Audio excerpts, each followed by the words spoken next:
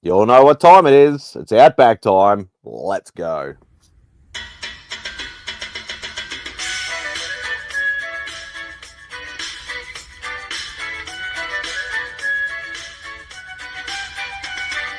Say goodbye to Remy's place.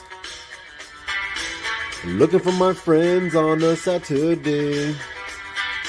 Where's Fantastic Lady, Chip and Journey, Beckerman and Robbie Fat Stacks? And they're like, don't you watch MadSpidey'S Outback? Where Lemmy shows up just like that. Live chat here with YouTubers. You better sub, bring a comic cover. Bow down, bitches. Gobble, gobble, whack, bitches. My best mate Lee Simon Sorrow. A Lee meme with some muscle. On here you better watch your language, or you won't get any of his Vegemite sandwich. Freaky Sid, I come from MadSpidey'S Outback. Talking comics and some smack. Welcome all to MadSpidey'S Outback. You better sub, bring a comic cover, yeah. Yes, welcome to Spidey's Outback. Thank you, everybody, for joining. We will let our guest in. Obviously, everybody's being rude and watching wrestling, so fuck ya. But we have Jay from the Great White North hanging in the back, being a gentleman and a scholar to keep me company, because we all know I can't run a live stream by myself. But we will get to the chat to say hello. Mr. Las Crucius, once again, back at the starting position, in pole position, saying woohoo, and yeah, there it is. Hello from New Mexico and all that sort of good stuff. Gene is on the present. Yes, please hit that like button if you would be so kind. Greatly appreciate it. Apparently, it's supposed to help the algorithm. I don't know whether that's true or not. Everybody says it, but, you know, we shall see. Greetings from Scotland. Hey, ABZ. Hope you're doing well, sir. This is brutal. Fuck you, Bubs, but I still love you at the same time. Hope you're doing well, brother. Mr. Cliffy, I'm having car troubles. Oh, shit. I'm sorry, Cliff. I hope it all works out. And a live stream in 30 minutes. Yeah. Seems like everybody's doing live streams. I'm going to go eat. No UFC tonight. Oh, and wrestling sucks. Cool. I'm glad we're in a great. I don't say it sucks. It's just not my thing. That's the main thing. So feel free to finish your eating, Bubs, or just, if it's just a sit down at your computer, eat, then just jump on. And I eat on the stream all the time. Doesn't really matter. So, but yes, please don't forget, once again, as per normal, please check the pinned link above. Comics Curing Cancer is only 5 weeks away. For any donated items, quality items, not your excess doubles crap that, it's not worth, the paper they're printed on. Please hit up the Comics Curing Cancer team on IG, or hit up Rob Fatstacks directly. Items need to be within the next 2 weeks, I think, 2 or 3 weeks. Around the 11th, 12th is when he wants the items by. So, yeah, please do so. I will try to join after. Well, it's not going to be a long one if it's only going to be me and Jane, Cliff, so we'll see how we go. Just out on a run. Don't make me feel unfit. That's just mean. But here for the crew in the chat. Thin people can eat on stream. Fat guys look sad eating on stream. I will take the compliment, Bubs, because I am not a thin person. I'm not overly fat, but I'm not thin. But we do have somebody else waiting in the wings. That's the big boy from California. It's Mr. Big Jeff in the house. What's Hey, up, Jeff. Simon? Hey, Jean Malo. Hey, Jeff. How we doing, gentlemen, on this fine Saturday afternoon Oh, now we've got a or couple people morning popping or whatever it is in Australia? in. It's Saturday evening here, so. Yeah. And we got Kyle as well. Hope you're doing well, Kyle. What's up, Kyle? It's going well. Uh, How are you? so now we've got some people in here, and now I can just sit here and just watch you all just talk. Nice. Oh, I'm going to be a big letdown, man. Yeah. That's all right. Usually, that's how I notice things happen. What's this? I want you Cliff. and Jess on an OnlyFans diet. Jess? Did he miss? I think Did he mean me but hit S instead of F? yeah, Somebody else? or he meant John and it auto corrected, or yeah, I got no idea. Cliff, Anyway. you've got to elaborate. Yeah, yeah, there it is. There we go. What's that mean? Does that mean we need to steadily consume OnlyFans content, or we need a diet that makes us more marketable on OnlyFans? What does that mean? I think when we're talking Cliff, I think the latter is what he's talking about. Oh, okay. All right. He's not Right. wrong. I should be on a little bit of a diet. The Buddha's getting bigger. But yeah, like I was gonna say I do notice it. Yeah, diet to be more marketable. I do notice like you'll even see me like if it's a topic that I don't know much about or I'm not too interested in, I'll generally step back and just be quiet.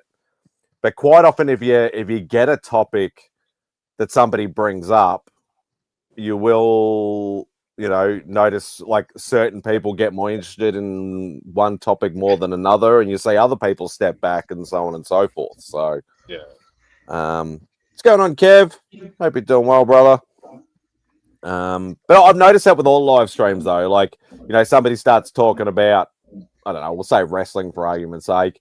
I'll step back, I'll let it go for a little while, and then I'll start playing the clip to say, shut up, whatever. But I'll generally let it go for a little while, but I'm not interested in it, so I'll just step back, whereas other people will be interested in it, and they'll sort of keep going. But, yeah. I don't know. I was gonna bring up Pythagorean's theorem, but I don't know enough about it, and I forgot, so I didn't bring it up. Math are my strong suit. So. Nah. I thought that was art.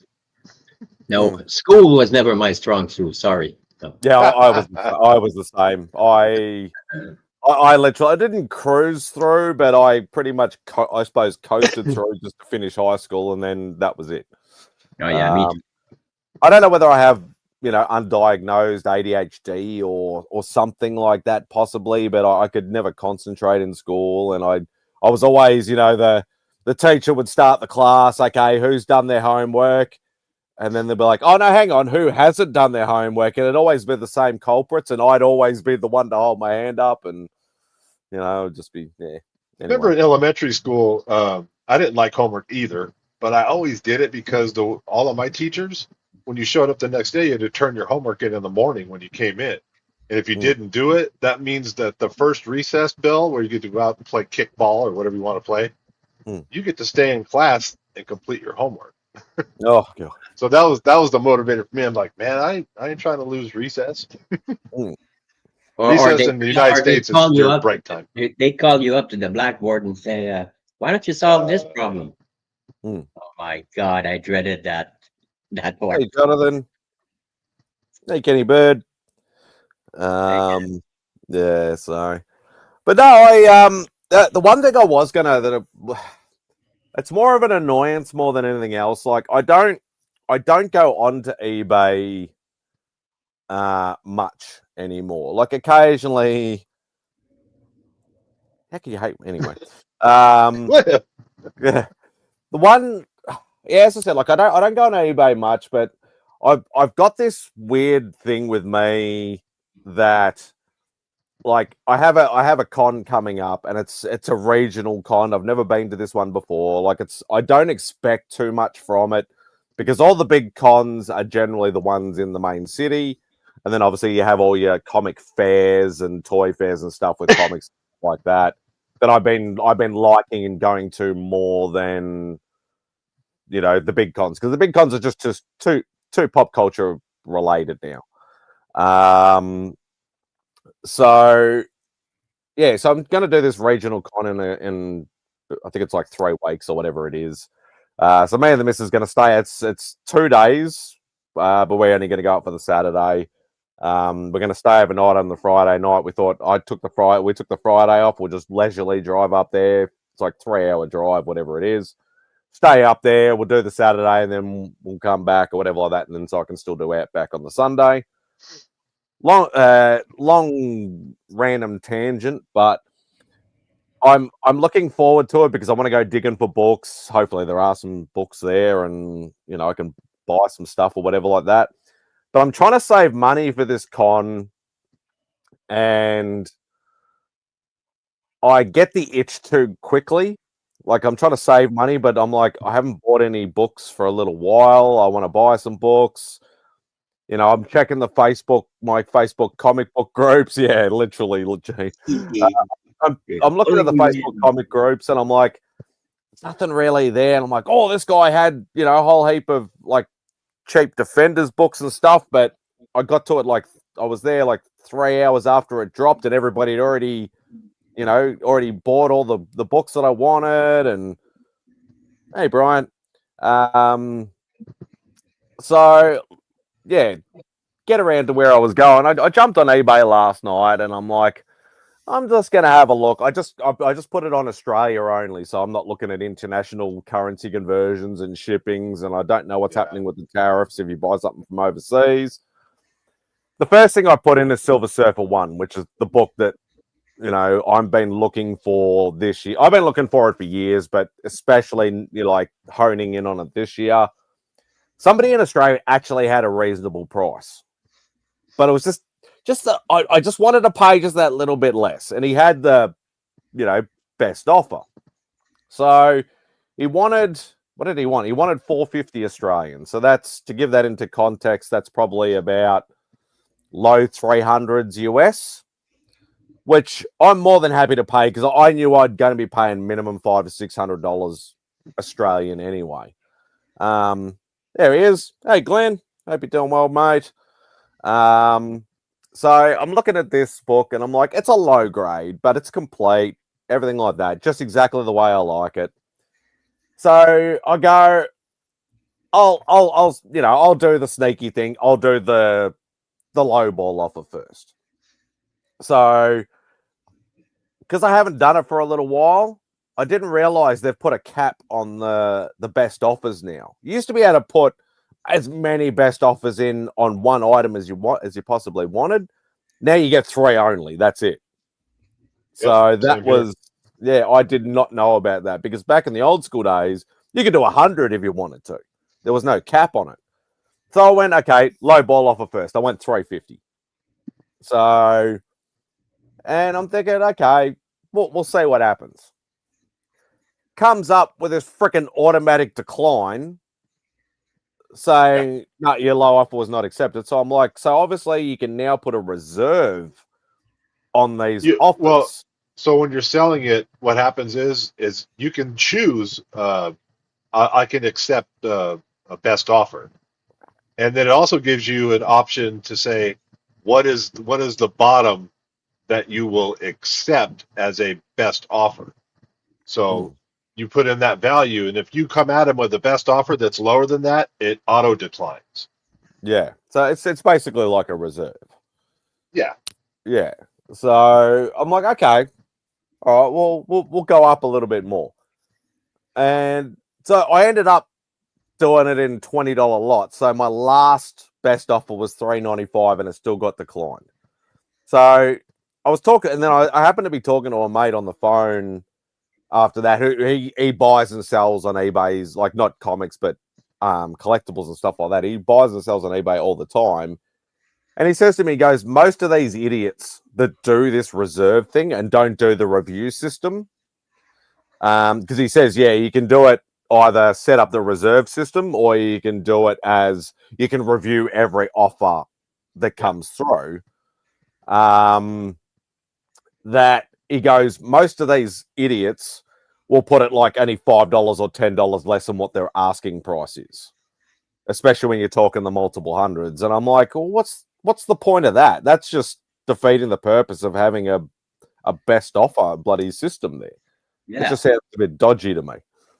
But so I didn't get accepted. I didn't get any message or anything like that to say, oh, look, this is my bottom offer or anything like that or anything. I was going to hit him up, and I'm like, what's the point? I want the book, yes. It's Most of the time, yes, but most of the time I've ran into the auto declines when you're trying to buy from somebody who's a big seller. They've got, I would say, 5,000, 10,000 plus sales. So they move in volume. And what they do is they're doing it by numbers. Like if the market value is $250, they won't go less than 10 or 15% off of that. So that's where they set their, reserve. They're reserved, yeah. Yeah. So, yeah, it's a good point, Dave. I probably could have done that. Hey, Christina. Hope you're doing well. Hey, Phil. I just start my minimum bid at the lowest I'm willing to accept and don't accept offers. Yeah. That's fair enough. All right, cool. Yeah, it's like I can see the reasoning behind why they do it and everything like that, but I'm at the same time, I'd rather they sort of do the review system and say, look, this is my, I am going to only take $10 less, or the most I'll go down. Like, are you going to pay straight away? Yep. Okay. I'll drop $20 off it or $30 off it or whatever. But, I think I found it. Seems pricey for that grade. Yeah, but you know what I'm dealing with over here, Dave. It's I honestly know there's another seller in Australia. He's not really a seller; he's more of a buyer. But he did say he had a slab 3.0, and I remember getting somebody to check the FMV on it. It was about 500 US. So I'd say that'd probably be maybe a 2 to a 2.5. But I just want the book. I'm fucking sick of waiting to bloody find it. But yeah, if you can find me one cheaper, Dave, by all means, go ahead. What's going on, Sledge? Just put the price you want. I hate the best offer. Tell me what you want for it, and if I want it, then I'll pay it. Yeah. You'd be better off getting this and cracking it. Hang on, let me. I obviously can't find it from StreamYard, but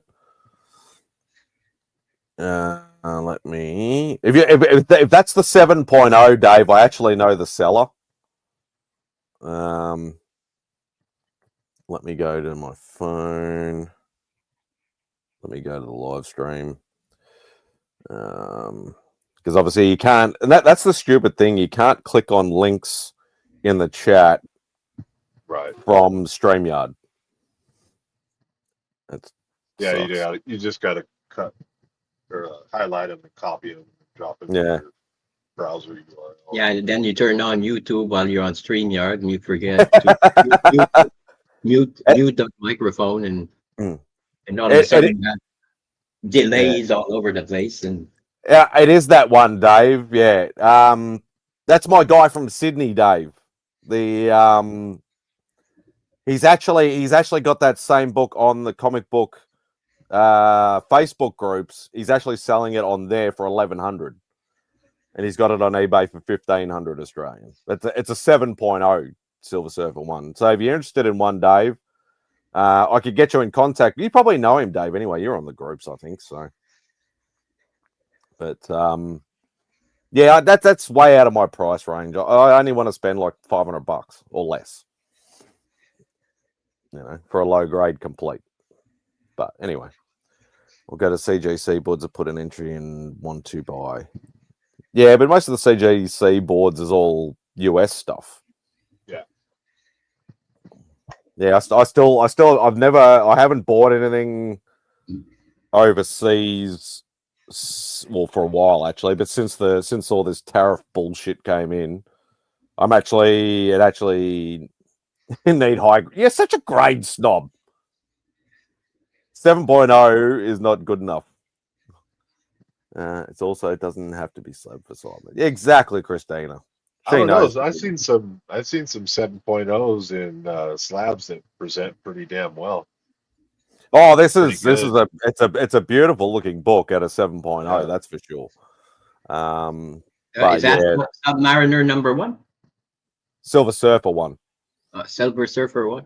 Yeah. Yeah. No, it's on my my wish list for this year, because that's what I've been doing the last couple of years. Is way too pricey. Yeah, exactly.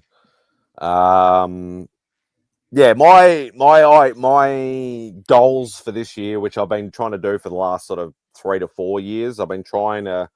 I always get distracted and I always buy other stuff, but I always sort of try and hone in. You and your bloody reprints. You know I don't do reprints, Dave. My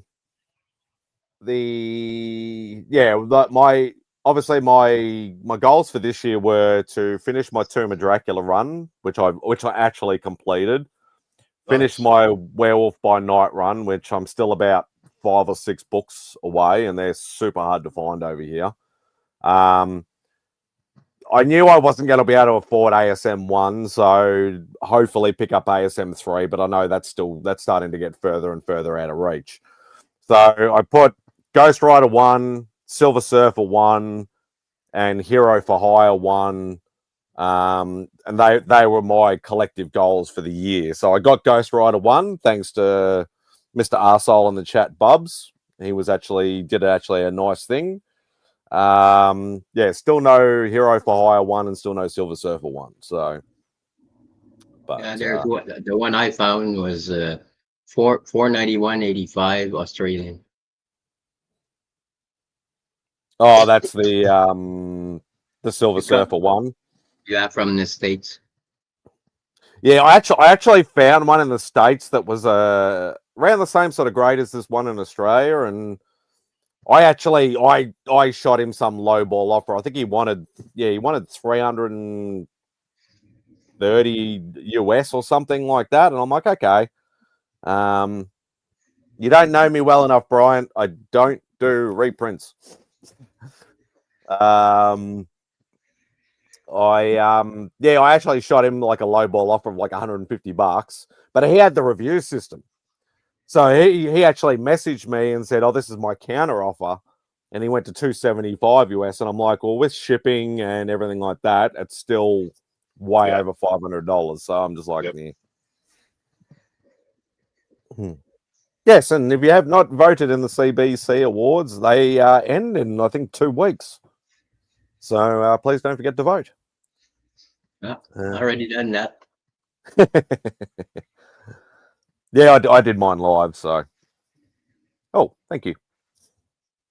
Yeah, I think if you were trying to go after an ASM number 1, probably would you try to get it off an auction house, or would you be comfortable doing that like through eBay?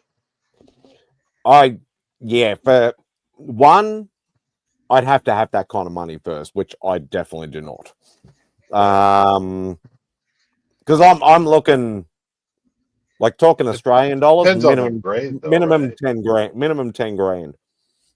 Okay. Australian dollars. So I've seen a few US ones that have sort of been like ones or like 0.5s or ones that have been like 5.5, 6 grand US, which is getting towards that sort of 10 grand mark. Oh wow. I'm going. Yeah, it's that's going to be a don't buy anything for like a year or 2 years and then try and bite the bullet or win lotto or steal one or something. Yeah, that's, but number 3, I think it's still achievable. I think I can find a low grade for about $2 to $3 grand roughly. But A lot of those bigger books too. I don't know how you feel about this, but uh, if as long as everything works out between you and the prospective seller, some of them will let you buy it on time as well. I have the guy that's actually excuse me, the guy that's actually selling that Silver Surfer one that I was talking about. I've done multiple deals with him. He's the guy that, you know, if you keep track of my channel enough, I speak about, you know, this is a deal that I've just paid off and stuff like that, and I show the books. I will literally go, he'll literally just hit me up out of the blue. Oh, I picked up a whole heap of Silver Age Fantastic Four. Which ones do you want? Yeah. You know, or other books and stuff like that. So I'll, you know, pick the ones that I want. And it goes, okay, this is, you know, the total price. And I'll go, yep, good with that. And then I'll be like $100 every, you know, 2 weeks when I get paid, or 200 or 300 or whatever it happens to be. And that's the way I've been able to pick up some of these bigger books. But thanks, Glenn. I appreciate it, brother. I think you need to get yourself a Strange Adventures 180. What's a Strange Adventures 180? I know Strange Adventures, but First I don't know. appearance of somebody probably. That's like is that like the first appearance of like Animal Man or something, TM? Yeah, I fucking knew it. No. What's going on, JB? Yeah, I got a pretty good ABZ comics. I got a pretty good chunk of Star Wars Volume 1, but I still got a ways to go. What up, Matt? I probably got maybe 35% of it, 40% of it. Yeah, I've actually noticed a lot of my like 80s/90s runs I still have not completed. I actually hit up that guy selling that Silver Surfer book and said, "Oh, have you got any Volume 2 Ghost Rider?" Because I know he hasn't got any volume. Like, even though I'm going after Volume 1 now, yeah. I had a look at because we were talking about Volume 2 like last weekend, and I had a quick look. I still need 6 books from that Volume 2 run. They're all sort of like later in the run, but I still need 6 books to complete my run. I noticed my volume, I call it Volume 1 Punisher run, but the first ongoing volume. What's going on, Ruby G? I think I need like 3 books. And I literally have 1 to 100, but I didn't realize the volume ended at like 103 or 104. My first volume Wolverine one, first ongoing Wolverine run. I think I still need like about 10 or 20 books. Yeah. So like there's things I can always go after because I always have that itch. Yeah. You know, to get something. But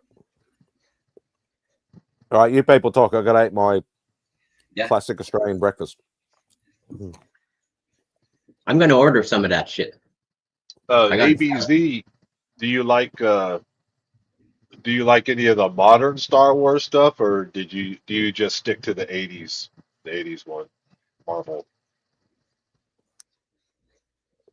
Yes, I do. To sales, not to Star Wars. I don't know. I'm lazy with the CLZ.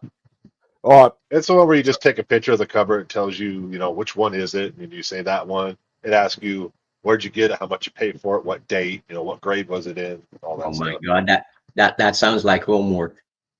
Yeah, I kind of feel the same way about it. You know, I'm like, there's multiple ways you can use You have to pay for it. Hey, that's weird. That's really bad homework. You have to pay Oh, for it. cool. You can see. One of my biggest pet peeves is I hate doubles because of the circumstances that I'm in and having to spend so much extra money to and the rarity of a lot of these books. I hate having doubles because it's money taken away from books that I haven't got. So I'm not one of those people that falls in love with, like say Rob with Spidey 2099 #1. Like he loves that book. He's got like 20, 30 copies of it. I just see it as, yeah, I could spend that on other books. Hey Rob, I'm selling one on eBay for $10. But it was about 3 or 4 years ago now.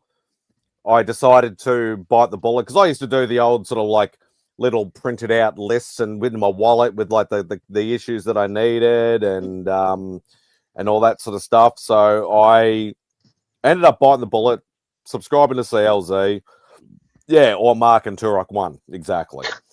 Done it a few times lately. Yeah, and so what I did is like it was because I generally have 2 to 3 weeks off around Christmas time, and it won't be this year, but anyway, it was about 3 or 4 years ago, and I just decided I was going to try and jump on as many open Hangout live streams as I humanly could, and I would literally just sit there and start using my CLZ and scan in all my comics. So I did that a couple of years ago, and then like I fall off. Sometimes I pile up a little bit, and then I need to obviously catch up. But I'm not doing a whole collection sort of thing. I'm only just, okay, oh shit, it's piled up to 20 books or 50 books. I'll just sort of scan them in. But yeah, ever since I've got that, I have literally not bought any. Well, I still have random issues, random doubles, because I need to go through all my boxes and alphabetize everything. So I can actually, keep a track, and I'm not sort of like, oh shit, I want to show that book, or I need to pull that book out for whatever reason it is. What freaking box is it? Because the problem is with the CLZ, when I did it, all the new stuff, all the old boxes that I already had for years was all alphabetized, but all the new stuff I've bought for the last 3 or 4 years, I've literally just scanned and put in boxes. Yeah, it's all mixed match. It's literally mixed all together. No better feeling than having a whole collection catalog. Yeah, exactly. And that's the other thing. Like somebody said to me, they go, catalog it the way that CLZ is actually laid out. So then you actually have a digital reference of what your physical reference is. An assistant. Well, at the time, Glenn, I had probably on my old collection, or the collection up to that point, I probably had about 2,500 to 3,000 books. But since I have CLZ now, I have like over 5,000 books. So it has been a godsend. Awesome. That's a lot of books. Well, I mean, to me, that's a lot of books. I know some people have 30,000 and shit. Yeah, so no, it's definitely worth it. Yes, you got to pay for it, but it's definitely worth it. Or something like that. But yeah, in the accordance to using it, you're not scanning the cover. You're scanning the barcodes. So, but with older books, the best way to actually do it is, especially if you've got like a whole chunk from one run, you can actually hit the plus sign, search by like series or title or whatever like that, and then it pops up with all of them, and then you just click on the little check boxes to say which ones you got, and then just go add to collection in one big lot. I haven't come across that because I only have 7 short boxes, so my collection's relatively not as big as a lot of guys that come on here. But all 7 of my boxes are mixed matched, but I do have like large chunks within them. Like a bunch of 80s G.I. Joe will be together and in order. A bunch of Star Wars Marvel Volume 1 will be together. X-Men together. Spectacular Spider-Man together. And then it's all wild and mixed up after that. I didn't realize you can actually scan the cover now. Yeah, I just Like scanned the cover. Whoosh. you can put in extra detail if you want to, because it goes to like, you know, a second page. Especially if you're scanning them individually, you can do that, or you can always edit them later. But yeah, like, yeah, how much you paid for it, what grade you think it is, or what grade it actually is, if it's a slab, stuff like that. I always bypass that. I don't even bother with that because I'm just trying to keep a track of what I've got. Beginning at the latest. That's actually a good idea because I'm one of those weird detailed person. I'm like, okay, I scan the cover and it's like, oh, where'd you get it? What day? Was it a comic book store or was it a claim sale? You know, and then there's, you know, where'd you get it? And like, all these different categories you could add in. And I wind up filling them in. Then I feel the obligation to have to fill them in on all of them. And then I'm like, I don't want to do this no more. Everything sales they can do, the HIP app does for free. Okay, nice. Nice. Well, I've already accustomed myself to the sales. I don't mind paying the, you know, the $2 or $3 or whatever it is. So, what's going on, Matt? Well, been working on the room. That's why I was not here when it started. That's right. Here, I'll show you. It's not look. It's still not there yet, but I put my comics on this rack over here. Oh, yeah. And then I got those guys up finally, like Wolverine, and I didn't know where else to put them. Then I had this wall display. The walls are made out of steel, so I just like put these little adhesive strips with magnets on them on the back, and you can see Mom's got like her cover up there, and that one I just won. And then I got a bunch of stuff stacked to the. I still got to get rid of these boxes, but there was like, I don't know if you remember last week, there was like, or yesterday, there was like a bunch of boxes right there. Yeah, you can see carpet now. Yeah, you can see the carpet. There's my statues, and I'm working on that. They broke the Saturn V rocket fell, so, and then we got all these posters. I still got all this wall space I'm working on, but it's coming together. You have to get creative when you have metal walls to how to hang. A lot of tape and magnets involved. All right. Yeah, nice. Coming together quite well.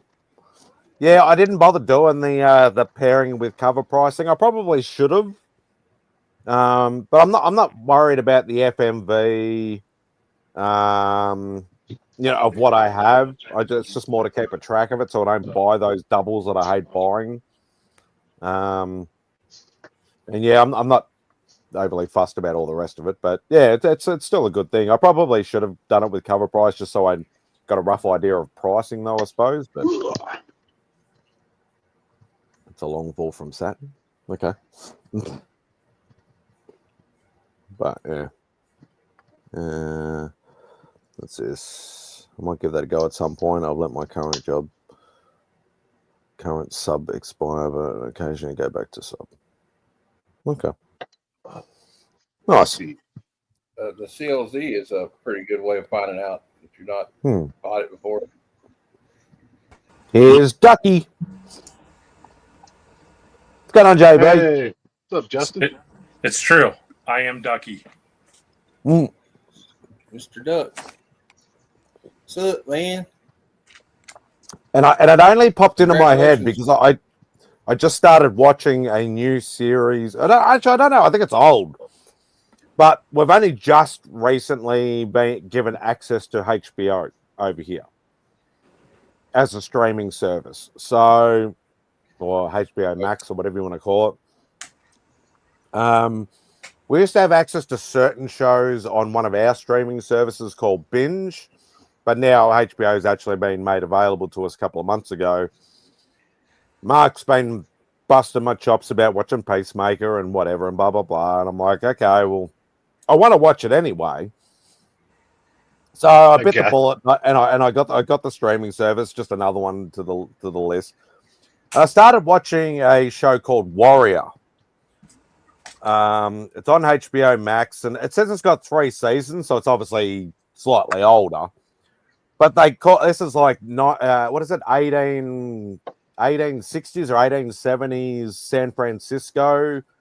where a lot of the Chinese immigrants came over and that for like, work labor and stuff like that. And it's all about like Chinese triads, sticking to Chinatown, and the white folks is what they call ducks or duckies.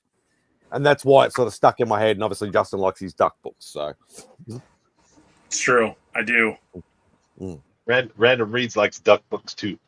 yes, he does. It's true. He does. So There's a show in there I want to watch with called Task. It's got what's his name? Mark Ruffalo. Played the Hulk in it. Mark Ruffalo in it. Yeah, they're like in a task force trying to stop these like guys that are like doing home invasions or something. He's in the FBI. It looked pretty cool. He looks really old and chunky in it. But that Alien Earth, I need to watch the last episode. Yeah. Well, that probably, yeah. Well, he's getting old.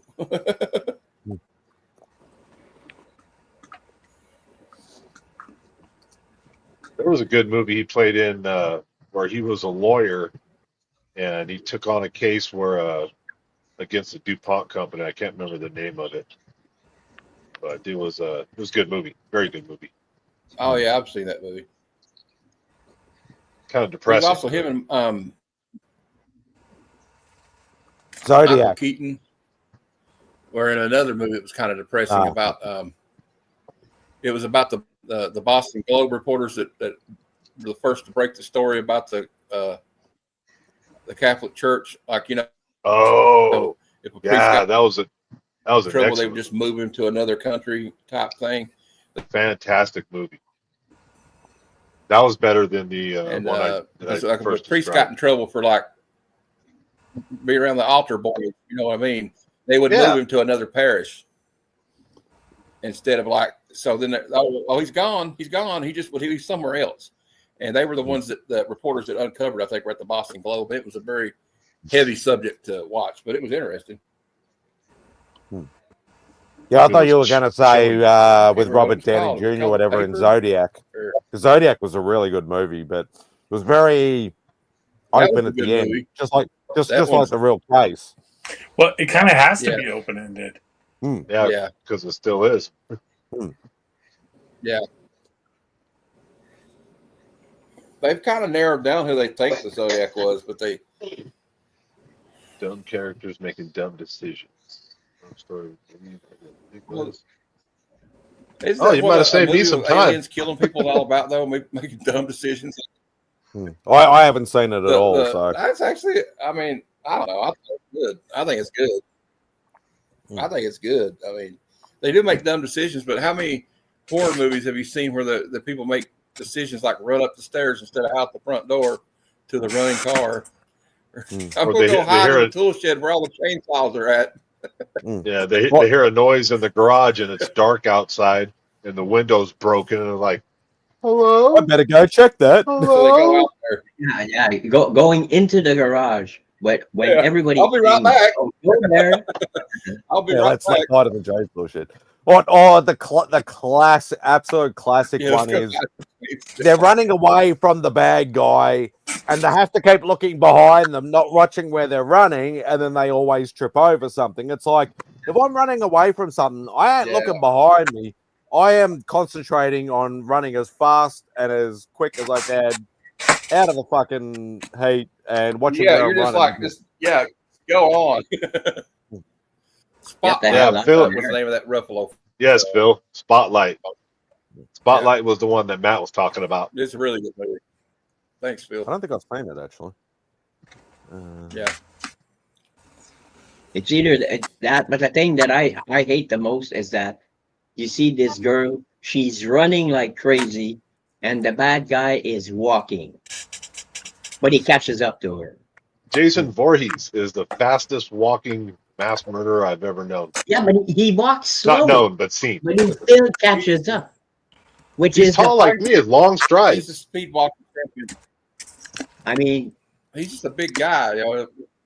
Well, actually, I think there may be a supernatural factor involved with Jason, if we're being honest. Because, I mean, how many times has some bitch been killed? oh yeah, I mean, And he comes back they every time. tried everything to kill that guy, and He's just very resilient. He's been drowned. Yeah, electrocuted. He's got a strong Stabbed, constitution. He eats his Wheaties every day with some Vegemite toast.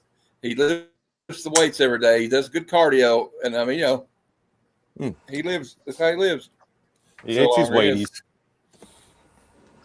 Yeah, and it's funny. It's funny you actually say that because, like a lot of people, you get stuck on shorts or get stuck on reels or whatever, and the googly eyes that are listening and watching, they always sort of pick up and then they start, like, me and the missus talking about Pokemon or something like that, and then all of a sudden you start looking at reels and everything's about Pokemon, right? So I remember this was a couple of months ago, and we started talking actually about horror movies I think it was on here. So ever since then, I've gotten people like reviewing or talking about horror movies and stuff like that on my feed. And there's always this one, I always get the same guy. I can't remember his handle or whatever, but I seem to always get it on Facebook. And he talks about, horror movies that you should see or different types or hot takes and stuff like that. I actually saw one yesterday that he did. He's like, my hot take on the Friday the 13th series is that they're not actually that good. It's more the nostalgia and the character of Jason. That is what people like about it, but the actual movies themselves are not really that good. I'll say that, but I'm a horror fan, so I'm going to be biased. I'll say that the first four to me were actually good horror movies. I liked part 5, but it started to get kind of chintzy. And then after part 5, I could take them or leave all of them. I don't really care. I liked part 6 and 7. The girl had telekinetic powers. And then that kind of shit. 8, I was like, all right. 8 is like ridiculous because they say it's called Jason Takes Manhattan, but he's only in Manhattan for like 30 minutes, maybe 20 minutes, maybe 5 minutes of the movie. I like Jason. I didn't like Jason Goes to Hell, but I like Jason X. Oddly enough, I don't know. There's something about him in space was kind of funny, but I like weird shit. Jason X. I just think it's weird. Murdering astronauts. Well, if you see my show Bad Cinema, you know that it being a poorly made movie is not like a deal breaker for me. I like Halloween and Halloween 2. The 2 first movies were good because Halloween 2 picks up when she's being brought into the hospital. I like Halloween 2. The second half of the first movie. Really, John. Yeah. But the other ones there, like Halloween 3, had nothing to do with. Yeah, it was called Season of the Witch. Well, it was barely anything to do with those. Was like the weirdest freaking movie. And then I was like a year and a half that I didn't want to wear a Halloween mask. I was actually kind of annoyed because I was still pretty young when Halloween 3 came out, and I was so stoked about it. And I'm like, what is this? This has nothing, none of the feel of Halloween and Halloween. I just wanted to see Michael Myers create a bunch of chaos and havoc, and then I got a weird satanic cult trying to blow kids up with Halloween masks. Yeah, so kind of goofy, man. I was always more partial to Freddy more than the others. Yeah, Halloween 3 would have been a good movie if it wasn't called Halloween 3. It would have been a cool horror movie. But Season of the Witch. Halloween 3. Yeah, they should call it Season of the Witch. That would have been Just call it Season of the Witch. Freddie though, Freddie was like he would talk shit to people while he was torturing them. But the thing is though, like the first 2 Friday the 13th, the first 2 Nightmare on Elm Streets were like as scary as fuck. But then from 3 onwards, it started getting a bit more comedic.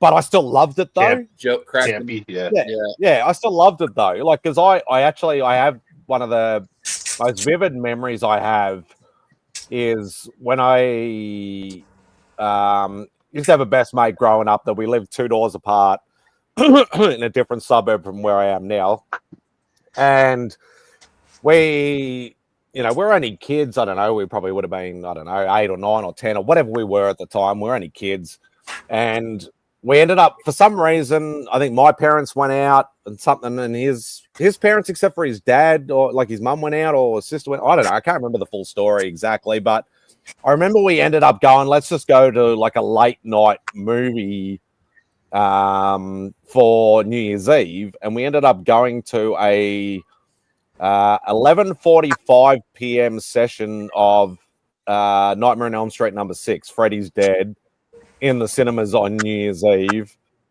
with the 3D glasses for the last 10 minutes or whatever it was and stuff like that. And I vividly remember absolutely loving that theater experience, because that was about the first and probably only horror movie I've actually ever seen in the cinemas.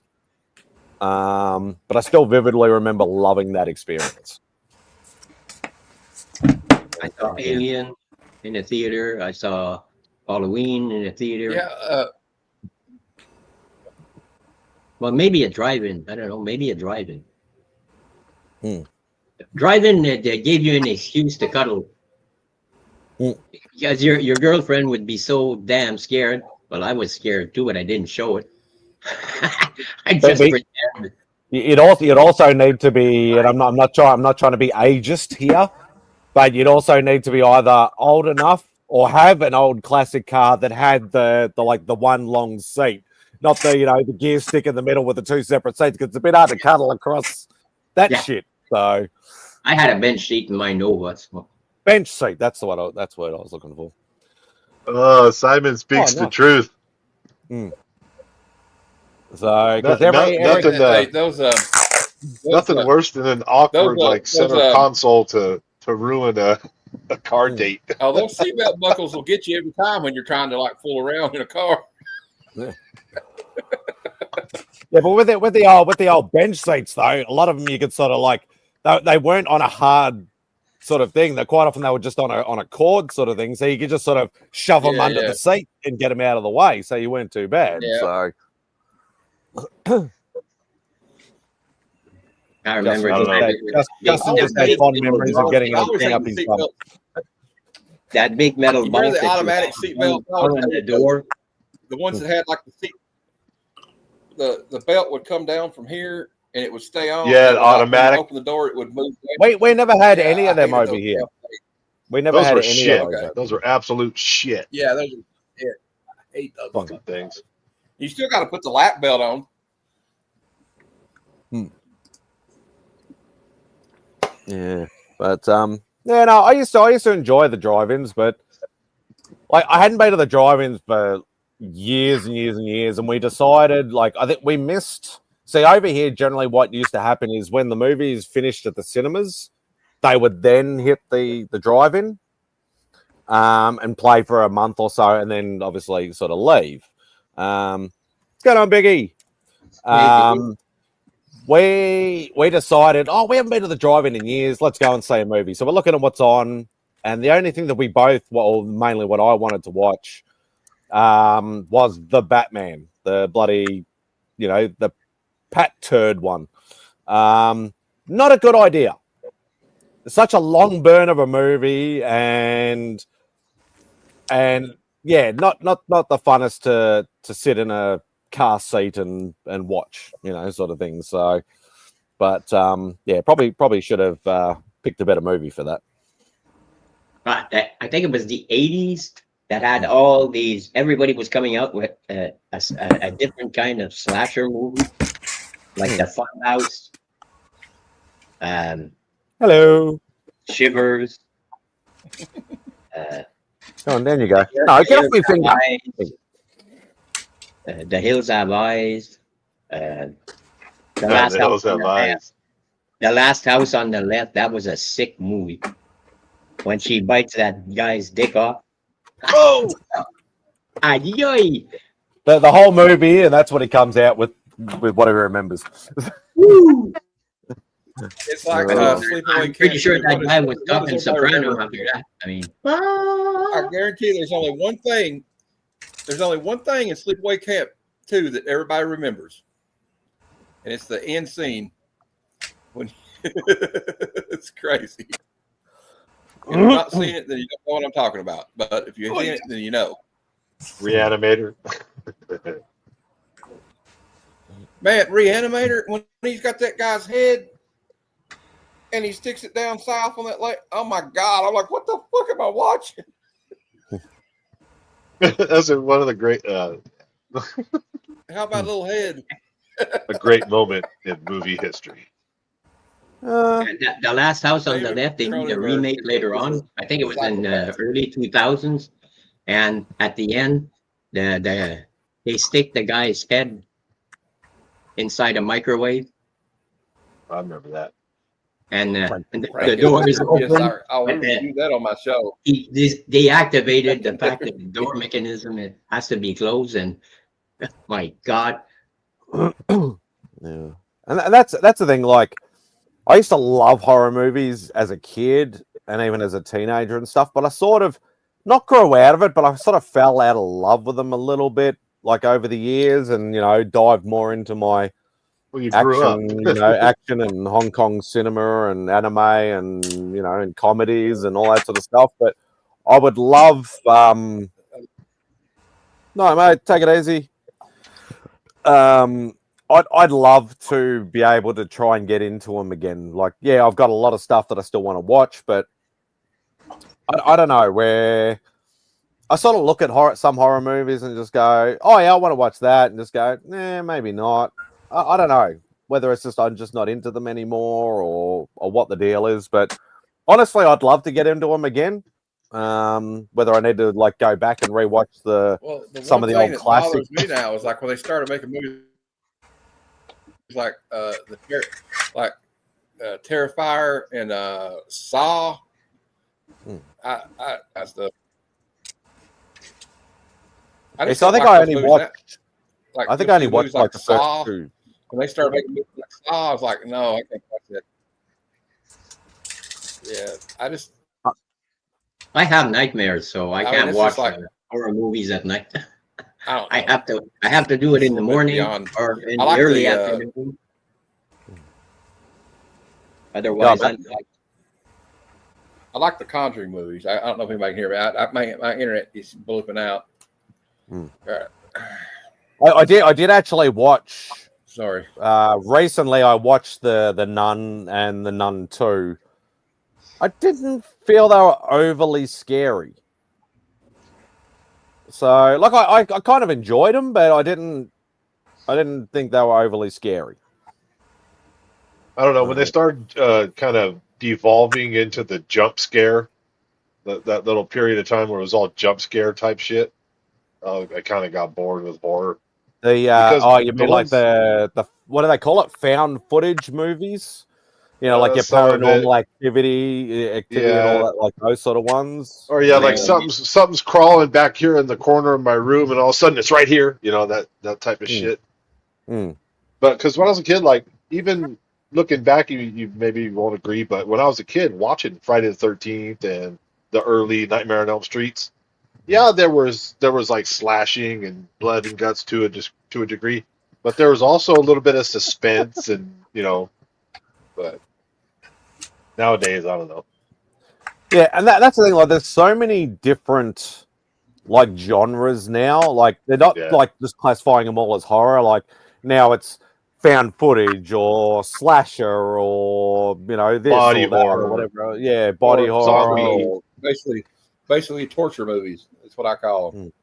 Yeah. Do you guys remember the Collector? Yeah. The what? The Collector. Yeah. Collector. That's sick, especially with the fish hooks. Ooh. The guy walks into a room and he gets stuck in all these fish hooks. Oh my God! Come on, shit! Oh, I still have. I hurt right now just thinking about it. There's a Japanese movie called Audition, and it is probably the most disturbing horror movie I've ever seen. She drugs this guy, and she does this to all these guys. She takes a syringe. You know what a syringe is? Like those things that they cut trees down with, like a metal wire. Like it's in a survival kit, and you go she takes it and wraps it around his ankle and just slowly starts cutting his ankle off with it. I will say, to Matt's point, Japanese horror movies really hit. Like they really do horror really well because they don't do a lot of the big grand special effects and blood and guts and that. They just do like scare really well. Like a lot of people talk about, The Ring and The Grudge and all that sort of stuff. Watch the Japanese versions. Do not watch the American versions. Watch the Japanese ones. They will literally have, like, if you don't get nightmares from horror movies, they will give you nightmares from horror movies. Law-abiding citizen. I wouldn't say that's a horror movie. Well, it's not a horror movie, but it's a violent movie. That's a revenge movie, like Death Wish. It's like in that category, like Death Wish, or I can handle violence. It's the blood and guts to certain points. I will say this: the last one that I was like, "Whoa, that was fucking disturbing," was Human Centipede. That was psychologically disturbing. I know. See, a lot of people talk about that, and I've never watched it. I have never watched it. I hear a lot of people say it's fucked up, but I've never watched it. Disgusting to say the least. It's messed up. It is the Japanese Ringu or something they call it. That's Ringu. It's man, I don't know what to say about that. It's that and the Grudge, like they really do horror well. Yeah, disturbing and gross are different. Yeah. That's more like the horror I like now. It's like the Conjuring, kind of like the haunted house thing or something. I kind of get down with that now more than like the slasher stuff because I don't know. Like the '80s were like big for two things: slasher films and vigilante movies. So you had like Friday the 13th and all those movies. Then movies like Death Wish and Exterminator. Remember Cannon Films? Every other movie they came out with was a movie about some guy that couldn't take it no more. He was going to go take a flamethrower and just start killing gang members. But yeah, a lot of those movies, like in the 70s too, they did that like a lot. Like with the, even though Dirty Harry was a police officer, he still is like that's the way I want him to. You could say parts of the movie Seven were a bit horrifying, but I wouldn't call it a horror movie. I call that a suspense movie, really. Great movie, though. And in 1979, Ridley Scott came out with Alien, which changed the stupid landscape major. I mean, that movie, I saw that at the Nelson Theater in Ottawa. And we sat in the theater at the end. The credits were done. The lights were open. And we were sitting there, me and my buddies, and what the hell did we just watch? Fuck, man. We gotta come back tomorrow. I think we missed some parts because we were too stunned. Well, the other thing that was great about that movie is like Ridley Scott just let H.R. Geiger just run rampant. You know what I mean? Just like let his imagination run wild with the. And he let your imagination run wild because he didn't show that much of that alien. No, I just meant like the drawings and stuff that Geiger did. Like the design. It's such a classic design. Like the way they shaped the alien's head. He's got that little thing that comes out of his mouth, like the other little head. Yeah, the chest burster and everything. Well, it was also very much about like type. Like with the eggs and everything, and the way it attaches to your, and it puts it in your body. It was like chest burster. Kind of it's kind of like a sexual thing too. It's kind of creepy. Yeah, like you know what I mean. Like, and actually, there's a bar. There's a bar that's designed by him. Have you imagined something in your body, like how somebody be like, ever been like on a bicycle and you swallow a bug or something? You're like, oh my god, it's like something being in your body that you can't control or something. It's just weird. To me, it always freaks me out.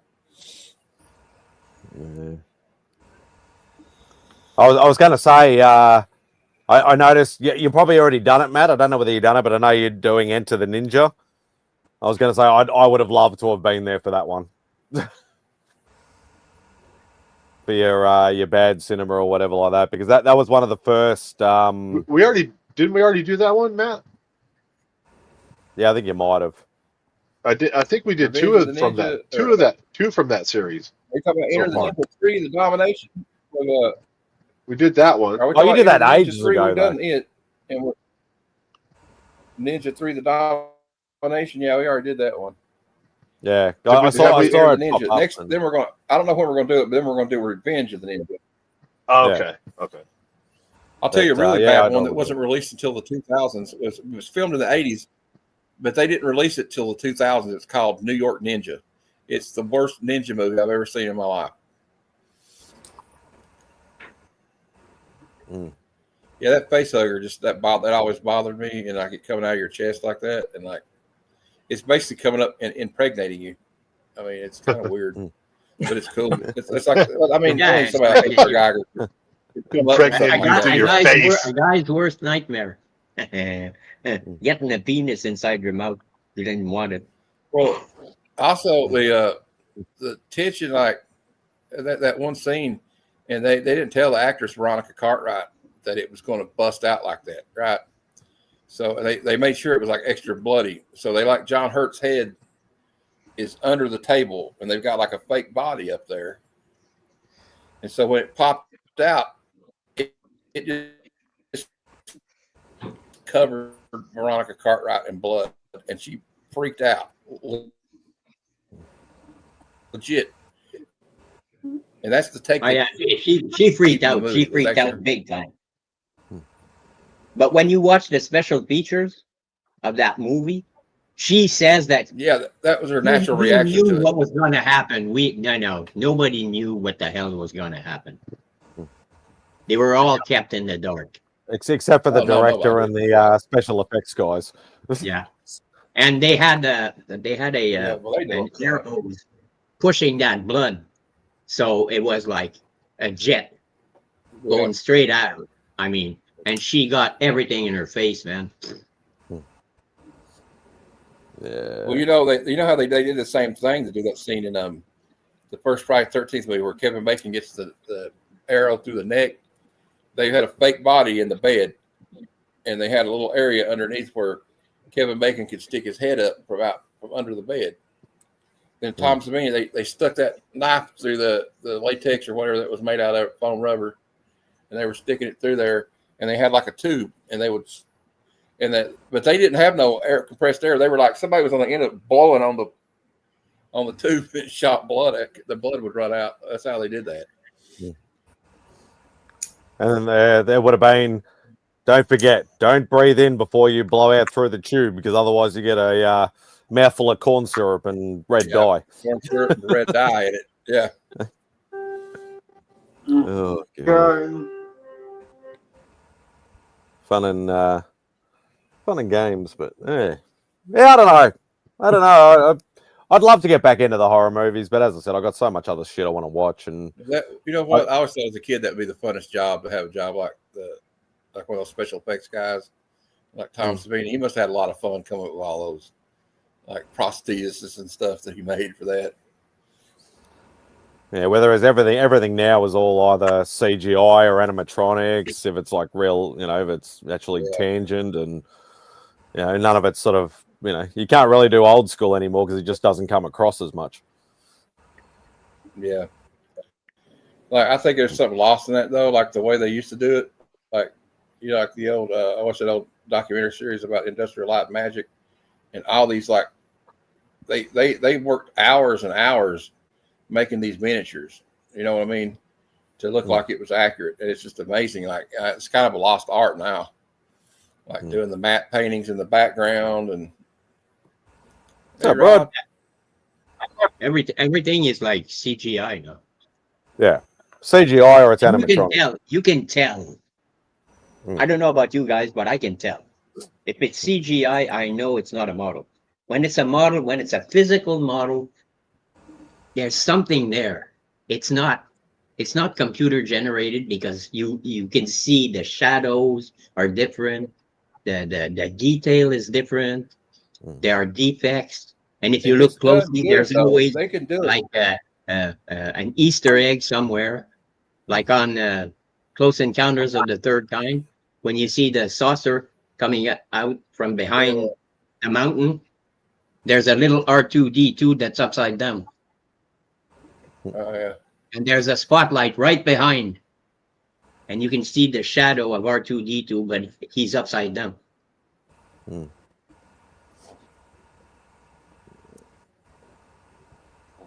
But actually, some of the CGI is done good. It's hard to tell. Like I remember being blown away when I saw Jurassic Park the first time. I was just that's different because now we're talking supercomputers. We're talking rows and rows and rows of computers linked together. Like a 30-second scene takes like a week to render. There's always the scenes like there's about 3 scenes that stick in my mind that kind of blow my mind at the use of special effects. The one in Jurassic Park when they look out and they see all the dinosaurs the first time blew me away. The special effects scene in the first Star Wars when you see the Star Destroyer come overhead like that. I've never seen it as a kid. That just blew my mind. That's two. I always stuck out. That and the what they were able to do in Terminator Part 2. What's up, Chop? Yeah, and that Star Destroyer was about 4 feet long, but it looks huge.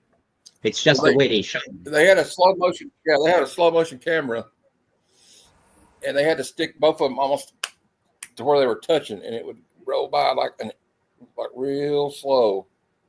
While they're not doing it. I think they call it motion control. Yeah, they basically invented some of that stuff. I mean, they had to come up with new technology just to make those movies. That's what was kind of amazing about it.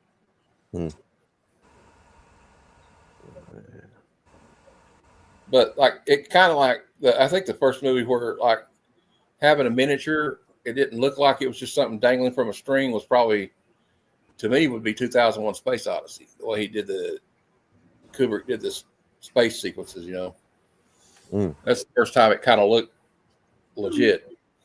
Yeah. But if you see like an Ed Wood movie, the little flying saucers on a piece of like fishing string hanging. Yeah, Stanley Kubrick, he was the master of creeping you out with real simple imagery. And it was always usually very symmetrical and centered and all that. Like the computer Dave, the computer PAL 1000 or whatever that talks to Dave is just that red fucking light. His editing and his photography, cinematography was always like on point. Like he always had the shot. That's why it took so long to make a movie with him, because it would take hours for him to get the shot set up right the way he wants it. Like I want the cameras over here, I want this camera over here, I want and like he would just be very detail oriented. But you can do that when you have a lot of money and you're Stanley Kubrick, you know what I mean? But a lot of these like low budget movies, it's like you can't just take hours to set up. You got to get what you can get done, and so there's going to be mistakes made. That's kind of the beauty of it, though. Even a bad movie. That's why I always say that when people say, "Why do you call that bad cinema?" Well, it doesn't mean it's a bad movie. It just means, you know what? They did more than I did. I've never made a movie. They got a movie made. So even if it's the worst movie ever, they still got a movie made. That's. I mean, it's nothing to be. At least they tried, I guess. Just look at Halloween. Halloween cost $250,000 to make. I mean, in those days they didn't have budget. So even now, like horror movies don't have the budget that big Hollywood blockbusters do. Yeah. Well, I kind of like the guys that just don't have a budget. They maybe don't even have permission to shoot on the street somewhere, like Samurai Cop. Like it probably took them 2 years to make that movie on and off because they didn't have any money. And it's not that great. I mean, it's a terrible movie, but I mean, it is what it is. At least they got it made, I guess. I don't know.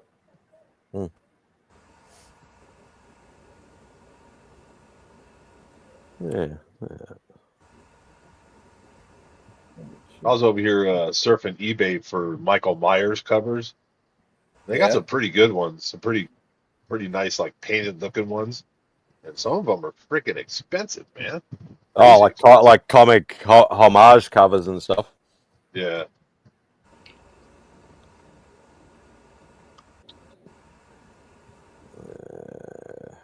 Kirkham even did one. Of course he did. He does everything. Yeah. especially if somebody else has drawn it before.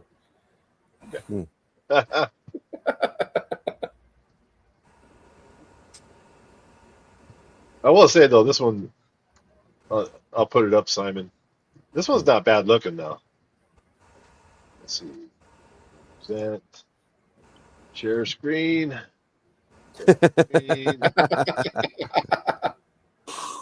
Nice one, Chop. Share. Man, I saw. Not bad looking. Never mind. Let's see what it. That's kind of That's cool. pretty cool. I see that one. He can kind of calm down with putting his name so fucking big, but Yeah. Yeah. Yeah, he wants you to know. He's like John Hancock. He wants you to know who signed it, doesn't he? Yeah, nice. Did you know I watched the video today? You know that it was the guy Yahoo Serious. He was that movie Young Einstein. yeah. I used to love that movie. He was like lost all his money and was like they kicked him out of some woman's house. He was like squatting in. That's Yeah, he wild. was literally a 1 minute success. Like he was Yeah, a rags to riches to rags sort of story. that's man, it's wild. Hey, Dan. What's up, Dan? Boo. Wrestling event. Boo. This is the cover that I'd like to get, but it's too expensive. The shipping is too expensive.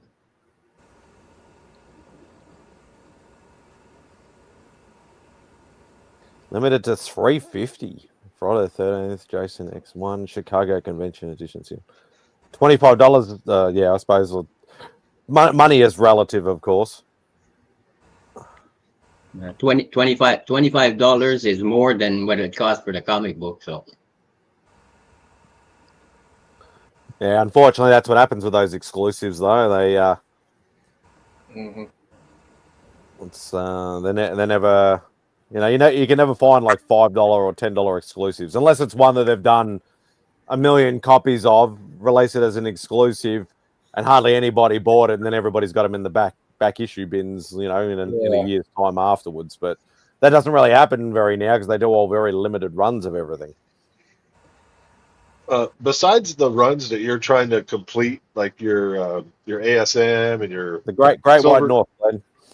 and your Silver Surfer, Ghost Rider, all that stuff, do you buy other books at all, or are you laser focused in on those only?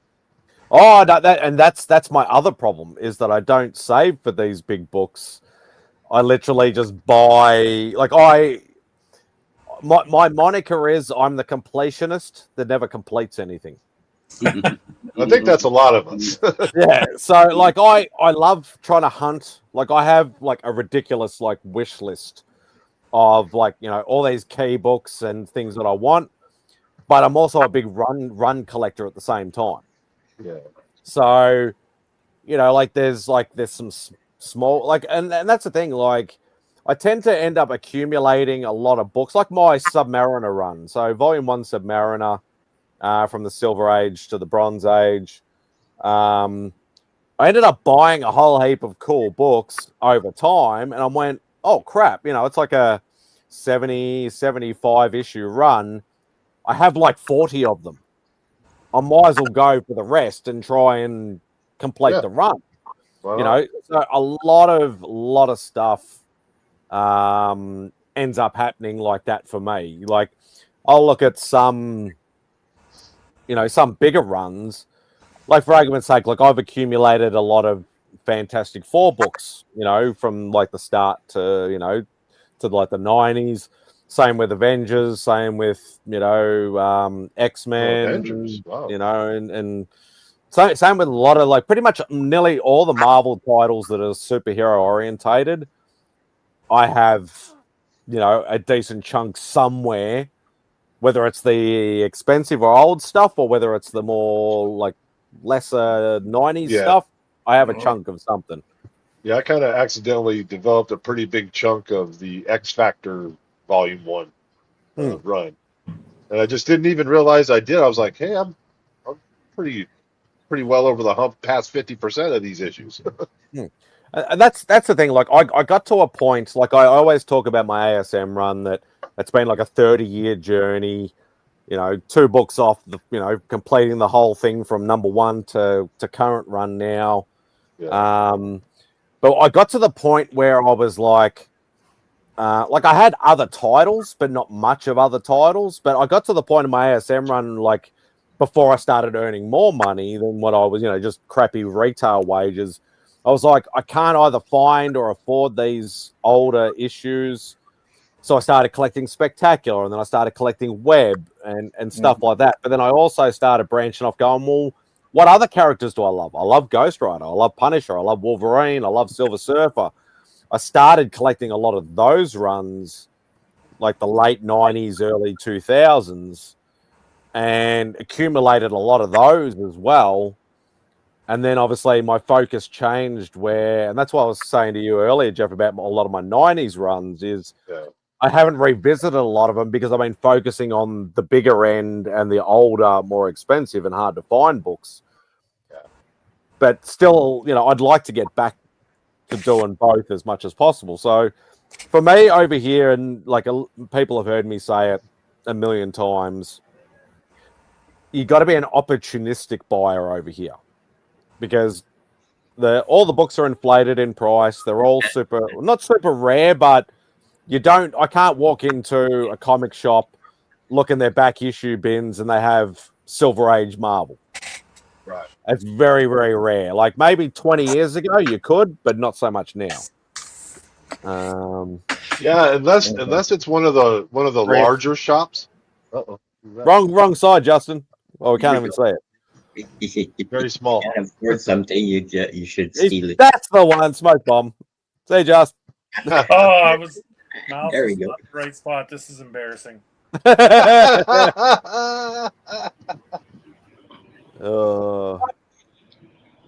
Yeah, so it's just one of those things that I'd like, as I was saying earlier, like looking at like my Ghost Rider Volume 2 run, the Danny Ketch run. I only need 6 issues. I should go out and at least complete it so it's done. Yeah. The Punisher Volume 1 run, I only need like 3, the last 3 books. I should go and find them.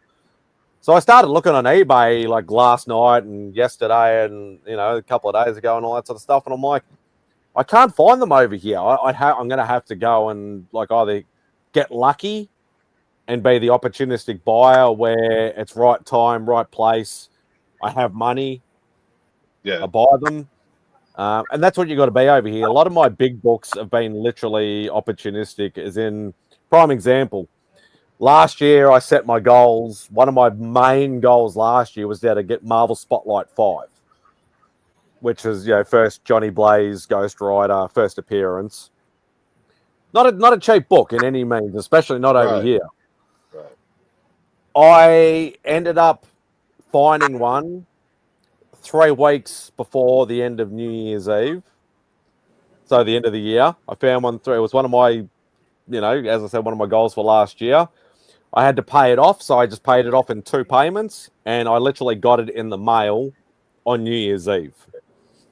Nice. Like that's talking about your 11th hour type shit, that's picking that sort of stuff off. But what's this? Hard to find the end of the Danny Ketch. The Van Damme of the community, so. Yeah, Chaos, no, that's very true. Especially the last issue, number 94 for that Danny Ketch run. Super, super hard to find. I was lucky enough I found one years ago. But yeah, like most of the ones I need are like in like the middle to end of the run, but not right at the end of the run. So it shouldn't be too bad.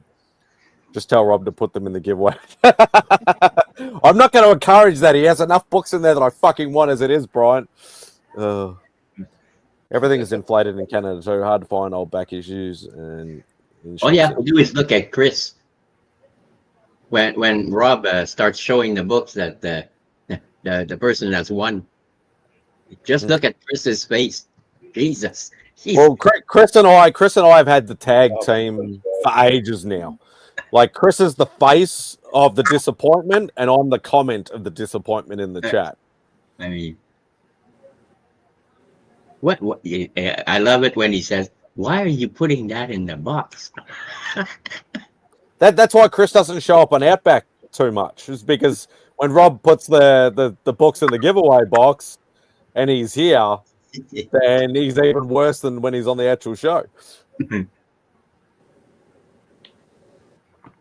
So you're looking for this one and the 2 or 3 previous to this one? Yeah, so it's like 10. Yeah, because I literally have. Where is it? Where's my CLZ? Where is go all the way down to P?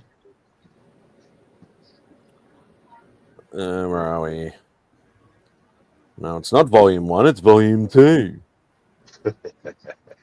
Yeah, I literally have 1 to 100. Okay, gotcha. So yeah, so talking about CLZ. So we go here. All right. So if I look, it's going to be a bit hard to see from the screen, but you can sort of see. So it tells me I have 1 to 100, yeah. and then it has all the list of. It shows you all the pictures of the books. Now, Nice. if I go to, hang on, if I go to the plus button down there, and just go by typing series, it'll automatically come up to that. And then, so like obviously it has newsstand direct, and that gets a bit annoying. But if I go all the way to the bottom, nope, come on, Claire. So yeah, I don't have. It's got to catch up. There it is. Yeah. Yeah, so I don't have those last 3 books. Gotcha. Last 3. And they're hard to find where you're at, huh? Last 4 books. Yeah, so 101, 102, 103, and 104. So last 4 books. And that's the thing, like looking for books, it was actually easier finding back issues probably about 15 years ago, 10, 15 years ago, because there was a lot of shops that were carrying back issues. Yeah. Of at least, within 20 years. Obviously, the Silver Age, Bronze Age was a little bit harder, but yeah, sort of the early 80s stuff you could pick up relatively okay. 102 was a pretty low print run, and it's a pretty badass cover, so that's going to cost a little bit more. Yeah, that sucks. But yeah, like nowadays, like all these comic shops that we have around here, like all over the country now, their back issues is like stuff they've had for the last year. Okay. Like that's their back issues. Most stores now focus on new books, not on old books. In the States, in most cases, unless you're a pretty big, well-known, like Mile High Comics or those type of places, most of the comic book stores, at least the ones that I've seen, no longer have a whole lot of room because retail space is too. Well, again, I'm in California, but retail space is so expensive, they can't justify it with laying a bunch of boxes of silver, copper, whatever of back issues. So they just they've got what's on their wall. They've got the new comic books of the week, and they got like a bunch of dollar box stuff. Yeah. And then none of it, and most of the time of the dollar box stuff, it's mostly like late 1990s, 2000s books and forward. You might be able to find some copper and some silver in there, but it's going to be beat to shit. Yeah. Did anybody call an Uber? That's right, baby. I'm back. I just love that. I just love that you still call me an Uber driver even now.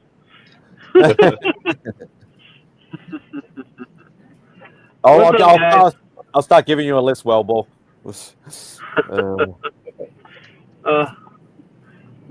You missed it, Spidey. I did a Spidey yesterday.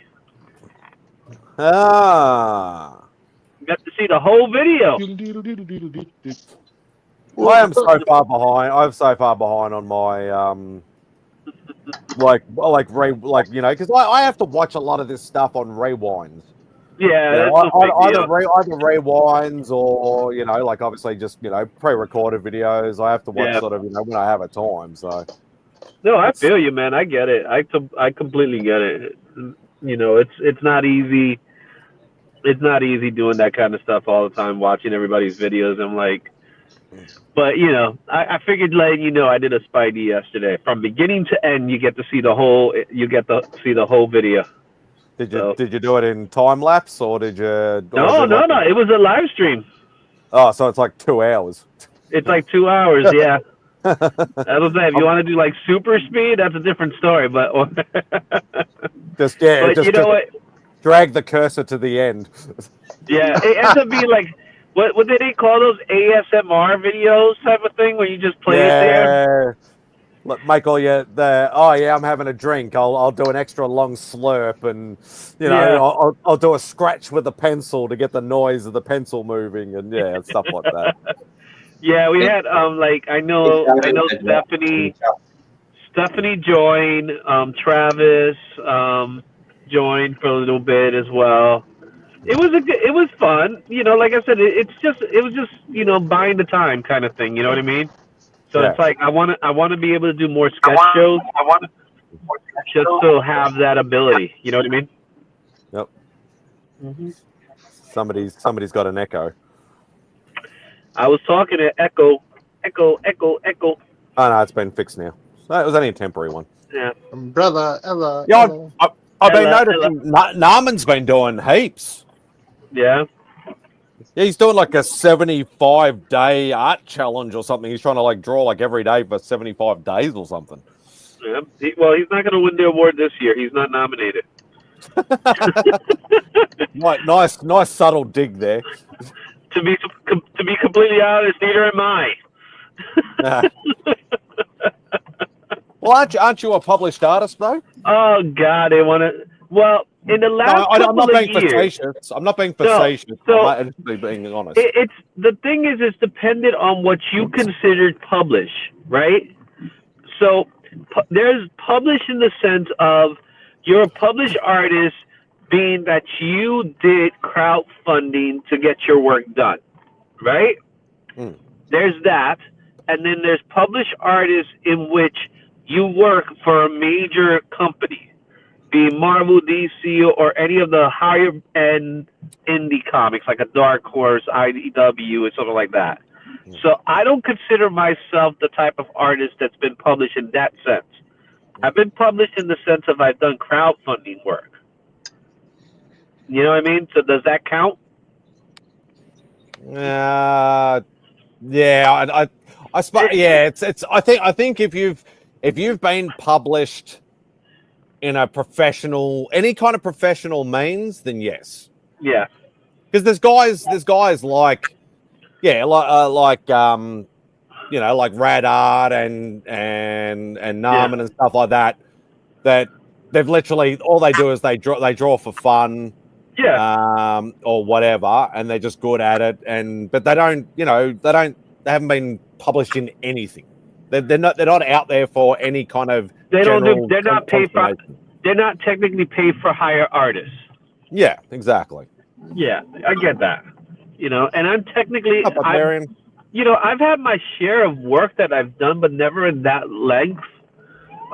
It's always been, for a friend or someone I know or something like that.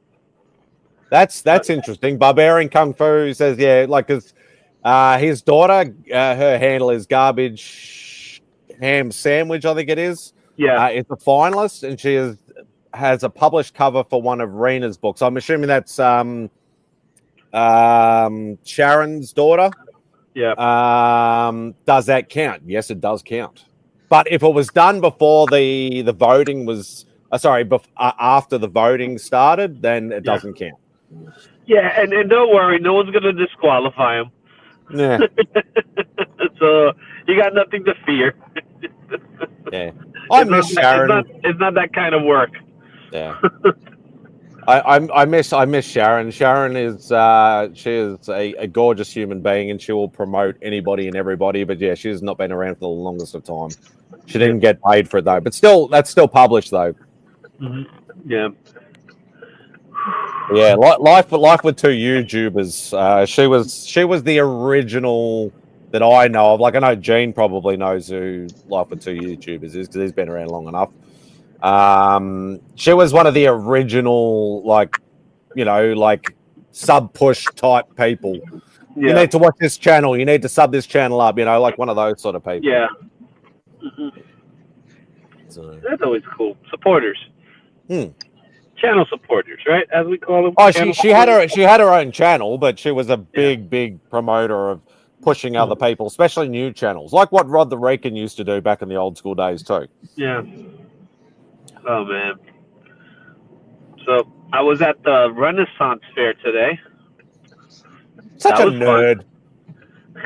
Oh, that's a nerdy thing. That's full I'm nerd. sorry, I can't justify the. Trust me when I tell you, if you ever go to the Renaissance Fair, it's not just nerds that are going. There's some nice visual work being presented at these shows. Some if you want to call it art, it's art. I was thinking of Oh, the push-up bra. Yeah, the bodices or whatever they call them.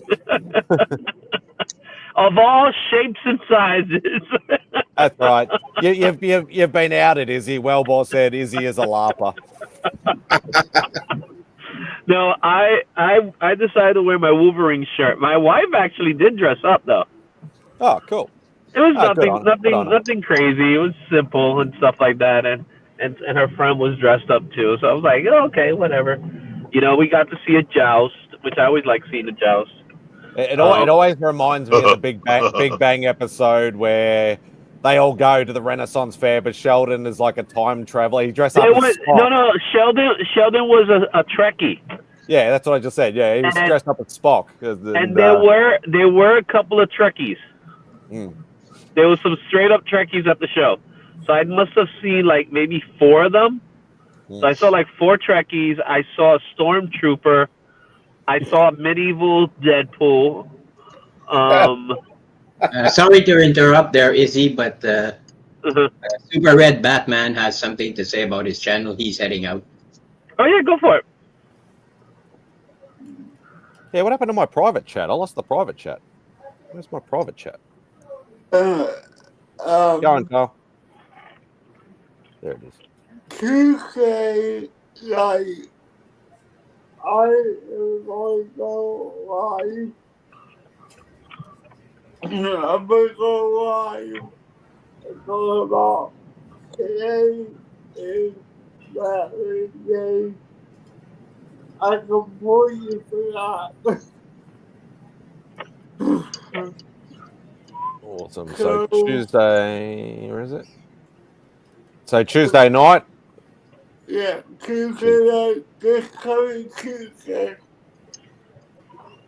Can somebody, any of the mods that are still in the chat, can drop Kyle's link for me? I know Christina's not around. I haven't seen her for a while in here. So any of the mods around can drop Kyle's link, please, in the chat so people can check Kyle out on 8 p.m. Was it, Kyle? Yeah. Yeah, 8 p.m. This coming Tuesday night. Cool. Please go and show Kyle some love. One of the greatest guys in this community, so please go and show him some love and check out Tuesday night. Take care, Kyle.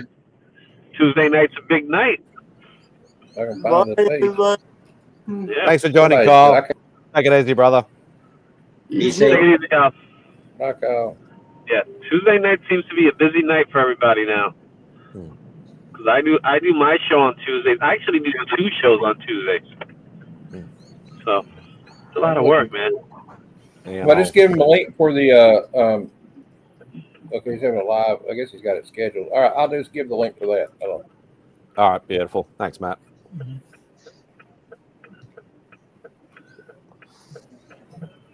Took me a minute, but I figured it out. There you go. You did it.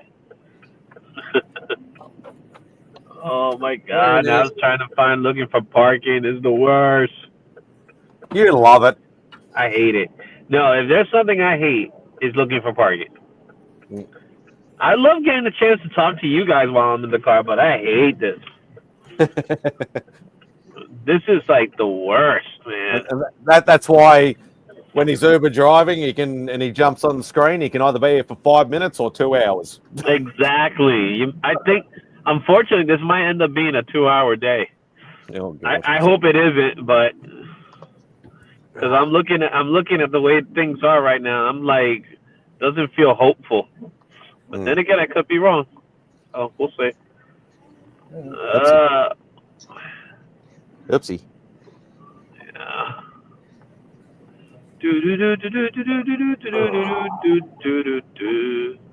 I want to check out a Renaissance fair. I think I might have some fun. I don't think we have them over here. I've never seen. Not that I go looking for them. I always wanted to go to a medieval times restaurant.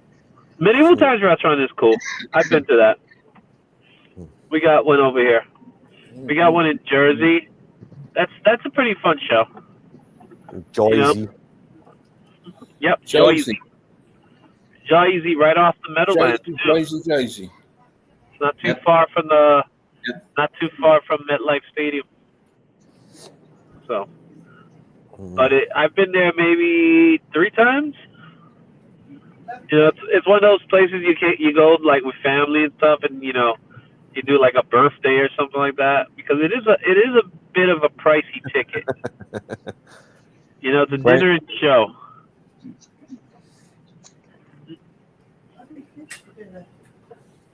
Yeah, I know. There is a. I think they might actually. No, maybe they do. There is a place that's like it's out in, like in my state, it's like out right like 4 hours drive. Like it's out in the middle of nowhere, small little regional town, and there's actually like an old sort of medieval castle out there that they actually built from ground up, like cool, 100 years ago or whatever it was. And it's okay for what it is over here, but obviously, you know, compared to the actual castles like in Scotland and Ireland and stuff like that, it's not really that grand. But I would assume they'd probably do something like that there, quite possibly. So, but yeah, I've never seen anybody advertising a Renaissance fair of any kind. So, yeah, it's like. I like going to it. It's not something I want to go every week. It's something that I enjoy going every, you know, maybe once a year or every 2 years or something like that, because, you know, they have like little mini shows, like little 1-hour shows that you could see. Then, you know, like there's a puppet that they do. There's a puppet that does his dead, what's his name? Dead Bob show, which is like an insult puppet, which is pretty fun. He's pretty funny. Then there was like a whip master, so a guy, you know, with whips, juggling, fire, breathing, and all that fun stuff. Sword eater. So you get to see a lot of little different shows throughout the thing, and then obviously shopping, which I don't care for. You know, I don't care for the shopping because I'm not into buying any of that stuff. Even though I don't mind having like a stick. Like, you know, like a walking stick, because sometimes you need a walking stick. So, you know, there's little things like that. But besides that, I just go for the shows, and so I don't even go for the food, man. Even though I could get a turkey leg. When my mom was living, my sister, paid her a trip to Florida, and they went to this place where there were knights. They were on horses, and they were dueling on horses. There with the long spears. Yeah, those are the joust. And you ate your food with your hands. Yep, that's the joust. And my mom really liked that. It's fun, man. It's a lot of fun. So, you know, it's cool. Like, you don't have to eat with your hands. If you request for a knife and spoon, they'll give you that. But, you know, the idea is that you live the life, you know. Yeah. Experience the moment. You had to pick your knight. You had to pick your side. And they gave you I think it's a little card to say that you're red or you're blue or you're whatever. Yeah. And they change it up every time. So it's not, you don't get the same, you know, it's not the same knight or that wins. So every show is slightly different and stuff. Oh God, yeah, great guys. Thank you for holding up all the space. You know, get in your car and move. How many people are in this car? There's like, I feel like there's like 30 people in this car. I'm driving here. I'm trying to. Like it looked like 30 people came out of this one car. Clown car. Jeez, now that's an Uber. Oh God. Oh gosh. Uber Deluxe. Every time I think of somebody driving in New York, I think of that movie Scrooge with Bill Murray. He's driving the cab, and he's like, "Go back to Jersey, you moron!" Dear God, here's another one. He's double parked and he's blocking. Oh God. I know, it's the worst. Welcome to New York. Bienvenido a Nueva York. It's not like the Miami song. We got a different type of song. Just mix them in one insurance. Yeah, that's what we call over here rocket fuel, Wellball. What's up, Wilbur? Whiskey I think and Wilbur. tequila? Yes. I think Wilbur was in my stream the whole day yesterday, which was cool. So I appreciate that. He got to see the Spider-Man because that's what I drew. I drew a Spider-Man. I saw part of it. I didn't part say anything, but I saw part of it. Yeah. Yeah, that's fine with me. It doesn't bother me. As long as you put that thumbs up, that's all that matters. Put a thumbs up, leave a comment. That's what I like. I like that more than anything else. I can't leave a comment when you're live, so. Well, I don't. I actually prefer the comments when it's not live. So if you leave a comment on the replay, they actually are better than the live streams. Yeah. So yeah, I noticed that my live streams are getting more views than my video. Work is prime YouTube. That always happens. They always do. I mean, do you work well, boy? You naughty boy. A lot more. Well, boy, we need this. We need these monetized minutes. I need money for New York Comic Con, guys. Help me out here. Oh my goodness! Like, it's a tough one, man. New York Comic Con is gonna leave me broke this year, and I haven't even really announced anything. All I know from New York Comic Con right now that's happening is there's a lot of blind bags, which I don't want to be a part of. The blind bag thing, I think, is getting a little out of hand already. Just please don't tell me there's any Spawn exclusives again. They haven't made any announcement, but Todd's going to be there, so you know there's going to be something. Oh God. Well, they are. I did notice, like, because Beck brought it to my attention that the 50th issue of King Spawn, Scorched, and Gunslinger is all coming out soon. So I'm going to be like, there's going to be a freaking shit ton of covers for those. That's for sure. Yeah, but it's like, I'm not a fan of, like, you see, and I think I mentioned this to Matt the other day. The Mark Spears blind bag thing with how many variants does that have?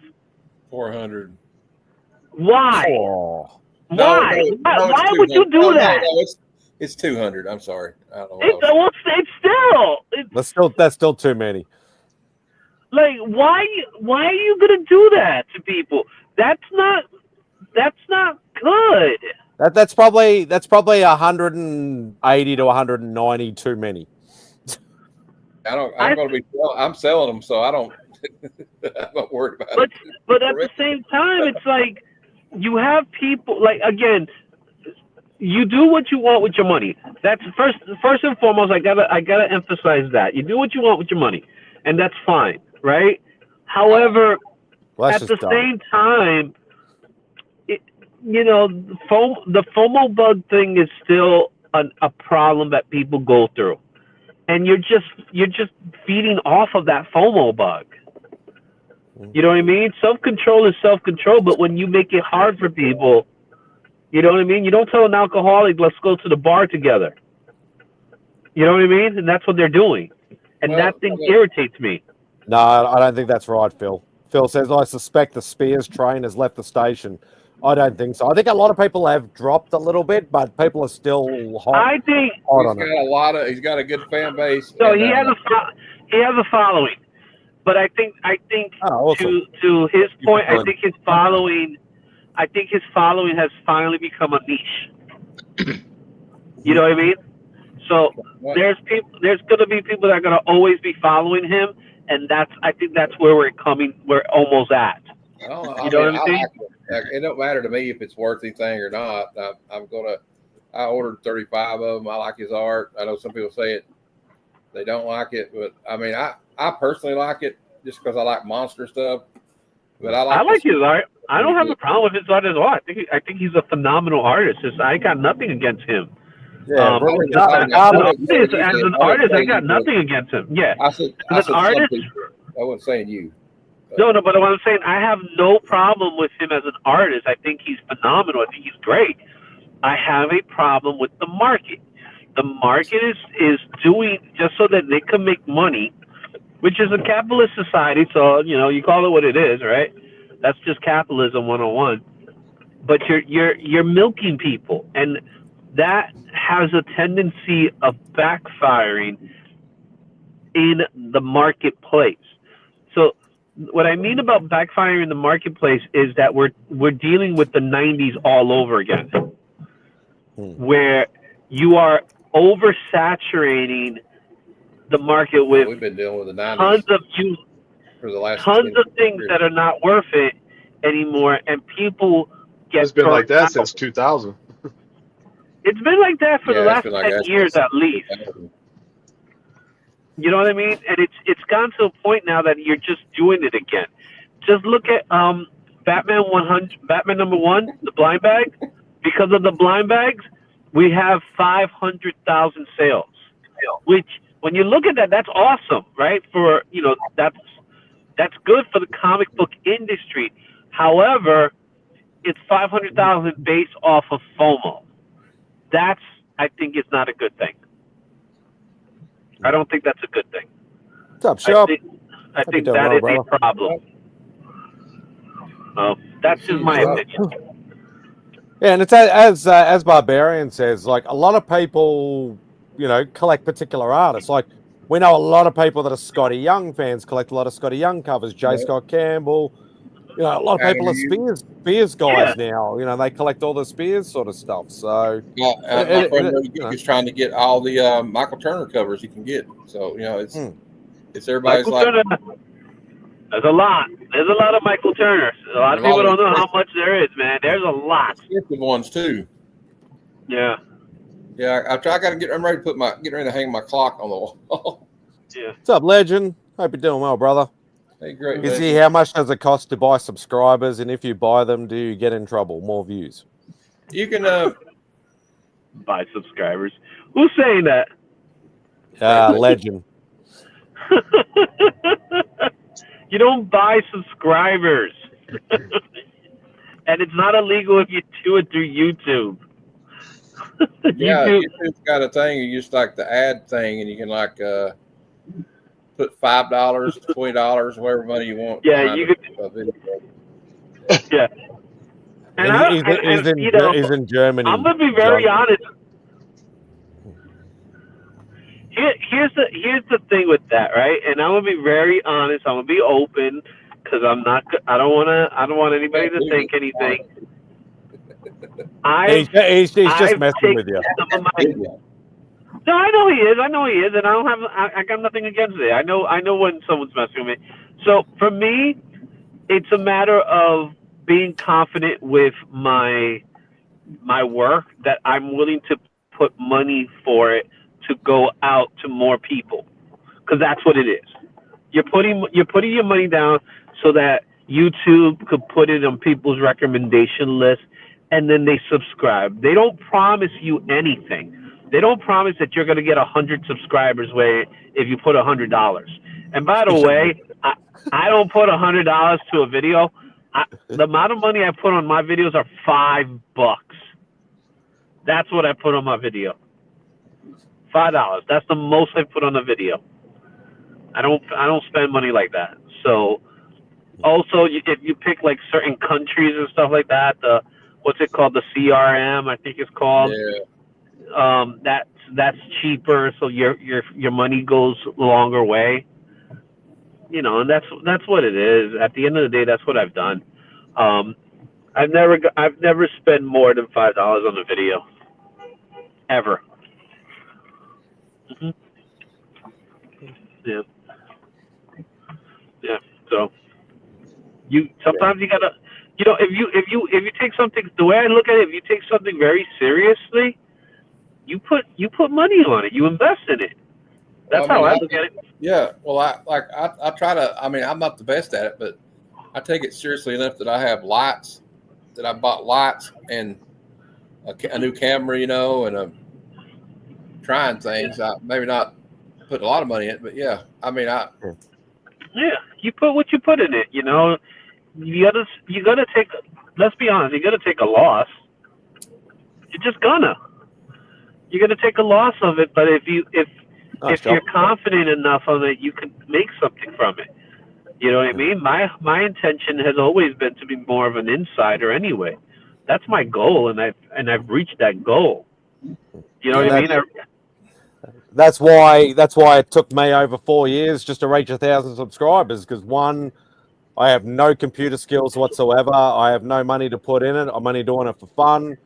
I always joked for those 4 years I will never ever get monetized. Obviously, it's happened now, but I don't get big views. I don't get big, any of that sort of stuff. Like, I'm still just having fun with it. Like, the money side of it, yes, okay, it's nice.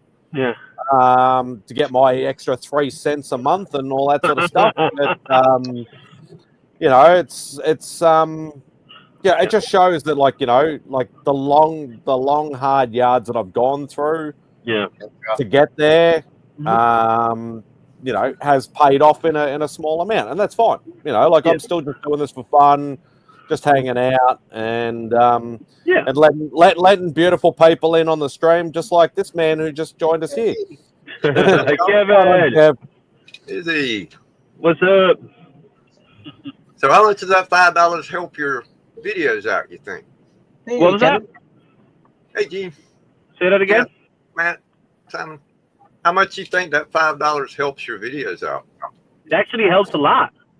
Really? So, yeah, because what it does is that you put, like for me, I put $5 in a video. Now, here's what you can't do. You cannot put money down on a live stream. For some reason, it won't let you do a live stream. So you could do it on a pre-recorded video or clip. I think you could do it on a clip. You do it, but you also have to put it on. Mark. You have to be confident with it. That's the thing. If your video shows that it's amateurish, you know what I mean? You're not gonna get the views. You're just not. So that's like me spending money on promoting a video. It'd be pointless. Right. Because I don't have great computer skills. I don't edit. Everything's off the cuff, random shit. I just do it for the love of it. The video has to have something that's worth somebody's time to watch. Right. And like what we do here, the Hangouts, that gives you live feedback. But after the 24 hours, usually most people don't watch a live. Right. Even if they like somebody. Because it's just a live. Hey, Pops. What's up, Mark? What's up, baby? What are you lying to these people for? I would wink at you, but I'm too busy driving. I get it. We're all in this together. Oh man. Oh, and to answer your question, Mark, yes, I have watched episode 5. Oh, so then answer my follow-up question. Do you do Greek? No,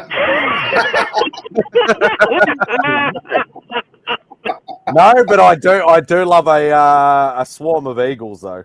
Oh my god! But I do like. I always like to have different hats around though. So Matt, what was that, Matt? You know the theory is that's not is a real eagly. Okay, that was the ad on the back of it. Oh yeah.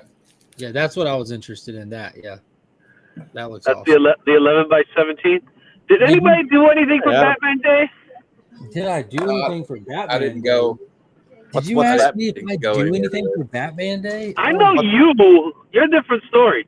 Yeah, they don't make them like us very often, Izzy. You know, I did it up for Batman Day. Batman Day. Hit me big. It's National Batman Day, bro. That means comic shops have free books. They have exclusives just from DC, like free comic book day, but just Batman version of it. So I'll say again, what's Batman? I just told you. That was me telling you. It's like new comic book day, but it's only Batman.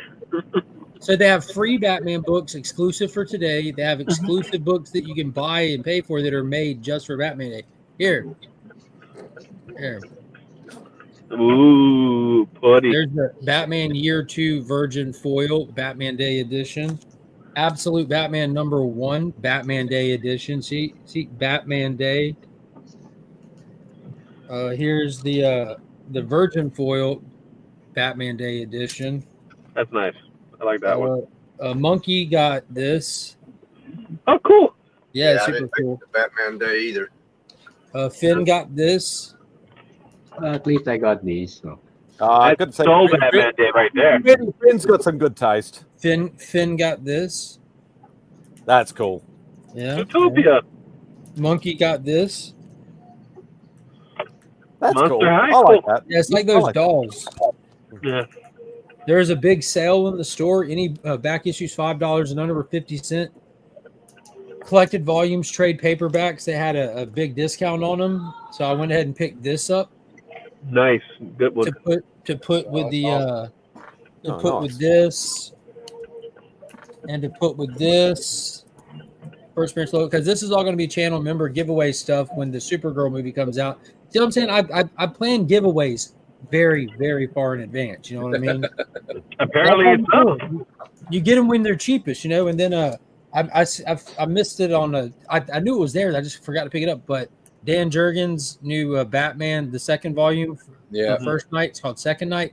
Guys, I can't recommend this book enough. If you missed the first volume, oh my god, like it's one of the best Batman stories out. Cover B was the best cover, I thought, though. I like this one. Like I'm not going to argue with you on that, but I got this one because the format, it matches the format for volume 1. Oh yeah. You know, with the silhouette, with the pictures inside the silhouette. Mm-hmm. So I wanted it to match the rest of them. I like that cover. Yeah. Oh, it's a phenomenal cover. Mike Perkins and Mike Spicer on the art and colors is just. Yeah, I love Mike Perkins. Very underrated artist. Dude, let me show you some of these interiors. At least one page. Let me find. Mike Perkins has been around for a long time too. He has. He's very underrated. A lot of people don't know. Have not heard of him. Dude, look at that. Yeah, that's nice. That's I like insane, dude. And you know, it's like old school Batman purple gloves. You know. Mm-hmm. You know, it's a good Batman when he has purple gloves. You know what I'm saying? Dude, purple glove Batman. Yes, people love purple glove Batman at least for the first 24 hours. Yep. It ain't purple, it ain't Batman. At least for 24 hours. Yeah, at least for 24 hours. But yeah, just such a cool story. And it goes back to the late 30s, early 40s. It's just really, really cool. Okay, I do have a question now that you're in the Batman conversation. Because I have questions. Okay. What the hell is this absolute Joker? Yeah, I feel the same way, but it's monstrous. You know, that's all we know. And do you remember? He's like a giant demon. He looks like a lizard to me. But like you remember lizard. some issues ago, Izzy, we saw him like sitting in the chair, plugged into some kind of goo machine or something. And he had they're giving you clues on who he is and stuff like that. No, you remember it looked like he was feeding on other like organic matter looking stuff. It was wild. It was weird. Like I saw it and I'm like, because I remember was it the first issue where we first see him, but they're like he never laughs and stuff like that, and he's a billionaire or something like that. So you seen that, but then this image just came out, and I went, what the hell? So it's like now they're really decided making changes. You know what I mean? I'm like, I don't know how I feel about it. This could be the make it or break it moment for me. I think it'll be perfectly fine. The story's only gotten a lot better as it goes. Yeah, but it's becoming. It's now you really are making it a new DC metal story. Yeah. Oh yeah. That's what I'm feeling. Like it's very metal in that way. But okay. That's all I got to say to it. Like, it's fine. It's different. It's definitely different. I give it that much. But you know what? It also reminds me of too. It reminds me of Ultimate Spider-Man Green Goblin. Oh yeah. Where there's a giant goblin monster. The original one. Yeah. So it's kind of the same. It literally, to me, it's almost exactly the same thing. And then we got myself, the kids. These are the free ones that were also available. Batman Year 2, number 1, a sampling of that, and Batman and Robin Year 1. These were free. Yahoo! Free books. If it's free, it's got to be good. Got a bunch of those. We'll be going out and giveaway packs every Tuesday with the other stuff. This has throw in some bonuses. Today's my last day. It's Batman Day. Today's my last day as a 48-year-old, guys. Batman number 1. Was that your last day as a 59-year-old? No, 48-year-old. And so it's your birthday tomorrow. Actually, it's my birthday in Australia, isn't it? Gene, that was a Silvestri cover, that first one, right? If it's the 21st, then yes. I don't know which one it is. Yeah, that's right. It's my birthday. I didn't check. You trying to get didn't want to touch it. That's the trying to Mark get me? The first one's the Mark Silvestri cover. You trying to get me to say something, Izzy? This one I destroyed. I cut it up here. Happy birthday, bitch! Thank you so much. I got That's this. right. I forgot it's my birthday over there. And what did I get for a birthday present? Looking for parking. Thank you. Yes, because everybody was talking about it, so I said I might as well go ahead and. Dude, that's my favorite. Matina's crushing it with the covers. He's untouchable with these covers. Yeah. Second one, and I'm gonna try to collect this because I think it's a mini series. That looks like an Olivetti cover. I know this is the D cover. I don't know who the artist is. It looks like Ariel Olivetti. And then I'm collecting this because I know this is going to be a mini series, not going to be a long one. It's already up to like issue 7 or something, right? It's going to be 12, 8, I guess. 8, yeah. It might be up to issue 8. And this one, I just like the cover. Screw just liking the cover. The cover's amazing. Matina crushed it, but the story, that was a phenomenal first issue.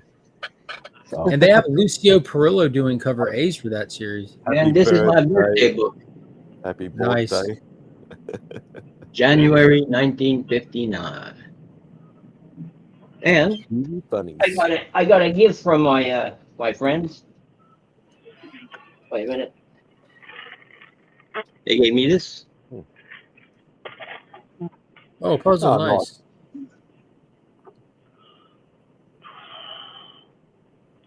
Very nice.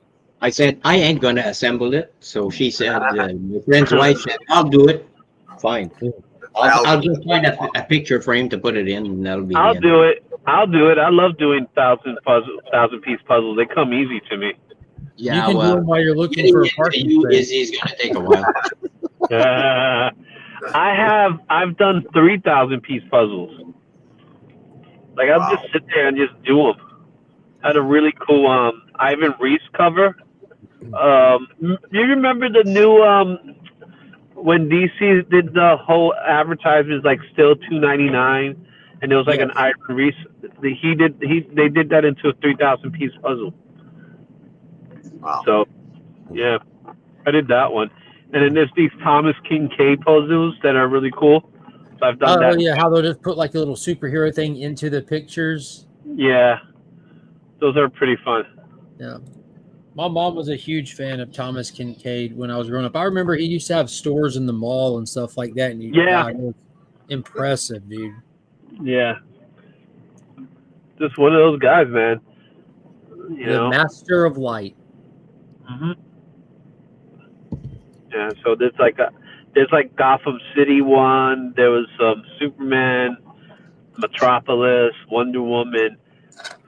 Like they're all pretty cool. Like I like Thomas Kincaid posters because what I don't like about some puzzles is that if it's just one solid color in the background, I hate those. I need color all over, so it can be easier to assemble. Be doing these. Never mind. I'll give you a break on that. I sold I think it was 1,000-piece puzzle in a garage sale. It was sealed. It was a crossword puzzle. Can you imagine having to put all those pieces together? It's just black and white and little lines, and trying to figure out which. My God! How about doing a puzzle that's just a sky? And then you have to do the crossword puzzle on top of that. Once you get it put together, that's when the challenge begins. Man, I sold it. The guy said, "How much you want for it?" "Give me $1." Give me $1. Yeah, he just starts crying and shaking. He goes, "Just take it, just take it." $1. $1. Give me $1. Go home, enjoy. And then he comes back and like, he apologizes to you. No, he wants a refund. Actually, going. And that Batman comic I got was so big I didn't know where to put it at, so I just put it on the wall. Matt, did you see where they did an absolute Batman #1 in that same size, but it's all black and white? Yeah, it's amazing. Mark, did you see my wall display? Nice. Man, that's cool. Too much Marvel, but other than that, it looks good. I was going to say the opposite. I was going to say too much DC. I got Sergeant Rock. No, I got Sergeant Rock, Man of Steel, Justice League, Titans, and Wonder Woman up there.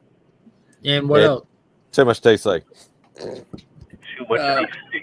I have did I have Kitty Pryde Wolverine? Gwenpool. I got a Marvel Tales Harlan cover. Adam Hughes G.I. Joe.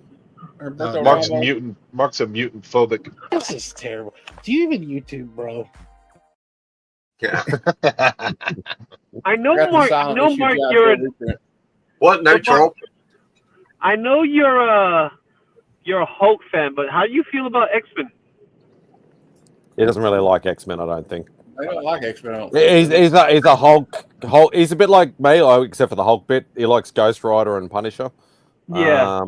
But mainly Hulk and Ghost Rider are his two favorite Marvels, if I recall correctly. Yeah. I'm getting the thumbs up. Hulk, I feel like X-Men fans are X-Men Teen Titan fans are like my generation, right? Because that's when X-Men was at its best. Yeah. Yes. I love the Claremont era. What was that? I love the Claremont era. Well, yeah, it's the only era. Yeah. Let's be honest, it's the only era that matters. Right. No one cares about any other era. You know, like it's not Mark's fault he was born when he was born, though. Well, you know what's funny is Mark was a diehard Marvel fan and DC fan. If it wasn't for the shit quality of the products they produce, Mark would still be just as big of a fanboy for Marvel stuff. I cannot promote stuff that's of poor quality. It's not in my blood. Yeah. No, I agree on what you think. But some people's poor quality is somebody else's. They like it, like Marvel Knights. Well, I tell people all the time that you're allowed to like bad things. There are bad things that I like, and your show is a testament to that, Matt. You do a show called Bad Cinema where you celebrate movies that we can all agree are of poor quality but are enjoyable. Oh my God, I love comics. When it comes to Marvel Comics, people are delusional and they won't call poor quality. And I can't. I talk comics and I'm trying to get people to buy comics to keep the hobby alive. I will not have somebody go out after hearing me say that this is good, pick it up and be like, this isn't good when it's not. You hear me talk about DC stuff on my Tuesday show all the time. I'll tell people, now this book, I pick it up, I read it, but do not go out and buy it on my recommendation. If you're not into this kind of stuff or that kind of stuff, or I'm very biased to this character, I wouldn't recommend you buy this one. I fell on the grenade for you. Like, I try to be very honest about that kind of stuff. Like, oh, you're a martyr. So here's my question: when was the turning point? Because one person doesn't like. You know, in all seriousness, I have Marvel Empire was the turning point. That's the straw that broke the camel's back. That wasn't that long ago, was it? 2019. At this point, it was almost 6 years ago. Yeah, that's a lifetime in comic book. But I'll tell you what my turning point was. Thor Ragnarok and Marvel Empire, and I've been the most consistent person y'all have ever heard. Before all these online YouTubers were rage baiting, like trying to just like baptize the MCU and just trash talk every Marvel anything, I told everybody Thor Ragnarok that y'all are praising is the death of the MCU. Watch what happens next. And all it did was take time. I've been consistent this whole time I'm on here. I said they're going to turn the entire MCU into this, and it's going to it's all going to go to shit. I thought Ragnarok was pretty cool. Everyone did. I think it's pretty cool, but I don't think it's Thor, and I think it was the death knell for the MCU. Also, like the best one was the new Marvel Knights series. I'm looking forward to that. The World to Come is actually pretty damn good. I haven't read The World to Come. I heard nothing but good things though. Yeah. That's the Black Panther Elseworld thing, right? It's funny. It's funny you said Empire was the turning point for you. My turning point, as far as like consistent, because I was like I took a hiatus for a while. My turning point was actually not Brand New Day, but One More Day. That was the moment that I was like, these guys are terrible. One More Day. I'm enjoying the new Amazing Spider-Man. It's not great, but it's much better than. I was not a fan of Brand New Day. I wasn't a fan of taking these existing characters and making them something else. Like I'm still a fan of Venom as a villain. Yeah. You know what I mean? Just out of curiosity, because I love Phil's comment in the chat. If one person says that's good and the next person says that's bad, that says nothing about the thing and everything about the people. That's 1,000% true. So then you'd have to analyze the people and who's saying it, and then you'd have to, like, obviously, and I always say, especially with movies, you're gonna have to go judge for yourself. Like I still go out and watch every Marvel anything that they release, supporting the industry and the hobby and giving an honest criticism of it, not for the sake of bashing it or praising it, but there's just because that's what we do on here. But what does it say about the people? Do you have people saying it's good because they just want it to be good and they just don't want to be like honestly critical of it? Is that in their nature to be critical, or are they just going to give you I laugh so it's good kind of review? Or do you have people that have been around in the hobby for a long time and they can remember actual memorable events and stories that they lived through, that they have a higher standard of good and they hold the industry to that standard? So I think you're always going to have people that just want to crap on stuff. Just like you have the people, no matter what, who are going to just trash talk something because they don't get some views. You have the opposite of that too. You have people that are just going to praise it for their own personal reasons. So both of those ends of the spectrum are useless in terms of trying to get an honest feedback of a product. Yeah. You know? Those are useless reviews. Well, they're fun to engage with and to debate with, but if you're trying to get a metric on, is this something I want to spend my money or my time on, those are useless in that aspect. Well, there's also the concept of you're doing something because you generally like the product, right? As a product, and then there's those that just hate the product and are trying to look for the thing to make them hate it more. Dude, I hate. Well, that's not true. I literally don't hate it. I've never lost a half a second of sleep over it. I dislike the company Disney so much. I genuinely dislike them as a company and the way they operate. You don't like the corporation. Yeah, it has nothing to do with any of the individuals included in there. It's the totality of the individuals that make it up, the decisions they make, the way that they handle IPs, the way that they handle properties and franchises that I was a fan of before. I genuinely dislike that company. But I genuinely love Star Wars. I genuinely love Marvel. So that's just why. Look at what they've done, man. Look at what they've done with the IPs they collected, right? So with Marvel, they bastardized the comic size at least. At least the comic size. They bastardize it. It means nothing anymore. Openly and admittingly. You remember they tanked their Fantastic Four comics? Exactly. So that's that. X-Men comics because they didn't hold the rights to the movies, so they wanted to tank them to make the movies less desirable and hopefully be able to buy them. They did the same thing. Don't forget, they did the same thing with X-Men. They did the same thing. To the same extent, but they did the same X-Men. They were openly public about intentionally tanking the comics to devalue the property so that they can buy it. So during that era, you have people buying these comics trying to say that this is good quality and like that. That's literally crazy. Like they're Disney admitted to that publicly. Yes. Yeah, they did years ago. So they did that. They have not. That's really, a bad look. That's what I'm saying. Like, there's some of us who are aware of this. I didn't know that was. In real time. That's why it's crazy to me. So as far as Star Wars goes, the only thing I've seen from Star Wars that's been remotely even really good, Andor, Rogue One, and that's because of the writing staff. Season 1 and 2 of Mandalorian when they weren't messing with Filoni and Favreau, but then seeing again, knowing the story, knowing the information that goes with it is everything. And it's not I watched Mandalorian season 1 and loved it. Watched Mandalorian season 2 and loved it. Watched Boba Fett. Thought, what the hell is going on? This is crazy. This doesn't. One of these things is not like the other. Like this just tanked. But it doesn't end there, Mark. It doesn't end there.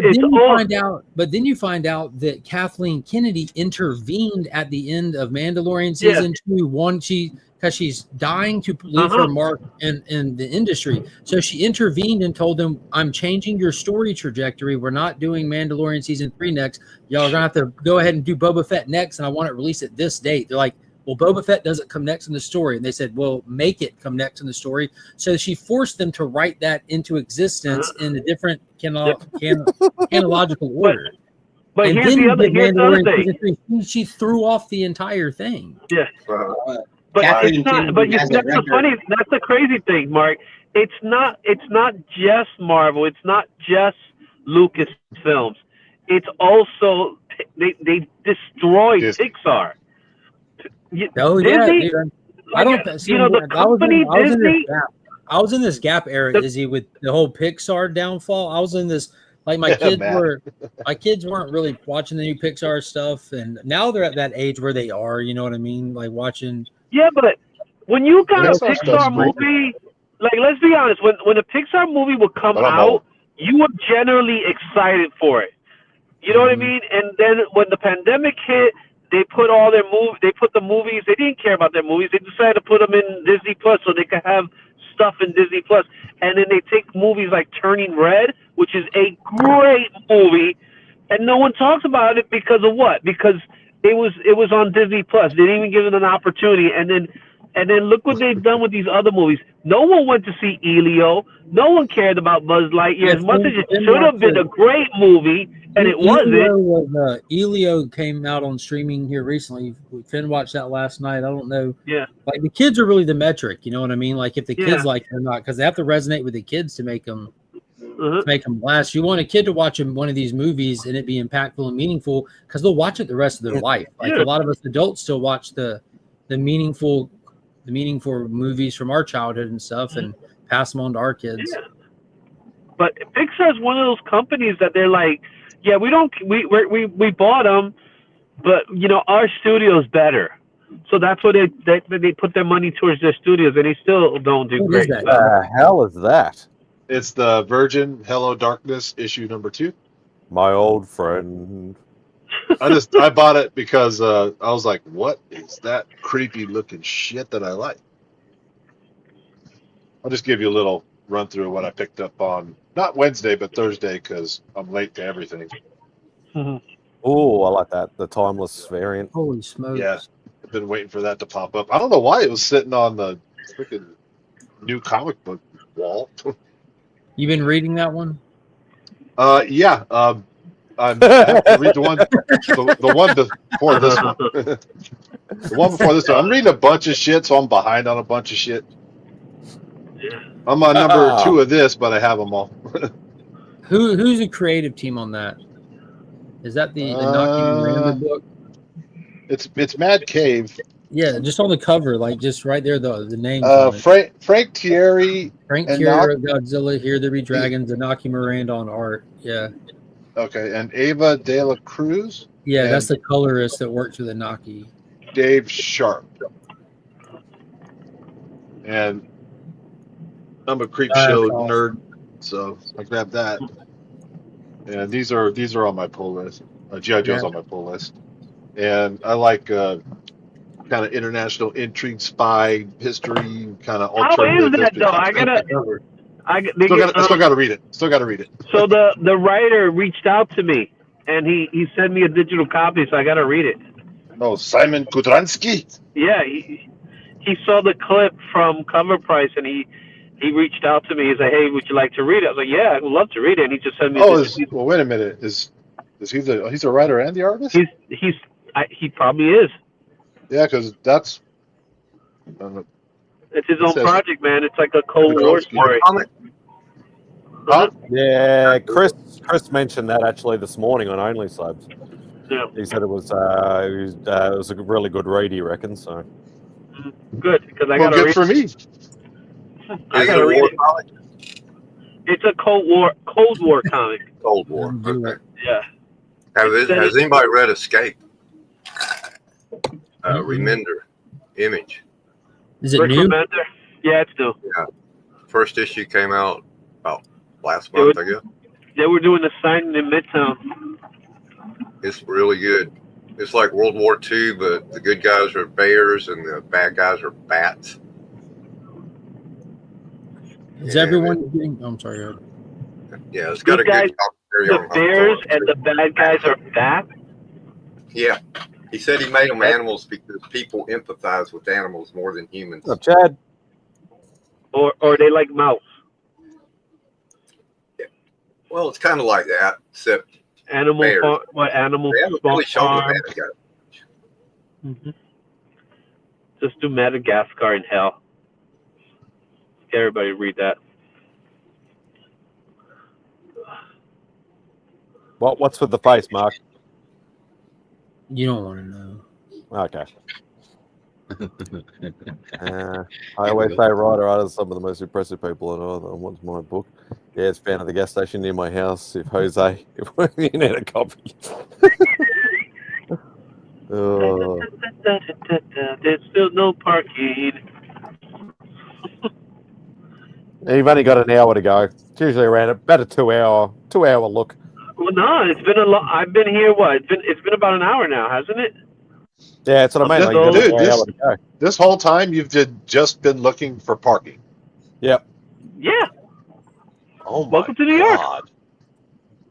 No. Welcome. You know the worst part? I missed out on like 3 spots. So that's the worst thing. Why? You drive around and well, the thing is that people come out and then there's someone behind them already. You got to be more aggressive. Well, yeah, I'm the type of guy that likes to, I drive around to find a spot. I'm not the type of guy that just sits there. That's apparent. No, because there's, you can sit there and just wait for somebody to come out, but I'm like, I don't want to sit down and wait because how am I supposed to guarantee that these people are going to leave? Like, I don't know if these cars are going to leave. Oh, yeah, you don't know when they're going to leave. You can't just guess. Yeah, so I drive around until I find something. Whatever happened to public transport? Yeah. Do you have sticky notes? Real quick, you watched that Elio movie last night, right? Yeah. What did you think? I liked it. Was it good? Mm-hmm. You like that one? There you go, Izzy. There you go. We were talking about it, but none of us seen it or wondering what someone thought. There was no love. There was no love for that movie. One time I stayed awake for the whole thing. Yeah. That movie. out of the mouse and babes. How's this? That's the type of movie. If the movie's good, because I can't say anything about it, right? If the movie's good, 11 sticky notes. Yeah. If the movie's good, this whole then good. They should promote it more, right? They didn't really promote it. You have a pin or something? Have or something. Well, how do they know it's good before they release it? Well, that's the company's job. No, The company's job is to get the movie out to the most eyes it possibly could go to. If they don't do it, they have no faith in it or they don't care about it. Now I have to have the neck. So. Yeah, that's fair enough. I gotta say, you take it very well, looking that long for a parking spot. Because it's called the norm, Jeff. I would have been arrested. I would have been arrested for abuse by now. Yeah, I'd have been throwing hands with somebody already. Not kidding. It's called the norm of New York City. No thanks. So it's You not should move something. down south. How would they use public That transport? ain't happening, bro. There You we don't go. want this outside of New York. I'm sorry. This is not a good thing. You don't want this outside of New York. I'm sorry. That ain't happening. All I know about How long have you lived there, Izzy? How old am I now? 68. I'm 48 today, and in Australia I'm 49. So 49 years. Happy birthday, Christina! And you'll be 50. You'll be 50 years old before you find a parking spot. I don't know about that. Oh, Matt's back. Hey, Matt. Thought we ran you off to the comment section. Okay, let me ask you this, Izzy. Does it get inside your fall blood, asleep. or is there a part of you that wants to get out of it and get to a more kind of a slower life somewhere else? Dude, I'm a fast-paced guy. Go out to the suburb. Go out to the suburbs. I'm It a fast-paced guy. It would probably bore him to death, honestly. If he's lived there his whole life, that gets in your blood. So you want to know? You need to get a Sherman tank. Okay, I'll tell you this much. So whenever I go away and I stay somewhere outside of New York City and stuff like that, like at a hotel, friend's house, family, or something like that, I can't sleep at night. And you don't hear any gunshots and sirens. I'm being honest. It's like I understand. There's a certain noise that you hear, and it actually makes me nervous when it's quiet. Like like crickets freak me out. the sound of crickets is not a good sound to me. Like if I'm in bed, I'm like cricket, cricket. I'm like, what the hell is that? I'm like, that's how I feel. But yet the sound of mice, I'm okay with. Yeah, I believe Siren, lights, all that stuff. I could sleep towards that. Yeah. Or crackheads. Crackheads screaming about whatever the hell they're talking about. People say like cities like San Francisco, New York, whatever, they have a heartbeat, and if you live there your whole life, you become it becomes part of you. You become part of it. It's this weird thing. Yeah, my wife's been dying to leave the city. Dying. Like how long has she lived there? All her life too. Well, but she's the type. She's been sick of the city for a long time. But it's like we haven't left because of me. So it's all your fault. It's always been my fault, man. I'm married. That's the married life. You did it to yourself. What? Marry her? Is he the first one? Yeah. To go? No, that's her parents' fault. They got married. Oh, okay. There is some truth behind that, though. I wasn't going to ask. I was just going to let it die. The reality is, I love my wife, and she's the best woman in my life. I hope so. She better. Anyway, she puts up with you, so she definitely puts up with me. No, the way the story goes, when me and my wife were dating, we were already dating for about 4 years at the time, but we were young, right? We were both young. So it wasn't like we were in a rush to get married. We weren't living together or anything like that. We're a very old school conservative Christian family. Her parents were planning to move to Massachusetts. They were going to buy a house and everything because they have family over there too. And the whole time I was talking to her, I was like, hey, I'm not moving to Massachusetts. And she was like, yeah, and I don't want to move to Massachusetts either because at that time, if she was going to, if they would have bought the house, they would, she would go with them. That's obvious. So I was like, okay, so let's do this. Let's begin the process of getting married, right? So we got engaged, and we got engaged in December, and then by that May we got married. So we did all that. We did the arrangement. We had a nice big wedding. There was like 200 people in my wedding. People I've never seen before or after. Man. It was an open, because I made it open. I didn't keep it. We ended up, we rented a hall and stuff like that, and we ended up getting like catering services for it. So we had that. And the nice thing is that the money came from her father, who won a lawsuit with the city. So he ended up getting a nice big chunk of money. That's the reason why they were going to buy a house. And the end of the story goes, the whole time they were planning to buy the house, we ended up saying, to avoid her to move to Massachusetts, we got married. They never bought the house, and they never moved. Oh, okay. So that's why I said it kind of conned me into getting married. But we've been married ever since, man. It's been 20 plus years. We wanted to buy a house, so I proposed. How romantic. Yeah, that's all love, man. No, they didn't want to move to Massachusetts. That's why they got married. Yeah, that's right. That's one thing. I don't move to Massachusetts. Boston, Imagine having to hell write no. Massachusetts on your mail all the time. Too many. That's a lot of letters I don't want to write. Yeah. Massachusetts. Massachusetts.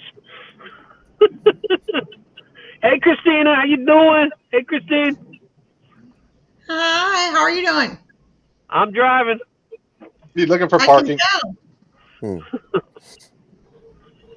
I'm driving here, man. Get me parking. Masquerading as an Uber driver as usual. Yeah. You notice how I didn't pick up a single soul? I'm surprised you don't have a hood-mounted 50 cal by now. A what? Hood-mounted 50 cal. Oh, brother. What was this live Like I said, stream if all you got a about? Sherman tank, you can park. If you have a Sherman tank, you can park anywhere. It doesn't matter where you park, where you got a parking spot at. A Sherman tank, you just Or have a There you go. motorbike and you just park it on the sidewalk. Yo, I want to get one of those little smart cars. You know those smart cars? There you go. Get one of those things. You know? Just get one of them little scooters that folds up and you just carry it inside with you and put it in the closet. Like a skateboard, bro. Yeah. That'd be like the Jetsons right there. I'm about to expand.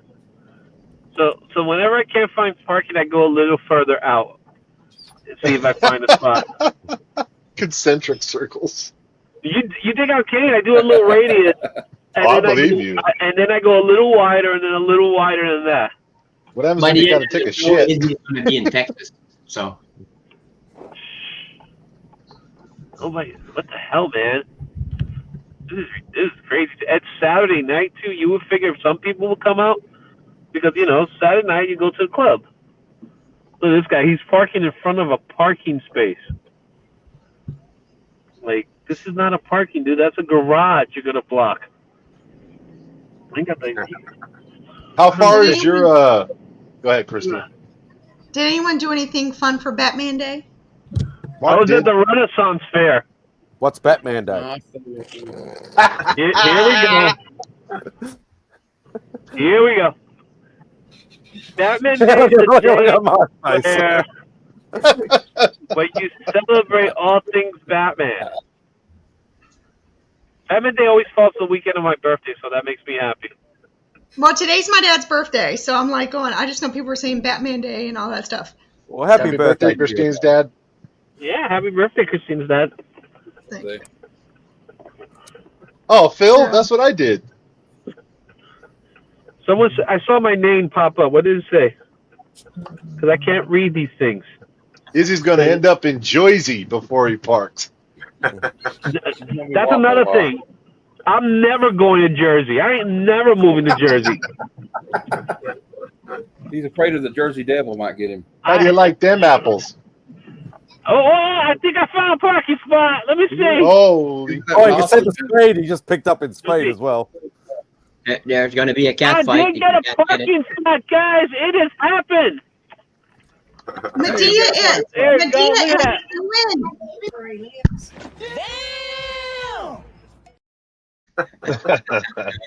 is and it took him an hour and a half. That was brutal, man. How did I start this feeling other lady was stressed coming for out you? I don't get stressed by this. This is normal. Well, yeah, it's normal to you. Not to me. I'm over here going like, He's like, and look, I'm having my drink too. A roadblock, a traffic jam in Southeast Kentucky consists of a cow being in the road. So, while he was trying to find parking, he sketched a whole new cover. yeah. There you go. Let me see. What did she leave back there? Yeah, $30. 1.5 episodes of Peacemaker while he was trying to find a parking spot. She didn't leave anything here. Jersey has warrants out for Izzy. They do, actually. Damn easy pass. How many parking tickets have you accrued in your life in New York City? More than you could count. Probably. I believe it. I believe it. So more than 2? Definitely more than 2. Definitely more than 2, man. I love one-liners. Parking tickets are like, if you live in New York and you've never acquired a parking ticket, you never live in New York. So how much is an average parking ticket? Depends on what. Depends on, no, well, it depends on what's the violation. So, so you got street cleaning. Street cleaning is usually about $60, but then they like to add certain fees that you don't even understand, like courtroom fees. And I'm like, why is there a courtroom fee if I never went to the courtroom? You have to say more authority. So are Like, you explain that? right now, Izzy, or are you still moving? Hello, Nope. Papa. I mean, I'm officially parked.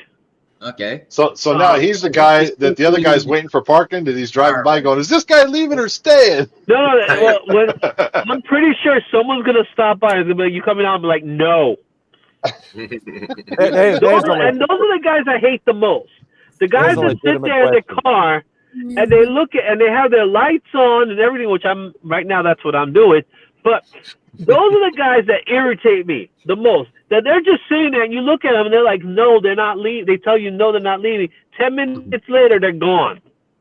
Oh. Because I would stand there and just wait for him to go, and I'm not going to be like I'm not going to be on his ass or anything like that. They'll be like, "Yo, you leaving? You leaving? You leaving?" I'll just be patient, right? But no, they were like, "No, we're not leaving." I'm like, shut up. That pissed me off. So That's my the kind of question stuff is that pisses me this, off. Izzy, where are you going? Home. To have to wait for to drive an hour and a half to find a parking lot. That's the problem with my neighborhood. Is if I go out, I'm going to stay home. Okay, so where are you going to drive Izzy an gets hour and a caught half? between the moon and New York City. All right. I went out. We went to the Renaissance Fair today, which I've said it at least 6 times. We arrived. We came back home. Came back home. What like 8:30? We made it home. It is now 9:44. We got home at 8:30. Wow. Because they went. You know, they never stay in the car and wait with me. They go right upstairs. They're like, "Yeah, we'll see you later." Yeah, they don't come with me. They don't want to stick around. They don't want to stick around. So hey, they dinner go better be ready when I walk up them stairs. But we already had dinner, so that's not a big deal. But yeah, I do say that. So like, "Yo, is dinner ready?" Or I'll text her like, "Get the dinner ready," and she's like, "Yeah, it's already in the microwave." So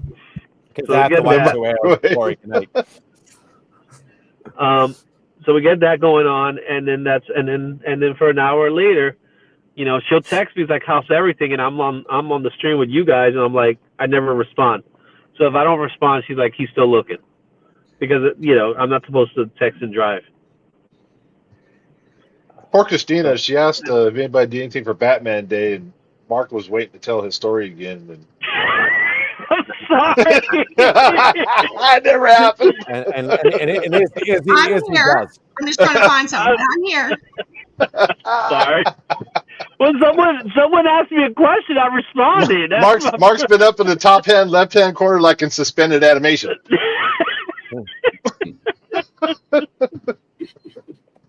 Oh man. Oh gosh. Gotta go, guys. Y'all have a good night. Night, Kev. Take it easy, brother. Well, I still got red eye though. Mm-hmm. Not pink eye. No, red eye. Oh. It's not pink eye. If it was pink eye, it'd be a worse situation. But I probably would have found parking a lot faster. You got something, Christina? No, I mean, not what I was looking for. No, I went on a live last night and I pulled this out of the bag. Oh, the blind bags. Same as me. Oil. Yeah, but Real Rude. This is the cover Real Rude really wanted, so I'm sending this to Real Rude. Yes, the Mark Silvestri variant. Yeah, he said this is the one he wanted, so I'm sending this to him. I bet no matter which cover you pulled out, he would have said, "Oh, that's the one I wanted." And now you're nope, I'm not coming out. See, someone already asked me if I was coming out. Yep. I became that guy. We were talking about it, and I said there's one of the tower that's leaning. Pizza? Do you know the Batman one where the it's hanging from a tower or something? Yeah. That's the Mark. That's the Alex Kubert. Gene has it. That's the Adam. And I said, Andy. And I said I was looking for that one, and he had already pulled it, but I didn't know it. So when I opened mine up, he says, "That's the one I want." And I said, "Oh, okay." And he says, "Look, the one I have." And he says, "You want to trade?" And then I was like, if that's the one you really want. So we traded, and so I'm sending this to him. So, I mean, this one? Yeah. Yeah. That's the one I... Yeah, that one's the one I destroyed. Andy Kubert. Oh, the one you flipped. Yep. Yeah, that's Andy Kubert that did that one. I mean, I think it's really cool, but... And then I was just on a live on Big Nasties and Chonkos because my friend Shakisa Ray was on it, and I was showing the cover of hers that I had. Ooh, sparkly. I have her one. Cool. So then Sparkling. Whose birthday was in '77? Oh, you just said it. Never mind. No. Well, my mom was born on the 11th of September. My aunt was born on the 14th of September, who was here, and my dad was born on the 20th of September. So they're all New Year's babies. Oh, yeah. That's how it happened. It was on New Year's. I don't want to think about that with my grandparents, my great-grandparents. I don't think anybody wants to think about that, about their grandparents. Or my parents. Like when you're a kid, you never said it. You never thought about that about anybody. You're like, how? No, like the stork. Yeah. Of all the stork, I still believe it was the stork. You know, they come in bags. Have you All been right, watching guys. Peacemaker, Christina? Sorry, say that again, Mark. Have you been watching Peacemaker? I have not seen this season yet. Do better. Do better? Well, you do better and tell me about your Batman Day. You haven't told me yet. Come on. We're not allowed to talk about Batman Day on this stream. So Mark, have you seen Only Murderers in the Building? Did you go out for Batman Day? Are you talking to me? No, I'm ignoring you. Christina, did you go out for Batman Day? No, I went and actually had a python wrapped around my body today. I'm not going to ask. I don't want to know anymore. That's a dangerous topic. Because I'm going to put it on Instagram. Batman Day. Yeah, I'm not kidding. I had a whole snake wrapped around me today. You are. Yeah. Did anybody got the Batman Year One foil virgin exclusive, the Absolute Batman 1 foil virgin exclusive, the Absolute Batman 1 Batman Day exclusive. I got some other stuff. Picked up the Supergirl DC Finest collection, that the finest sets that they've been putting out, so that I can squirrel it away for the Supergirl giveaway down the road with the first Lobo and Woman of Tomorrow. And the kids got some stuff. It was just it was fun. It was a good day. That's me. Well, you can't do it, right? I'm listening to you. But did they have any Batman mask? Finn had his Batman mask. Because every year there's at least a mask. Did they do the mask this year? Dropped the ball. No, but they did have a recalled book. They had it out? No, my shop did not have it out. You know which one though, right? The Batman. I'm very aware. Yeah. Yeah.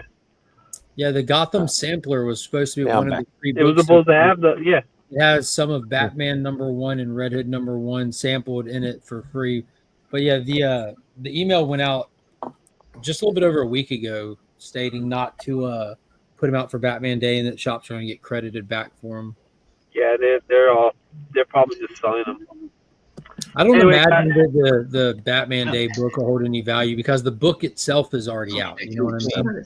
The book itself is already out. I guess we'll find out at the end of the week. You are braver than I, Christina. All right, people. I'm going home. Go home, baby. Love you guys. Take it easy, brother. Thank you for the balloons. Thank you for the balloons there. See? That was for my dad. Next time you see me, I'll be 49. Happy early birthday. Happy early birthday. Thank you. Smoke. Bum. Another one. Yeah. I know I can't be Alice. So why did you wind up with a snake? Reptile? Yeah. Well, a person I know on who I've met through social media is actually a person who lives here in town where I'm from. And he was raising money for the Ronald McDonald House today. And so it's a charity. And they were doing a charity at the new Harley Davidson dealership here in town. So my niece came into town, and I said I wanted to go support my friend in the charity, the person I knew. So we went there, and they had, vendors and stuff, but they also had these people that came with reptiles to show. But you notice there was people that were really scared, and I've had that would have been snake. I've babysitted snakes before, and I've had snakes wrapped around me before because snakes don't bother me. So there are people that were going up and hiding these, holding these little tiny iguana, these little things, and then we're holding, snakes. But then he had these big containers that had the big python, the big things in it. And he had gotten one out earlier that had peed, on the ground, all these things and stuff. And they're like, that container has the big one. And I said, can I hold one? And they said, you sure you want to? And I said, absolutely. Sign this waiver. No, so the guy, the woman got the guy to get it out of it and brought it over to me and just wrapped it around me. I'm like, hi, how you doing? It was like talking to the snake, and the snake curled and was going like this and started squeezing around my neck. And because the snake's getting comfortable with me and everything, I'm like, hey. And then all of a sudden he pulled him out, and I was like this, and people were coming up to me as I'm going like this with the snake and everything, and holding the snake around me. And then he's curling up my arm, going like this. I'm like, hi, and just doing all these things with him. So spiders are another subject. So if you put a tarantula on me, freak out. That's why. I don't fuck with spiders. Yeah, so that's why I told Simon before. I said Australia, no, because I hear they have those big spiders. I'm like, no. Pussies. But yeah, that's I'm like. Hey, but I always feel like Britney Spears. When they got that. 6 months. It took me 6 months to watch 8-Legged Freaks after I bought the DVD. So, yeah, I was thinking more from Dusk Till Dawn with oh crap, I've forgotten the name now. George Clooney, Quentin Tarantino, Danny Trejo, Salma Hayek. Salma Hayek. Thank you. I couldn't think of a name. She does the dance with the We're literally like the same sort of. Well, snake, that's kind of a traditional stripper thing, is to do the dance with the snake. You know, the exotic. Well, that's what I was And, like. and how would you know that? Jeff? Like Britney Spears, like I've read a lot of books. Oh, okay. Yeah.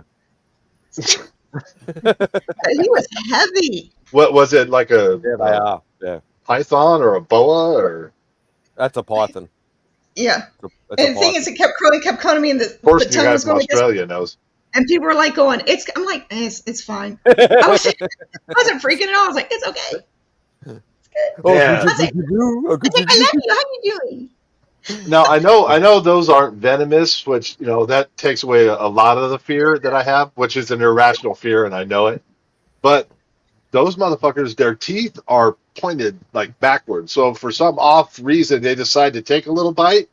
It's kind of a son of a bitch to get them off you. Well, It depending on how big hurts. they are, they can still kill you. They could crush you to death in a. Yeah, when you said, "Oh yeah, he was getting to know me, he was squeezing my neck," I would have been like, "Okay, time out, get him off." Well, I could feel the pressure when he was going in with his muscle, like he was curling like this, and he was putting a lot of pressure here, and there was very little opening when he was curling. So the guy, he came and he That's peeled where him your off. carotid is. Yeah, so he's peeled him off me because he Yeah. said he was getting really relaxed with me, and then we replaced him on me. But he was real comfortable, and he just started wrapping his tail all around my body and everything, and kids and the adults were coming up to me with him, and they're like, "Hi," I'm like, "Oh yeah, good." Pet him, and I was holding his head back and everything. Pretty heavy. He was extremely heavy, and like I said, he was the biggest one they had in the entire thing that they brought. And I was like, So and is that there's no guys that are holding him. I said, I was like going out there, I got him. Is that part of your new workout regime? Start like bench pressing pythons. I mean, to build our pythons. Yeah. But no, they're gorgeous. It was a gorgeous animal. So yeah, there's not enough money on the planet for me to handle one of those fuckers. The hell with this. I don't mind that stuff. But the little one I had here, I have a picture of a little one I was holding here. Oh my gosh. He was falling asleep. I was like, hi. It was so cute. Loved it. Yeah, there's not enough money on the planet for me to handle one of those fuckers. That and spiders. Yeah, and I'm not fazed by any of that stuff, but I've probably handled the majority of the things that people have fears about. I've patted a crocodile, I've patted a shark, I've held a tarantula or big snakes, spiders, scorpions, Crocodile Dundee. Some big cats. I've pretty much I've done a lot of that sort of stuff. So that stuff doesn't faze me. Hi, Bobby. Yeah, big cats are kind of spooky too. Even we get mountain lions here in the foothills in California, and they're not really that big, and they're not like a tiger or a lion or something, but they will still open you up.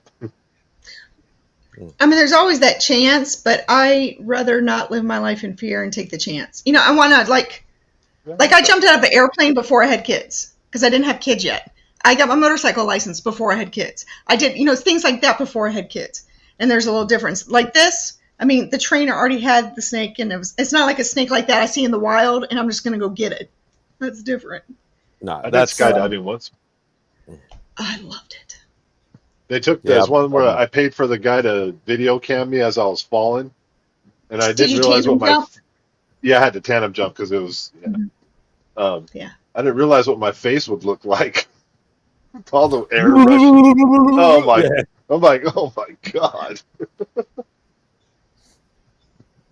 Yeah, the guy they had me on, the guy that was my tandem jumper, I swear to God, he was like 5'1", and he had like just white hair, like an older gentleman. I mean, he knew his shit. Obviously, we survived. You went tandem jumping with a Sherpa? Yeah, pretty much, dude. Pretty much exactly. So as we're coming in for a landing, they're like, "You guys are new. We're going to tell you either just sit on your butt, or we're going to try and flare and do the trot landing, right?" Well, he just rode my ass in the ground. And as I'm coming into this field, I almost landed on a fucking squirrel.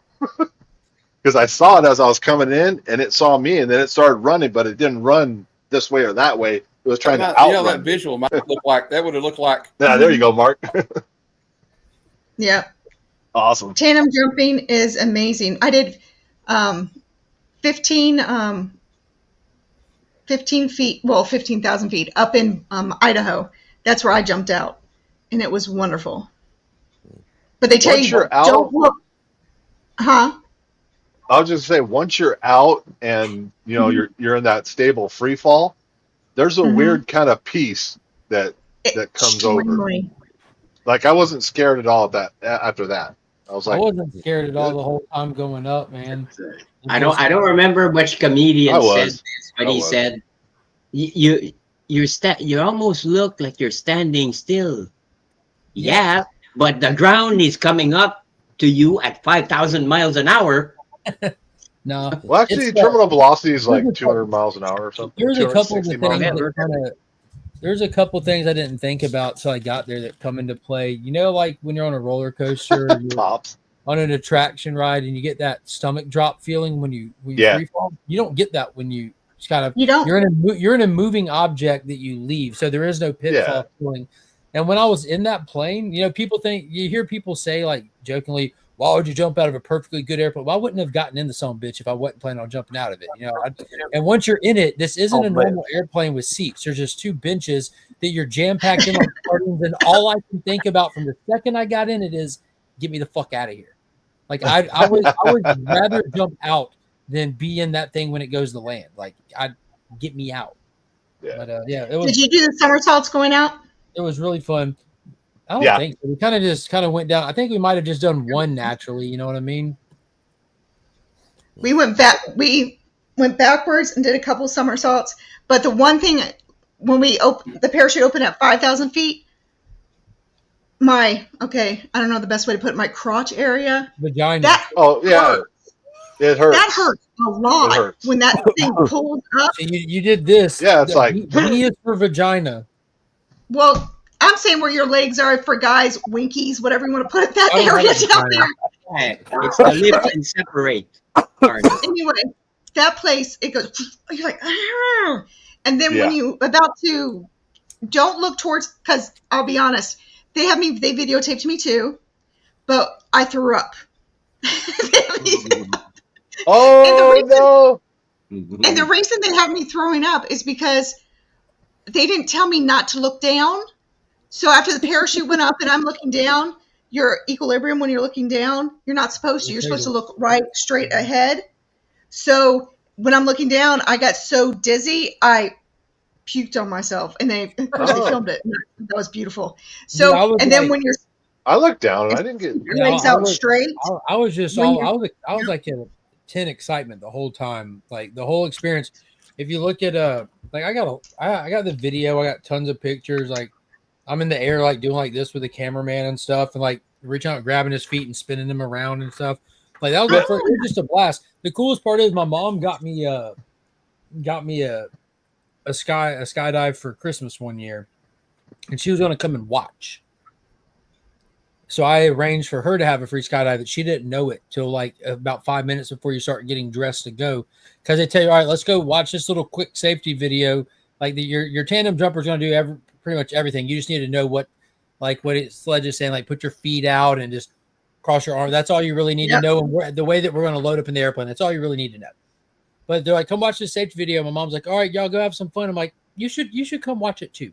Don't come with us. And next thing you know, she's getting suited up, just red in the face, laughing the whole time. Couldn't believe she's even getting on the plane. She didn't stop for 1 second, just smiled like a goober and laughed all the way onto the plane, all the way into the air, and all the way to the ground. And I got the footage of her, like when we get on the ground, like her still cackling and laughing, and me coming up to her and high-fiving her and hugging her. And she goes like, wasn't that great? And my mom's like a little 4'10" Southern lady, little kindergarten teacher. It's just hilarious. It's just so out of where you'd assume to see my mom. I did it with my uncle and my aunt. That was like a birthday Christmas present from them. It was great. The guy said I could dub whatever song I wanted to over the video that they make. So I told him to why'd you pick Shania Twain? Because she's hot. Yeah, let's go. I did Yeah, I picked Pink Floyd's "Learning to Fly" because I love that song. And they messed up, and I wound up. I popped the tape in, and it was Gin Blossoms. "Anywhere You Go, I'll Follow You Down," which I like that song too. But I was like, "Hey, man, yeah, it's not learning to fly. Come on." I'd probably get "Highway to Hell" by AC/DC. There you go. That's a good choice. That's a good choice. I would just have a request that the person I jumped with shouted, "We're on an express elevator to hell, going down," like Bill Paxton Aliens before we jumped out the plane. That's my only request. No, but like scooting up, if somebody goes out, scoot up again. Now the person goes out, scoot up. I went with my cousin and two of my best friends, and they went all before me. And so I was like, well, I can't chicken out now. I just can't. And I was absolutely terrified. And almost to the point where I got a little bit, I got lightheaded when it was like 2 or 3 before I was next. But you can't really, I mean, I couldn't, so out I went. And then I was glad, once I got out, I was like, you big fucking pussy, what are you so afraid of? Hey, Jeff, you say you thought the guy you jumped with was 5'1" or something? Dude, he was a gremlin. A gremlin, dude. He was tiny. So the visual would have kind of been like Arnold Schwarzenegger. But everybody's tiny. So it would have been like seeing Arnold Schwarzenegger and Danny DeVito jump out of a plane in tandem. Okay. Pretty much. He was like a backpack. And a human backpack. So of course he made me land on my ass, and I just, slid into home plate as we landed.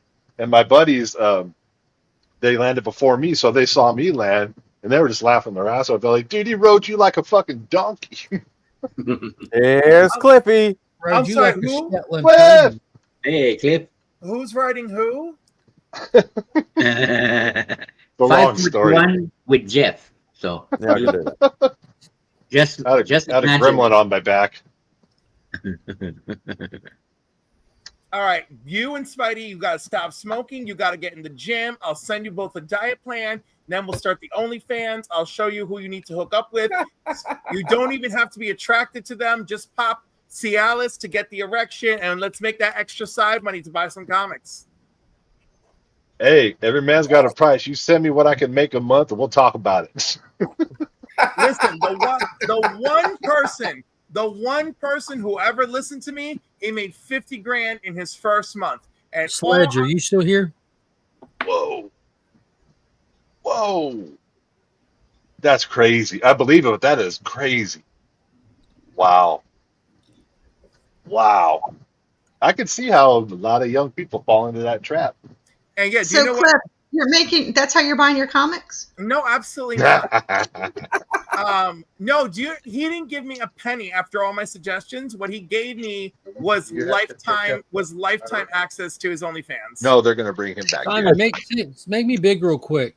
Because Christina, I've always wondered about this because I got the video right after we did the jump. And you have your cameraman, and we pull our shoot before the cameraman, and when we pull the shoot, you see the cameraman start pointing up because it's from his POV. He's pointing up, and it looked like our primary had to be finagled with to get it to come out. It didn't look like it deployed properly, but I've never been sure of this. But what y'all have some experience. But this is where he just checks altitude, says bye, pull shoot. The primary's not opening, and then the cameraman signals up to him. Oh shit! Did that look like a proper deployment? Yeah. I don't think so. No, I mean, because it looks like both chutes opened. Well, no, that's the speed control that's already out. So see how he put his hands down on your hips before he deployed? Yeah, look, it's not open. It's not unfurled. See the black. The second one. Points. Right that last second, then it goes. Never gonna happen. First thing that's out, as soon as they jump, they throw that out. That's a speed control. That keeps you from going too fast with two people. That's a little miniature thing that stays with you the whole time before you deploy. It helps with the control and stuff. I've noticed it, Brian. I mainly noticed it on Only Slabs. It just keeps covering the chat, and it's fucking annoying. It really is. I was never worried about because they explained to you that they have like three parachute systems in those packs when they go with you. You have your primary, your secondary, and your D-bag, which is the bottom one. I'm like, how perfectly named. Cliff said yes. You told me there's one that like they can yank. They're telling me like different ones that they could pull. There's 3. If the primary doesn't come out, they can just release it and throw a secondary. And if it doesn't come out, there's one that's just on the bottom that you just unsnap a pouch. So yeah, they have 3 shots to get you to the ground safely on that one backpack there that I jumped with. So if all 3 fail, you're fucked. So maybe that's why the person's going like it was this. meant to be. You know what I'm saying? The reason why I think your deployment was sus is because when I jumped, my guy, he told me, he's like, I'm going to tap you, and that means get ready because the yank's coming. And he tapped me, and then I think within 1 or 2 seconds, boom, I felt that yank right where Christina talked about. You saw that. We got no yank. We just kept falling. Yeah. Yeah, I felt the yank right away. Same thing. He tapped me. He told me, and I was like, oh my God, I can feel it.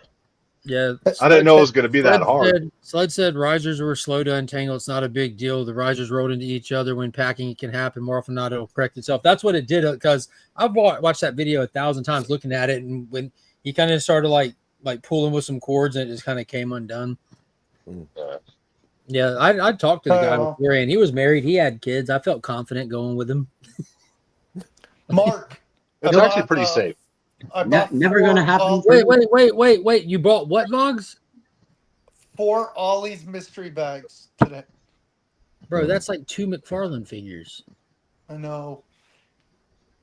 I ain't mad at it. Vogs, I love your hair since you came back.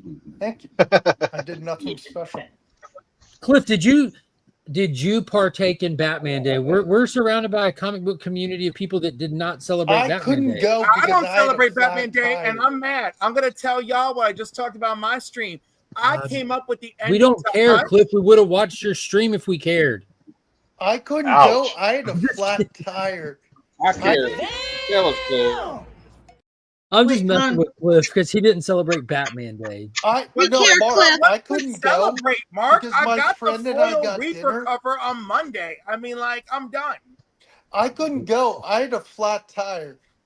No one cares about your flat tire, Vogs. You made it home alive. So anyway. Did you get your freebies? Did you want your freebies? I didn't want my freebies. Okay. I don't keep the freebies. I get a stack and just give them away and stuff. Well, but the store already does that, which is great. Freebies. You didn't get freebies? I don't even have freebies. We don't have Canada. I know. But see, Mello, you live in I don't know. You live in an isolation zone or something. I don't know where you live. I live in a town that's 15,000. So I want to ask the panel. We don't have a comic shop. Do I open one of the Ollie mystery bags on here? And if so, I'll grab one. No. Yes, open one. No. Let's do it. No. Don't listen to Marco. You know nothing, Jon Snow. If the whole panel said no, that would have drove him nuts. Open it. Open it. There's never a question. Open it. But anyhow, I don't care. I will tell y'all, I don't care who listens or doesn't. I am mad that I came up with part of the ending to Hush, and only I will ever know it, and no one will ever get to believe me. I don't care. It pisses me off. So Andy Lieberman, who went on to work at Gotham Knights, he and I went to the same LCS, Stonehenge, and we both talked to the owner, George. And one particular evening, George is grilling me on like my knowledge of Batman villains, and why Riddler might scheme and do this and do that. And I was like, oh, it's funny because Riddler just randomly shows up in Hush, I'm like, and he's just like committing a regular old robbery. So I tell him how I think like the Riddler, why wouldn't the Riddler want to solve the greatest riddle in Gotham? Who is the Batman? And I tell him, and he's like, oh, but why would Joker and Riddler ever team up? And I was like, I don't know. Joker doesn't need much of a reason to fuck with Batman, right? Anyhow, I read and then of course Andy Lieberman immediately after Hush got the gig for Gotham Knights because he had been helping out with Jeff Loeb. So when I read the last issue of Hush, I looked at George. I was like, you mother lover. I was like, this is the conversation you and I had right here on this page. So that has pissed me off forever. And the fact that Hush 2 sucks, it's a bonus. I'm still not prepared to say that about Hush 2 this early in it, and I like the direction it took. As soon as Damian rolled in with Bane, I'm like, dude, I'm so in. And I wanted to throw up because there's no way that Damian should roll in with the man that killed Alfred. Alfred, yeah, but let's. And But then I'm they ready. I'm acknowledge ready it. to see what they do with it. Wasn't Alfred alive in this shit? No, they acknowledge his death. That's what I'm saying. Every time I pick it up, it just is so bad. The characters don't act like themselves. It's like just a money grab. It's a money grab. I feel like they. Matt, are you pulled talking Jeff negatively Loeb. about DC right now? Yeah. I feel like they pulled Jeff Loeb out of the crypt alongside I the like Crypt Keeper DC too. and dusted I like him them. off.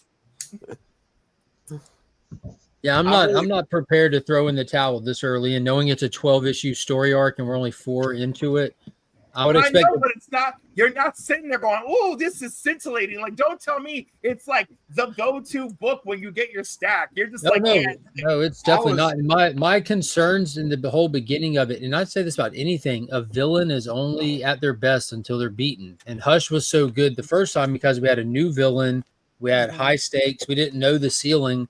So how do you okay? Let's beat the same guy we've already beaten. So there's that going into it. Yep. So I'm waiting to see what the twist is. There's going to be something else or something more to it, and we're not to it yet. So my LCS has a bunch of these. My Ollie's has a bunch of these. So the different ones. And Open it. Because of the cover. Open it. Batman. What? Open it. We have a bunch. Open it. Also, Bobs, why did you touch your hair when you got up? I told you your hair looked good, and then you touched it. Open Batman versus Robin with Invader Zim on the back. I love both. Open it. Open it. Why are you talking about it? Open it. Let's Just go. wait. Hurry. Look at that one. Ooh, I like that one. His nephew is one of my customers, the artist Frank Frazetta. Oh, cool. Really nice. My friend's babysitter's dog. Will you open it already, though, Boggs? Dog sitter. I'm sorry. Open it already. Why are you're ruining half of the pack by showing us what's on the outside?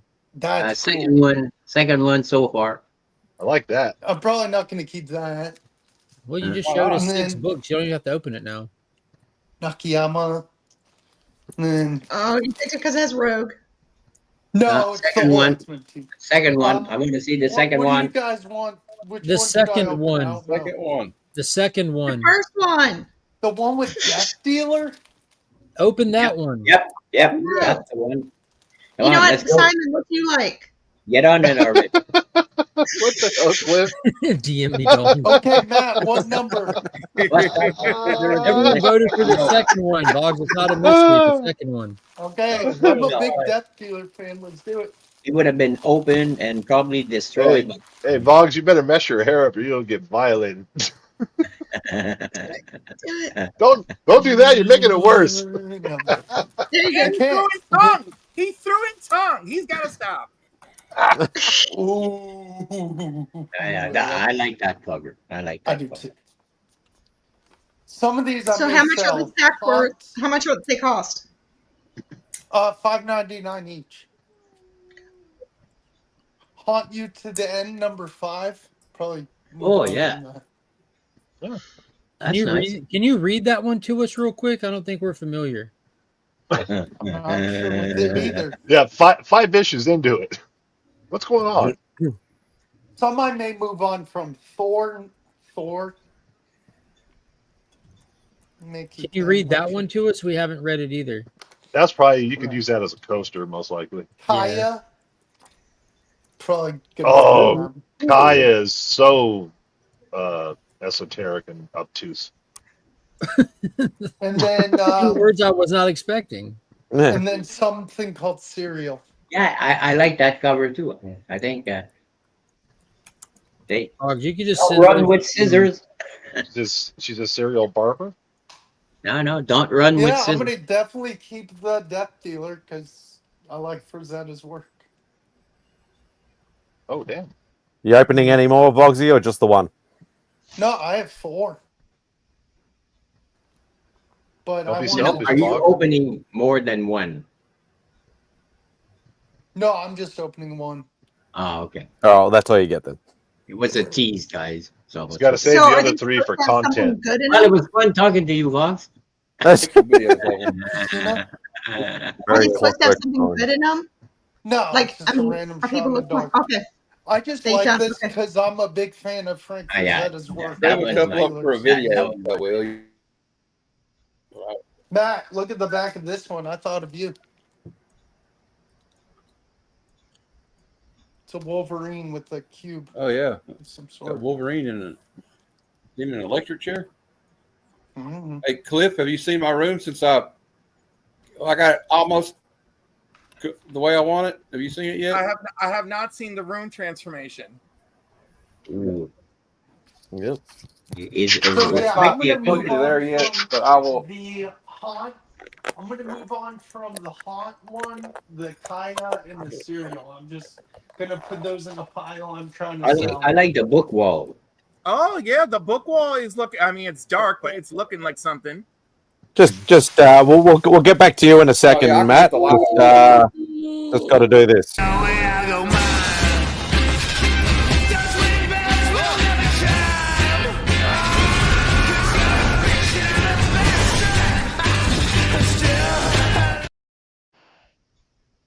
What's going on, Bubba? Hey, Bob. Now we'll get back to Matt. Okay. Oh, it's Hang about on. to get live now. That's nice. I like that. I do. Papa here. That's nice. Perez, Wonder Woman. And I got this stuff up there, but I got Harley over here on the silent issue on the bathroom door. Yeah, I got some Tommy Carlin down there. I got the first meeting of Black Panther and the Cap. You got Harley on the wrong side of the I tried to make bathroom it a door, good mix. Matt. I got Mom's one of her covers up there. She did that, and there's my china cabinet. Well, never mind. I see Will on my screen, so I see Will's you're chair. still- I mean, You were still I big, am. but it was I like know. Yeah, you're still but it was Minecrafty though. It was Minecrafty. yeah. Well, I'm used to it. It looks like when I do a stream, it's I'm streaming from an NES from the 80s. I don't We know like you in 8-bit. why it's like that, but it's like I don't know. It's kind of frustrating to me, though. You don't know that, Glenn. That's from Creature See, on my end, Command. it all looks perfect. Then I hear other people say, no, it's blocky. Creature Commandos, Glenn. It's kind of frustrating. That's Papa's the only one with an official intro. It's funny because it's my first time buying those packs. I never really saw them, and now I'm happy. So I may go every so often now.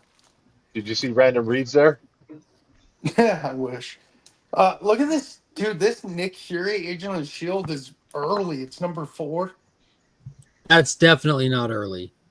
Who did that? No, that's 90s. Like 30 years That's a into volume. Nick Fury. Volume 2. That's second volume. That's Bugsy, volume not 2, I first think. volume. You Yeah. guys keep forgetting that Voggs is 23 years old. 30. It's early to him. 30. Sorry. 30. I just love this because of the Batman and Robin, but I also Dirty, grew up dirty with 30. Invader. I grew up with Invader Zim, and it was a goofy cartoon, so probably gonna keep that too. I've never heard of it. Oh, it's like a cartoon. Invader from- Zim? Yeah, it My was like- kids like that. it was God, so I'm old. goofy. So that's like a robot in a freaking dog out. Dude, that show was so stupid fun. Yeah, of course I have. No, he See, hasn't. because Simon may stunt on his hatred of DC, but he knows quality DC. But yeah, these 3 will be in different videos. Like I said, I'm not going to keep every comic. No, I just make sure I cover all bases. And as I've said it before, I do like watching stuff that I don't know a lot of the history about because it's more I can go in a lot more open-minded. I just wish I knew was in the. So if I go to watch a Spider-Man movie, I'm going to be very judgmental, aren't I? Because I know a lot of the back history. Whereas going into a DC or a independent movie or series, I don't know as much about the history. That's where I can be more open-minded. Christina, you may have a Ollie's near you. I have an Aldi's, not an Ollie's. Yep. Ollie's, I meant. Sorry. Yeah, I don't. Yeah, I'm definitely gonna make videos on these. I'll have a look, 3, Trav. and I may go back eventually because you know what? Hey, Tim. I think I found some good ones.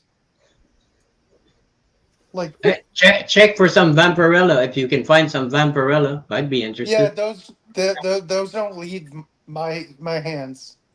Sorry, I love you, Jean, but those don't leave my hands. Okay. I Or like Vapor. Alien. What the? Okay, depends if I like. Oh, Yeah. I was I'm debating confused. about What's going on? opening another one, but I'm not sure. What? Oh my God, Papa Boggs, don't get juices on your books from your hands while in bed. What the heck? Ew. He's not in bed. He's in the blowjob chair. He's in the blowjob chair, exactly. God, you guys are horrible. While he's reading a comic book. Oh, you're horrible, Muriel. You're horrible, mural. Oh, should I Oh, open? probably I next was week. like, you're horrible. Should I? I feel like I should open one more just for the heck of it, but I need content on my channel. Come on, Trav.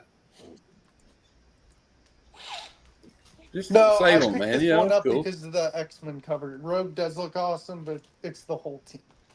I collect. Oh shit. What act would that be called? It is in December, Matthew. It's my dad's birthday today. You're right. Yeah. Today's my dad's birthday. That's what that's for. My birthday is next month. I'm pumped.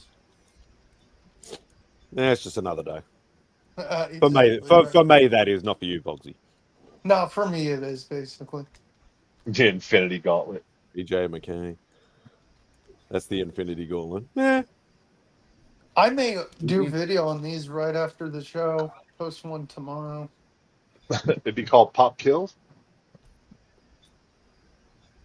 Huh? Oh. Matt, do know, you guys all I have an know is when I always give- near you? Easy, Yes, Cliff. I'm selling a special Easy. skin cleanser. For 77, I look good. Just saying. For 55, I look pretty decent. Ah, Christina, you're a spring chicken. If you're 55, Boggs, I'm 102. 77. That's right. Yeah. No, you ain't older. You ain't older than me. That's for sure. Ugh. I'm 19, but I smoke. Don't smoke, kids. Who? Don't smoke. I had to go run errands. Who won the Only Slabs? Little giveaway set. Silver something, whoever, and then and then someone we kind of care about, but I can't remember. I'm sorry, Vox. It just wasn't. Congratulations to whoever they were. Yeah, silver coin collector, whatever your name is. Silver Eagle coins and comics. Yes, And shit, who was the second one?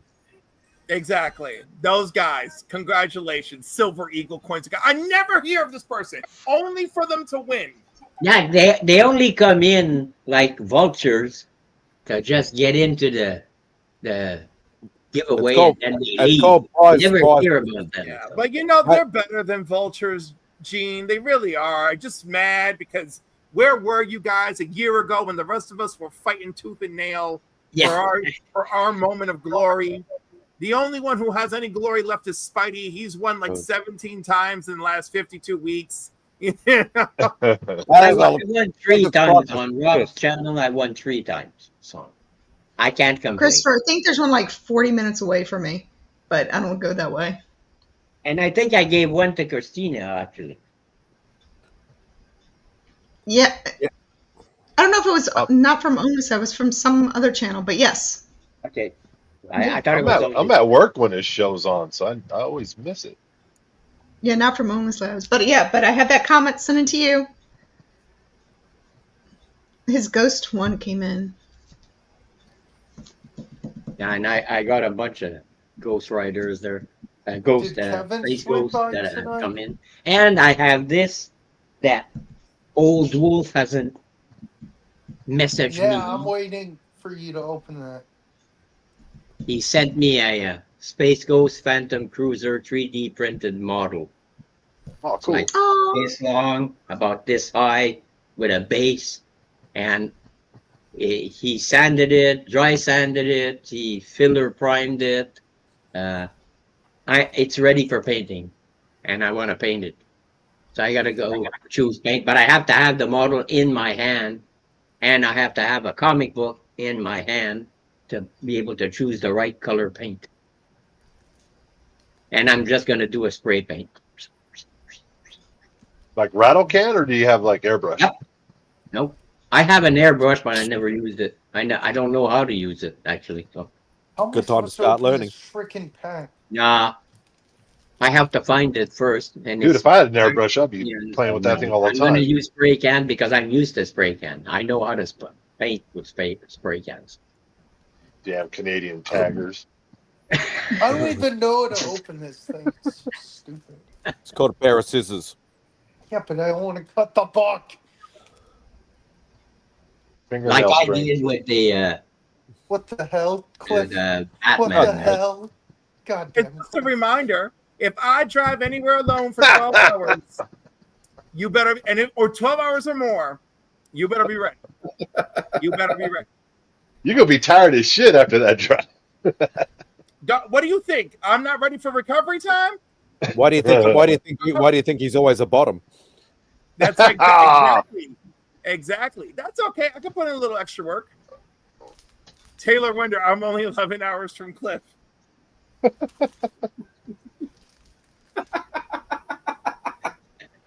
Taylor, your hips can't handle it, baby. Your hips can't handle it. Hips don't lie. So speaking of something you can do for the community, check out the pen link. Yes, thank you very much. Comics Curing Cancer, October 24th to 26th. And if you have anything you can donate, my birthday. Someone give definitely they are still taking donations, something they only think 5 weeks. of good quality that will bring in some money. Definitely hit them up. I don't know what to do. Yeah, I don't know what to do with the stupid bag because it's supposed to open. Baba. I have one print. Well, I have 2 prints that I want to send to Rob, but I have to do it through UPS because I'm afraid it's not going to get there soon enough. Dang it! With I Canada hate Post that. and USPS. Hey, Bruce. Yes, this is pissing me off. Bruce. I can't work out scissors. What about Date with Cliff? Wrong, William. What is wrong? Nothing. I'll find a way to open it. No, because Date Cliff will with end up Cliff. winning that. I'm telling you, Date with Cliff. Who? He could auction that off. Date with Cliff. That's a package right there. Date with Cliff.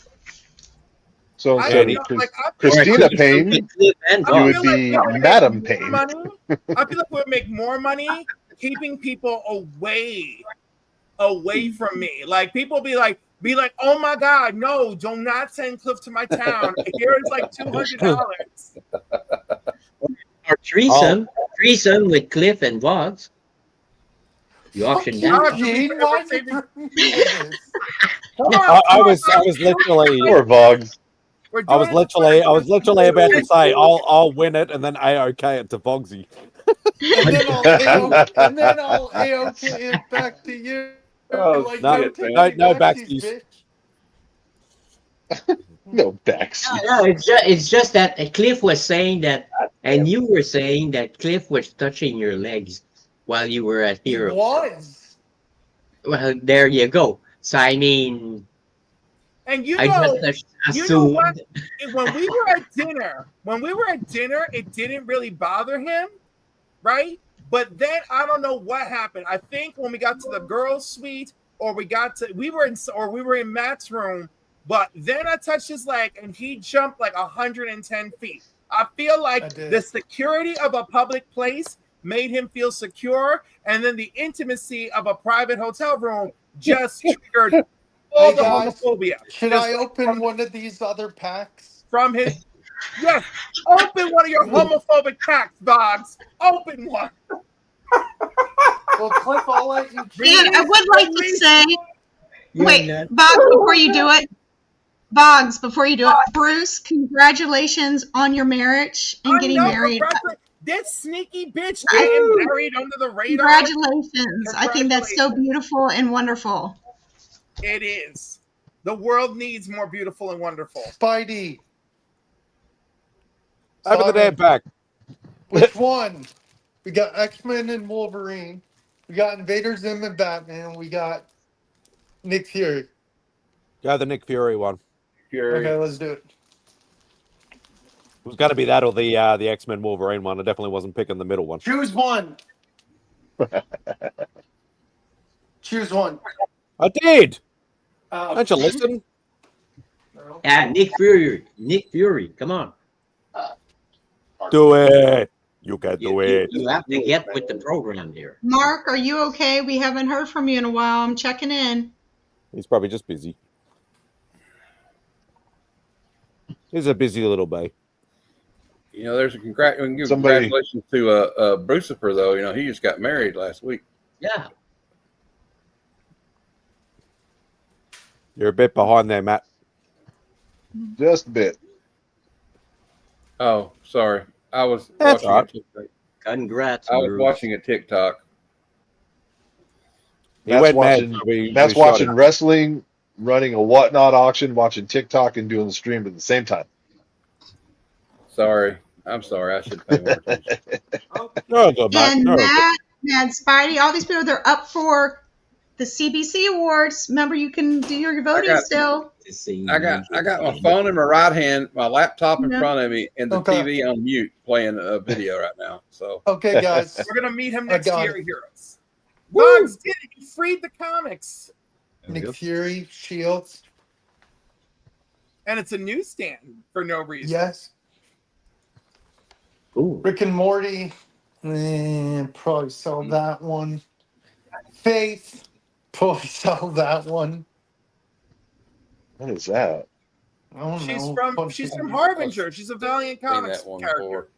Oh, Rye, Vin Diesel, Rye. Never heard of it. Probably Rye is sell also that. a Valiant character. Yes. Ooh, that's nice. And then, ooh, Thank you, Trav. hey, I know someone who letters this. Nottingham. Justin Birch is on the title. Oh, Hey. sweet. Oh, So nice. you got to keep that one. Yeah, you You gotta can keep. get, you can get him to sign it. Yep, I have 2 books Yeah, now. we I got need him to to sign. That's great. The rest of those I'm going to sell besides the Nottingham and the Nick Fury Agents of S.H.I.E.L.D. Way 3. I need to keep the other 2 for videos. I need content. Sounds like a great plan, Boggs. Yeah, I need to go back and get more sooner or later. They're cool. Cliff, your wealth of knowledge of comic book characters of different publishing houses never ceases to amaze me. It's not quite that impressive, but it's pretty good. It is to me. You know, Hey, Legend. I learn something every I do time need to read it. Legend. Some details are a little bit more personal, but what the hell? Shazam #1 last week. You know, I am gonna try and tone it down a little bit because I am tired of drive-by anonymous people attacking me when I'm on other shows, and like it shouldn't bother me, but it low-key does bother me. So like I'm gonna do my best to rein it in. If I'm on the same show, Cliff, you let me know, and I'll tell them I know where Attacking you for what? You don't attack my friend. Like no, they'll do a drive-by like oh, Cliff is annoying. This is why only 12 people are watching. It's like I can't listen to this. You know, never have Cliff's zesty ass on your show again. Oh yeah. Okay, I got you. Yeah. You know, but there's Dum-dums. Those are dum-dums. Yeah, but there's several of them, and they're drive-bys, and I call them drive-bys, right? Because no one's ever heard of them. You can't figure out who it is, but it bothers me because I could pretend it's one specific person, you know, or actually, but of course, because I think about it too much, I do think oh, what if it's like a regular, but obviously they don't want me to know who it is, so they're just using a burner account, you know, to say shit. Dude, how cowardly would you have to be to do that? I mean, it's the internet. That would be anybody. So you know what I just realized? What I can do with the ones I don't want? There's totally off the internet. Matt and I's buddy Swagda collects like weird indie stuff, so I could just send them to him. And then Thank you, Legend. I have other people who always give me love and support, like the Great Legend, and also Great Legend was like, Cliff, you don't have to be like Izzy. You don't have to like buy viewers and stuff. And I'm like, I don't know what you're talking about, but it is true. I mean, like last year, I had bots like giving me stuff. And now, like, again, and then, like, every time I think that, like, one person hates me, I'm like, someone out there loves me enough to send bots to me. Oh, my gosh, it's like roses, but for the internet version. I don't know. I think you bring energy to a panel. Oh, he does. Yeah, I'm almost relieved to show up sometimes because when it's getting, like, kind of slow. Yeah, exactly. Especially. I enjoy your company, Clip, in person and so do on I. the internet, though. I enjoy your company. I enjoy the company of the panels that I'm on. Obviously, but the thing is, the fact that there's like a lurking thought in the back of my head that I could be like a detriment as a guest. Look at Kingdom Nerds, F them. They're weak cowards that hide behind the keyboard. They secretly want you. I don't know if they secretly want me, but they are cowards. And that's okay. Yeah, that's what they are. We were talking about that. Me and Matt were talking about that with Bruce yesterday after his stream backstage about goobers that, what if you're not enjoying content and you're watching a stream or whatever, go elsewhere. What do you need to try and control something that's not yours? But put it this way, Cliff, I'd rather be on a stream with you on our own with nobody watching than somebody or 100 people watching me. Yep. I appreciate that. Yep. Because I support my friends and I back up my friends and I love my friends. And we love you, Billy. I don't give a shit about views and stuff like that. Yeah, okay, it's nice, but at the end of the day, if somebody's going to hurt my friend, then fuck you. I second that. And I love listening to you talk because I learn shit about DC because I'm DC ignorant. Well, today, hey, you can take that back. I don't care about that. Well, I do. I did show Cliff the love in Only Subs this morning, saying, "Oh, Cliff will love these Legion books and stuff like that," because I knew he would. Yeah. Oh my God! Did you see my comments with these guys today? I was dying. That's why I said put your boner pants on. Yeah, no, I would know. Did you at one point when he had Superboy #1 in an 8.0, I literally was on the floor. I was on the floor like crying. Oh, it's time, Bruce. That was Boggs. Thank you, Bruce. I greatly appreciate it, brother. I would have my camera on, but I'm eating fried rice and it's quite messy. Let's go with this one. And boom! Yeah. Thanks for the super chat, Daddy. And boom! Daddy. I don't think I've seen that one. I like that one, Daddy. That's a callback to Whack Comics. If you know, you know. Daddy. Hey, Mark, I opened the second one.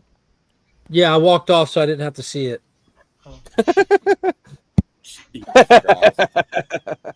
Matt's at the club. Nice. Yeah. I noticed that TM stopped answering me. Cliffy. I can get it to strobe light here. Watch this. Uh-oh. No seizures. Yeah, I was going to say, do I need to put up like a warning thing of like, epileptic? Well, it's not really like a strobe. You'll see. Hey, look at that. You said it and he came. I said, Daddy, and he turns up. What's going on, Lee? Hope you're doing well, mate. You need to come down and visit again, Lee. We miss you. I mean, between the chat and the panel, I have everything I need to make my daddy fans. I was watching Zars on Thursday. I kind of feel like the law's after me, though. He had Dave and this kid, Mitch. Do you know him? I have no idea. You know what? This reminds me of getting pulled over for speeding. It's like creepy Australian Beetlejuice.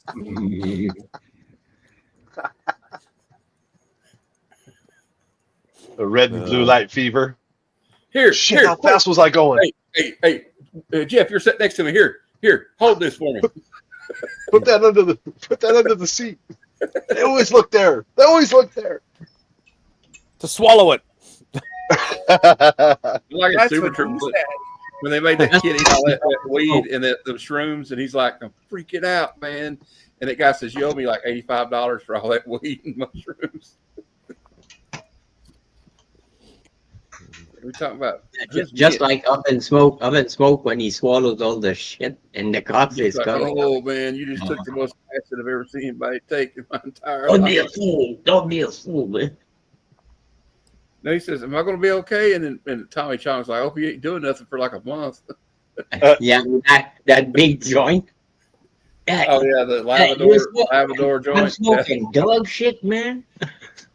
Yeah, my dog ate my stash. Mainly Maui Some Wow. motherfucker found it. Yeah. Had to follow him around for 3 days before I got the thing out. Now, that could cause a seizure. Oh God! I think it tastes even better than before.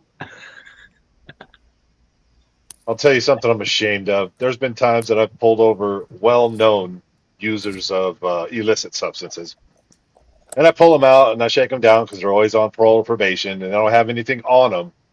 And I look inside their car and it looks like McDonald's, Wendy's, Chick-fil-A, and Jack in the Box blew up inside there. Fast food Along with orders. it. And I was just like, yeah. Well, hey, partner, you feel like searching? Nah. All right, guys, have a good one. That's part of their crackhead strategy. That is a good way. Hey, if that's their strategy, they win. Hey, they win. I had a work car that when I worked as a security guard at a coal mine, like at night, and it was a wreck. I would eat in there, and there was just stuff like everywhere. And me and my buddy got pulled over coming back from a movie, and we had smoked a certain something before we left my house to go to the movie, so we kind of smelled like it, but there was nothing in the. I don't even know if we had anything in the car, but when he saw the back seat of that car, he said, "All right, you guys can go. See you later." Bye. I like the way you said a certain something. You probably did, Taylor. I was born in the city that Justified is filmed in. Yeah, or took place in. They didn't film it there, obviously. Harlan. Harlan County. Yeah, Harlan, Kentucky. Yeah, right up the road. Dude, that's one of my favorite shows, dude. I love that show. That show's awesome. My favorite. Yeah, I know there were some people right here that was like, "Oh, they're making us look bad." I said, "What do you mean? That's what we fucking do." But maybe not as extreme, like the stuff about like him robbing the bank and being like a. You don't really see it out in the open like that white supremacist stuff. You don't see like stuff like that. Yeah, I know what I'm going to do with these other books. The part about the pills and everything, yeah, that's totally accurate. These and will the coal go mining, to, yeah, that's pretty accurate. These will go to Swagda. He likes indies. That would be a cool comic book, like from some indie book or something, but Justified, the comic. Mm-hmm. Maybe get Ed Brubaker to write it. That might work. Ooh. I'm a good idea person, but I don't know how to get it, like. Let's consult the internet to see if it's been done.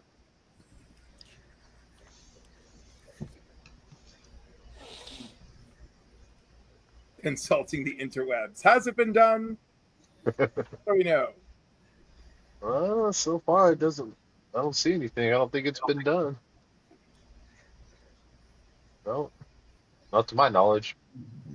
I could write. I guess I don't know if I can write though. I mean, I can write, but you can write. Everybody can write. I don't know if I can write good. Well, Matt, that's the question. Well, here's the thing. It's subjective. So what might be bad to most people, we might just still like it anyways. We covered that, Mark. Oh, well, I had an idea. Like I did have an idea for one. Don't Y'all talk know to my Mark idea. like that, Jeff. Sorry. But are you? No. Jeff's like, no. But Cliff saw right through that apology. I've been good at that for the last 25 years.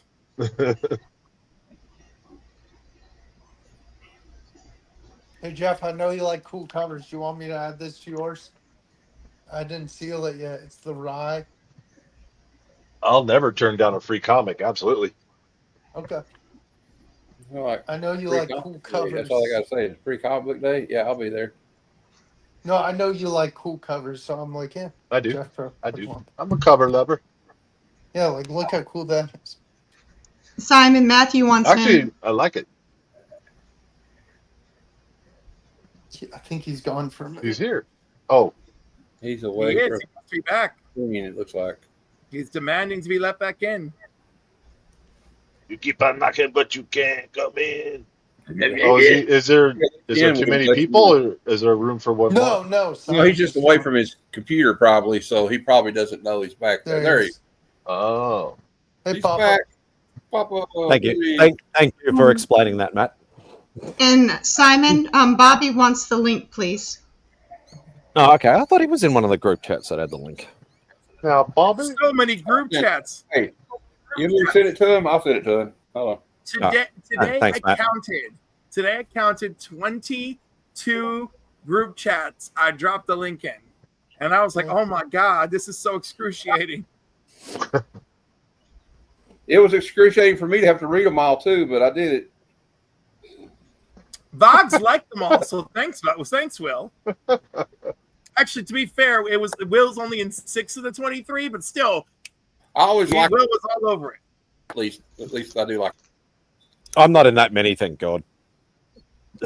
I'm in. You know what? It truly is. It truly is a thank God situation. I should be going to bed because I have work at 7:45. Off you go. I'm good.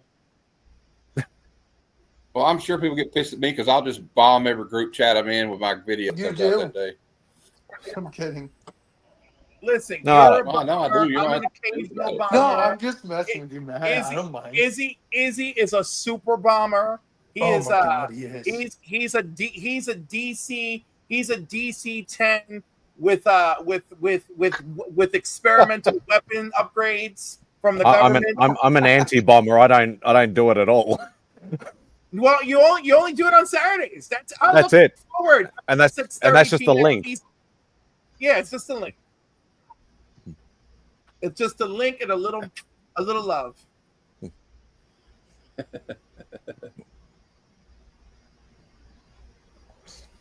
Simon, when's the next show? Got one coming up in, I think it's 3 weeks now. That's a regional show, so I've got the Friday off, so we're going to drive up there. Do you guys stay up there? Yeah, we'll stay up there this time. So we have never done this one before, so this will be the first time doing this one. So I don't know. It might be crap, might be good. I don't know. Far? What was that? Is it far? Like a far drive? About a 3-hour drive, I think. So it's not too bad. Do Dave and those guys go? Like Bo, Dave, Simon, others? I know Dave's not going. He said it's too far for him.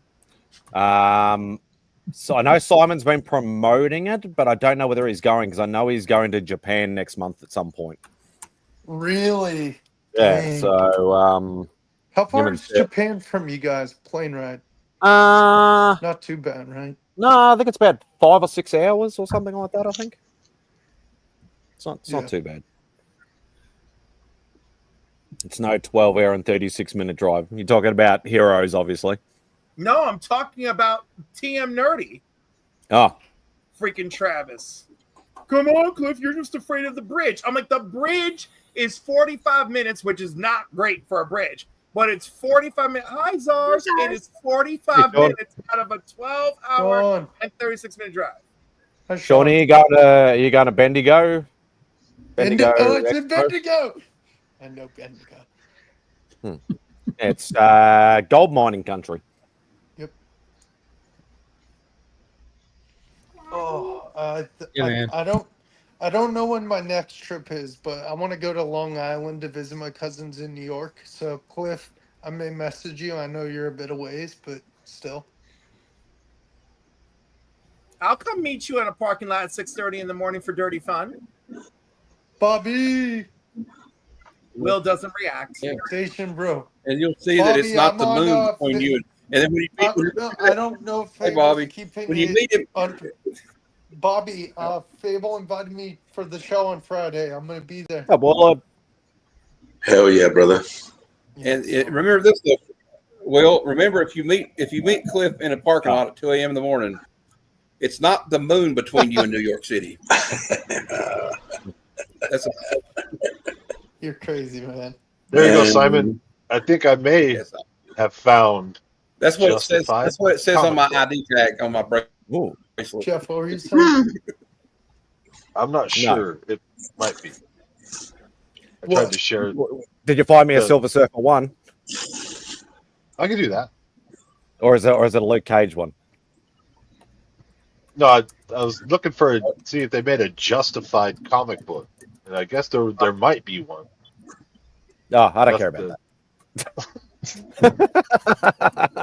He only cares about King of You. He only cares about King of You. Oh, look, Batman comic. They made me kick you. Oh. Yeah, I made it to Batman Day with my LCS. I got a couple of the free ones that I had. Yeah, picked I'm up that. so mad I couldn't go. Stupid That was a content. good one. This one here. Nice. Yeah. Batman and Robin Year One. Yeah.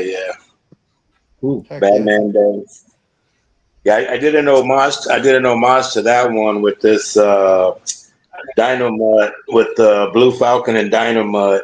That's awesome. Nice. Cool. And his head goes in, retracts, and his arm. Yeah, his arms go in and out. Yeah. Yeah, cool. Very creative. I'm happy I gave you inspiration on that cover. My mom would love those. I got one more for Batman Day, that Deadpool Batman, what I did like an homage to with him and that Wolverine. Yeah. Yeah, I saw that. I was like, dang. That's the wrong extension, Cliff. Yeah, the blades that go up and down. Yeah. Not if you're doing it right. Yeah. Dude, that's awesome.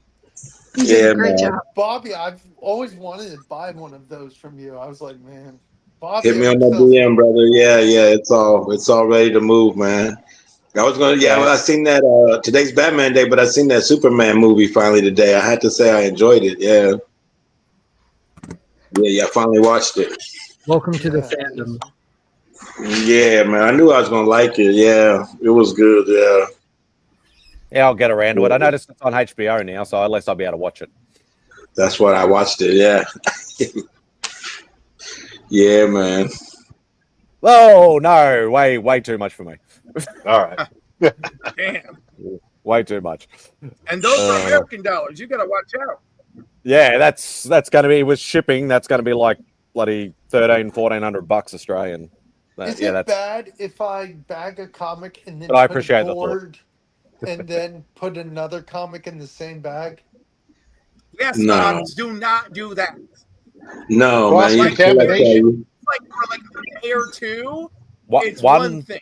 1-1-1 ratio. One comic, one board, one bag. No, I mean, well, I do that now, but I mean, 2 or 3 in the same bag and boards.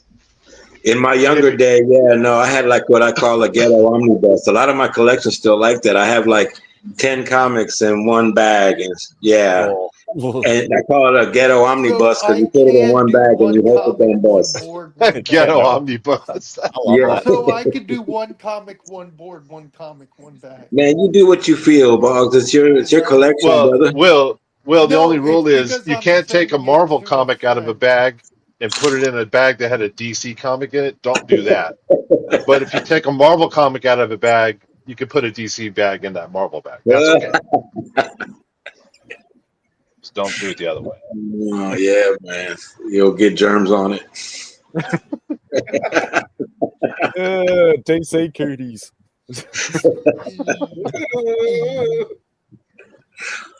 Oh, the maturity level. Yeah. I like. We're all big kids at heart. Who cares? True. I'm a real big one. You can't take them with you, Vog. So, man, read your books, man. Love them, yeah. Yeah, I'm sending some indies to Swag. Hell yeah. I know he'll appreciate it. Yeah, I know he does. I'm Yeah, like, man. these would just go in a box to never see the light of day again, but I'd rather send them to a friend. So Hell yeah, man. That's thoughtful. I got a new Halloween shirt today. You guys want to see? Yep. Ew. Look. Trick or That- treat. Oh, Let's what? go. Wow. Awesome. That's cool. Figured it was appropriate. Yeah. yeah, I need to get a Deadpool shirt soon. I already got my Batman shirt. I'm gonna get a bunch of shirts for next I'm gonna HeroesCon. knit you a Deadpool shawl. Mail it to No, you. no, What? No? no. That would He's be a gonna lot of work he's gonna hand make you something that takes hours upon hours, and for you you. say no. You're gonna say That's just no. From that's my just heart. rude. I know. Heart. Sorry, Jeff. Sorry. Just for breaking Jeff's heart. Goodbye. I'm not gonna cry on the I'm back. Oh, Can't stay mad at you, Vogsy. not possible. He can't quit you. Yes, you can. Oh, Vogs is my right hand man on Sunday nights. So Yep. he's always there. Oh, I'm not gonna highlight that, Papa. Damn, What'd he say? I Papa. want to see what he said. Papa went hard. Wow. Thanks. Get him, Will. Papa. Get him, Will. Get him. No, Will can't get him. I offered Will to take it No, out. He I didn't was take gonna it. make a mean joke, but I'm not gonna say it out loud. No. I'd get banned and I'd be ridiculed. Not gonna say it. No. There are worse things out tonight than vampires. Like what? Like me. It would be super ironic for you to get reported and banned. That would be funny.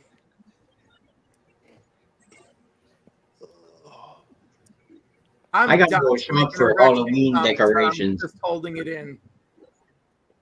Hmm? I'm dying to make comments about erections, but I'm holding it in like the second-rate adult I am. Don't hold in an erection. It just hurts. Yeah. After 4 hours, you better control it. I should have said that in a prime voice. Optimus Prime. Erections roll out. Oh my! Oh man. Oh, RC, hold still.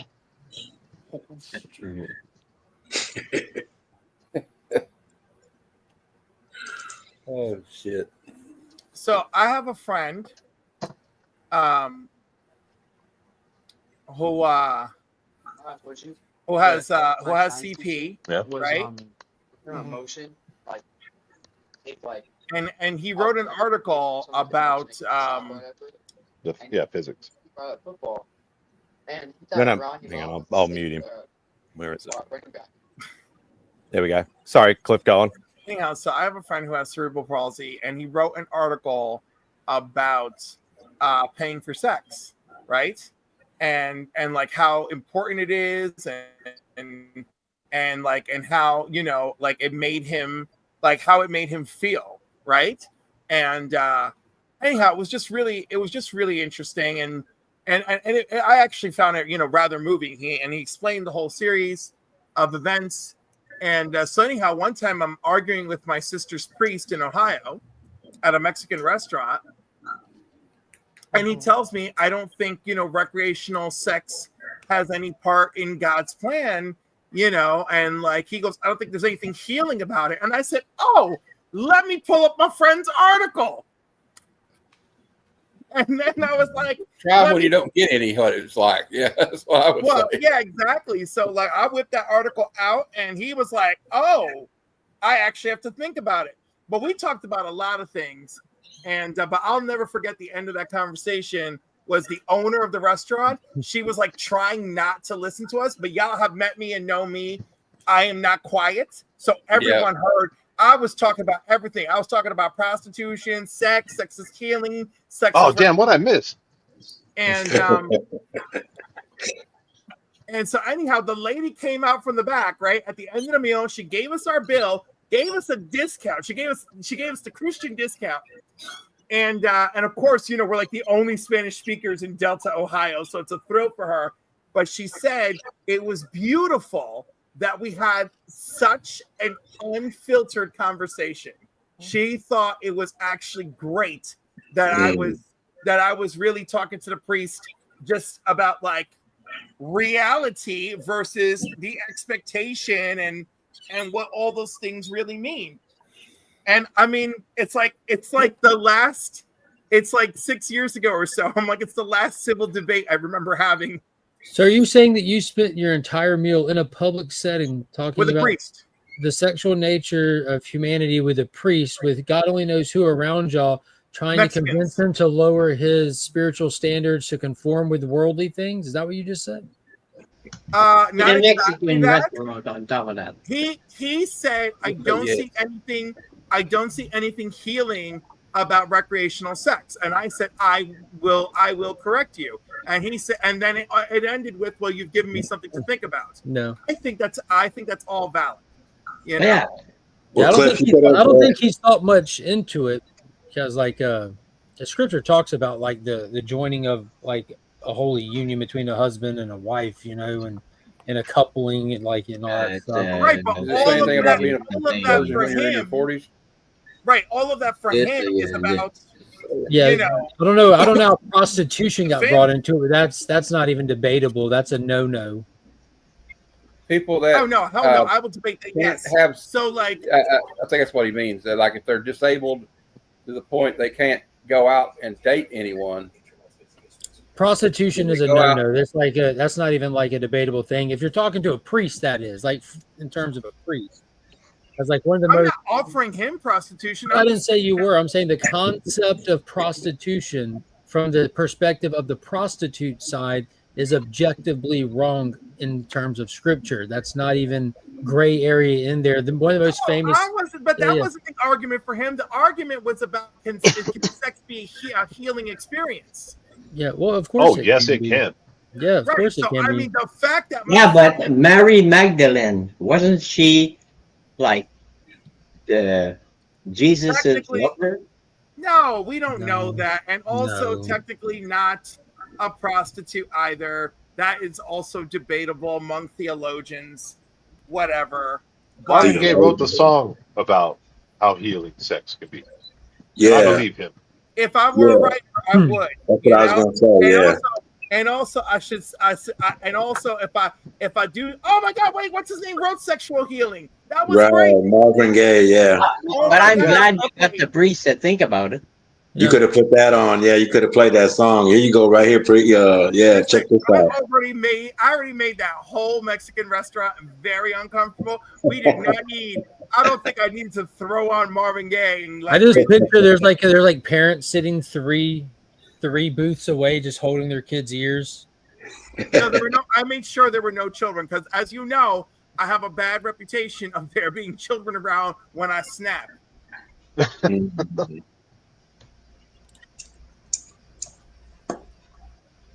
Mm-hmm. There's like some prostitute crying in the corner in her cheese dip. They hate me. Don't cry. I'll love you. You're probably doing Here's some more cocaine. Don't cry. Stop your crying. Is that what the kids call it these days? Stop your crying and get out there and make my money. You got a mouth to feed. Get to work. Money talks. Bullshit talks. Runs the marathon. Oh, this is terrible. Yeah, right. Oh, sorry, You're Chris. terrible, I Muriel. apologize for all of this right now. Yeah. I want to go out to dinner with Cliff, though. I like those kind of conversations. Mm-hmm. Conversations about prostitution? Hey, Mark. There's conversations on morality, like in terms of like spiritual morality, and when you apply religious text to your morality versus subjective morality. Because I'm a firm believer. Because like we live in a over the past 20 years, there's a huge shift in American culture to secularism, and objective morality is the only thing that makes logical sense. And we live in a society full of people that claim that they live by subjective morality, which nobody does, and society can't function with subjective morality. It doesn't even logically make sense on any level. So those kind of conversations are ridiculously fun if you like to dive into them and unpack them and actually think things to their absolute foundation. It's just really, really fun and scary for us. You're scary, Mark. I'm telling you, you're fucking scary. How am I scary? You're fucking scary. I Hey, mean, Jeff. you know too much. I need to send You know too my much, or you address for either those analyze too Geminis. much. Jesus. Yeah, I I don't know. I like to think about things, send it man. to And my Instagram. I like I've that. spent a lot of years thinking about things. Challenging for me. I'm trying to keep my brain. I'm 66. I'm trying to keep my brain active. So you're challenging me like nobody's But in all business. sincerity, I had like y'all don't have like me and Cliff have conversations like where we'll get into debates about stuff with comic books and all that. But I hear people do that, and like when you're in a comment section, for example, on social media, and you see people toxic arguing or whatever, doesn't matter what the topic is. I wonder who's right. I don't participate in their conversation, but I'll go and I'll try to find the cause or the foundation of their argument. You have to be, if you could debate with yourself in your own mind, like you can get down to the fundamental of any topic to the best of our understanding. It's kind of like I just like to test my epistemology. Why do I believe what I believe? Everyone loves to say they claim this, they claim that, but they don't have a reason for why they're saying it. We say What a the hell's lot of epistemology? Huh? What is epistemology? It's the why do you believe what you believe? Okay. The reason for your believing. Like 90% of people go through 90% of their life assuming 90% of the things they say. They have no justification for what they're saying. You can tell me the sky is blue, but why is it blue? You see that, but our eyesight's very subjective. What causes a blue sky? Why do you believe? Are we talking about justification or proof? Both, because you can apply it to something you can prove, or like if it's a belief, why do you believe it? Why do you believe the earth is round, Jeff? Just you, no one else on the panel. Real quick, Jeff, why do you believe the earth is round? It comes down to somebody told you and you trusted them. Yes. Yes, and you have you couldn't prove that to anybody in the world. I'll show you a picture. Well, is it AI? Right. That's true. NASA told me. Well, I have a laundry list of times where NASA told us that they doctored photos and this and that. I don't believe the Earth is flat, but I'm saying that's a great example of why flat Earth has a movement is because nobody can justify their beliefs these days because we live in a very trustworthy society that's easy to take advantage of. You can prove the Earth is not flat. Though. You can't. I can't personally, but you can. That's my point. That's my point. You can't. Well, I could if I went to Antarctica because there's a way of going to Antarctica and looking. But he's saying tangibly. If my aunt had wheels, she'd be a bicycle. Well, the only way I could prove it to Mark was say, "Hey, Mark, and I had the money and the technology and the safety. Say, hop in my SpaceX and we'd go up." You could actually, see, it's actually easier than that, and we assume things are harder than they are. Well, just a simple understanding of math. In the rotation of the sun, we can all go out in our front yards and do a little bit of math and prove from shadow casting and stuff. Then that'd be the time out though. Isn't math something that somebody told you and you trusted them and you believed them? No, numbers are universal and they're self-proving. No, math is something that we've all learned as a way to prove things. So yeah, numbers are universal in any language in any part of the world. Numbers are abstract, but they exist outside of our understanding. Math sucks. What numbers are they're descriptive, not prescriptive. You're just describing something that's already there. It doesn't exist because of you. Yeah, it's but stuff stuff like that. things So like morals though, it gets real gray real quick. well, it does and it doesn't. You can get down to the foundational stuff of morals really easily, but then it kind of Like becomes where they like came from, yeah. I'm trying not to unpack this because that's Yeah, it's a whole big it's big. It's big. unless you spent some time getting into it, it can all but you can really people do can is well. So comic books, yeah. What is the meaning of meaning? I had a really good time explaining Mordred the Mystic tonight. That was fun. Yeah, but the whole morals thing, Jeff, comes down to like if they're subjective, who gets to decide them. That's what it Right. comes down to. If they're subjective, who gets to Well, decide? Here's my philosophy: just everybody don't fuck with each other. Just fucking calm down. No, That's a good philosophy. It's almost like I agree with a that. repacking of do unto others as you'd want done to yourself. Andrew Wilson. I'm all for that one. I need to jump off. And while he cusses them out, Sledge. I heard you, Christina. Have a I good need to night. go spend some time with my dad. So I will talk to you guys later. Izzy, if you want to jump on, love you all very much. Thank you for a great live.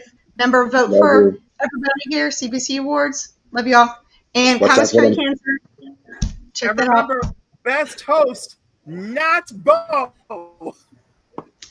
Hashtag Bye. Oh, hang Another on. one. Now I can be Alice again.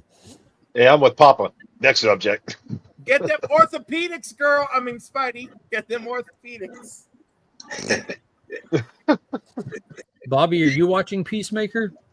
I am, man. Yeah, we talked about it last time I was on with you guys. Yeah, I'm You're a digging it. DC Yeah. guy now. Peacemaker, Superman.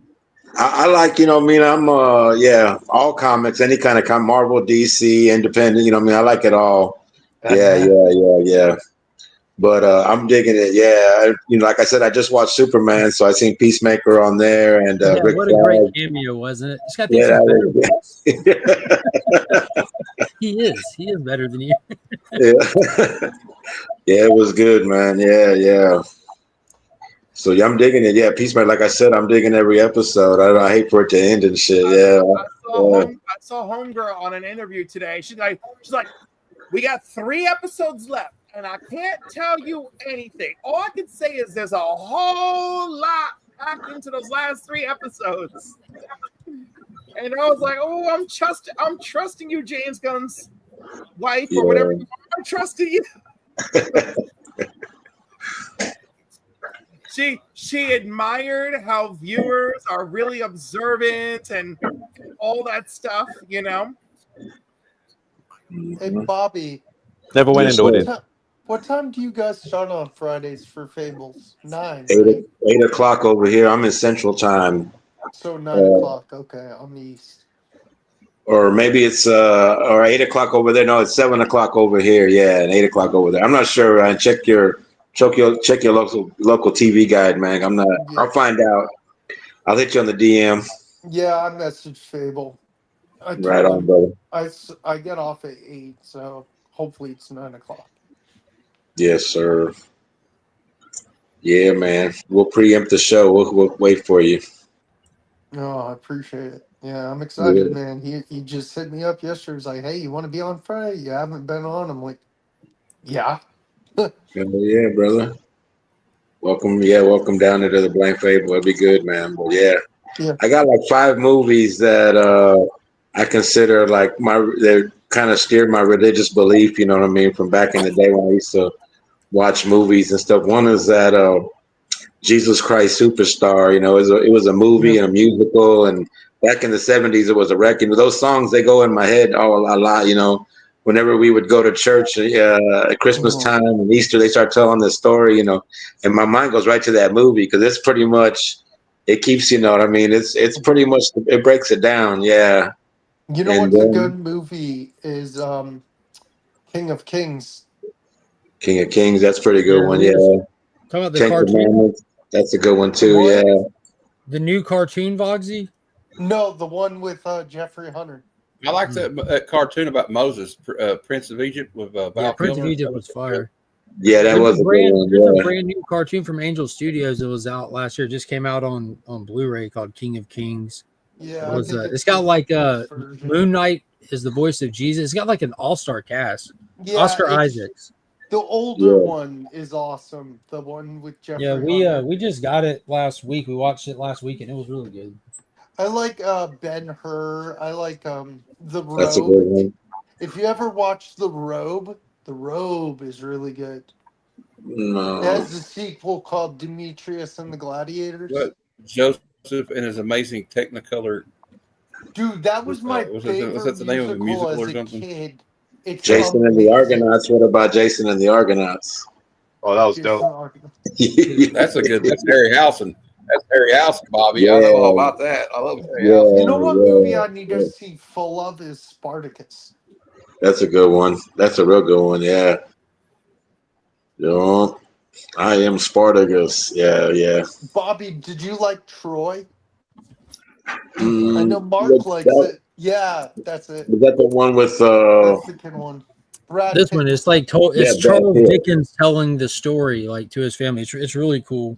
But it's got Kenneth Branagh, Uma Thurman, Mark Hamill, Pierce Brosnan, Oscar Isaacs, Ben Kingsley, Forrest Whitaker. That's an all-star cast. That's full star stuff. Yeah, full sin, bro.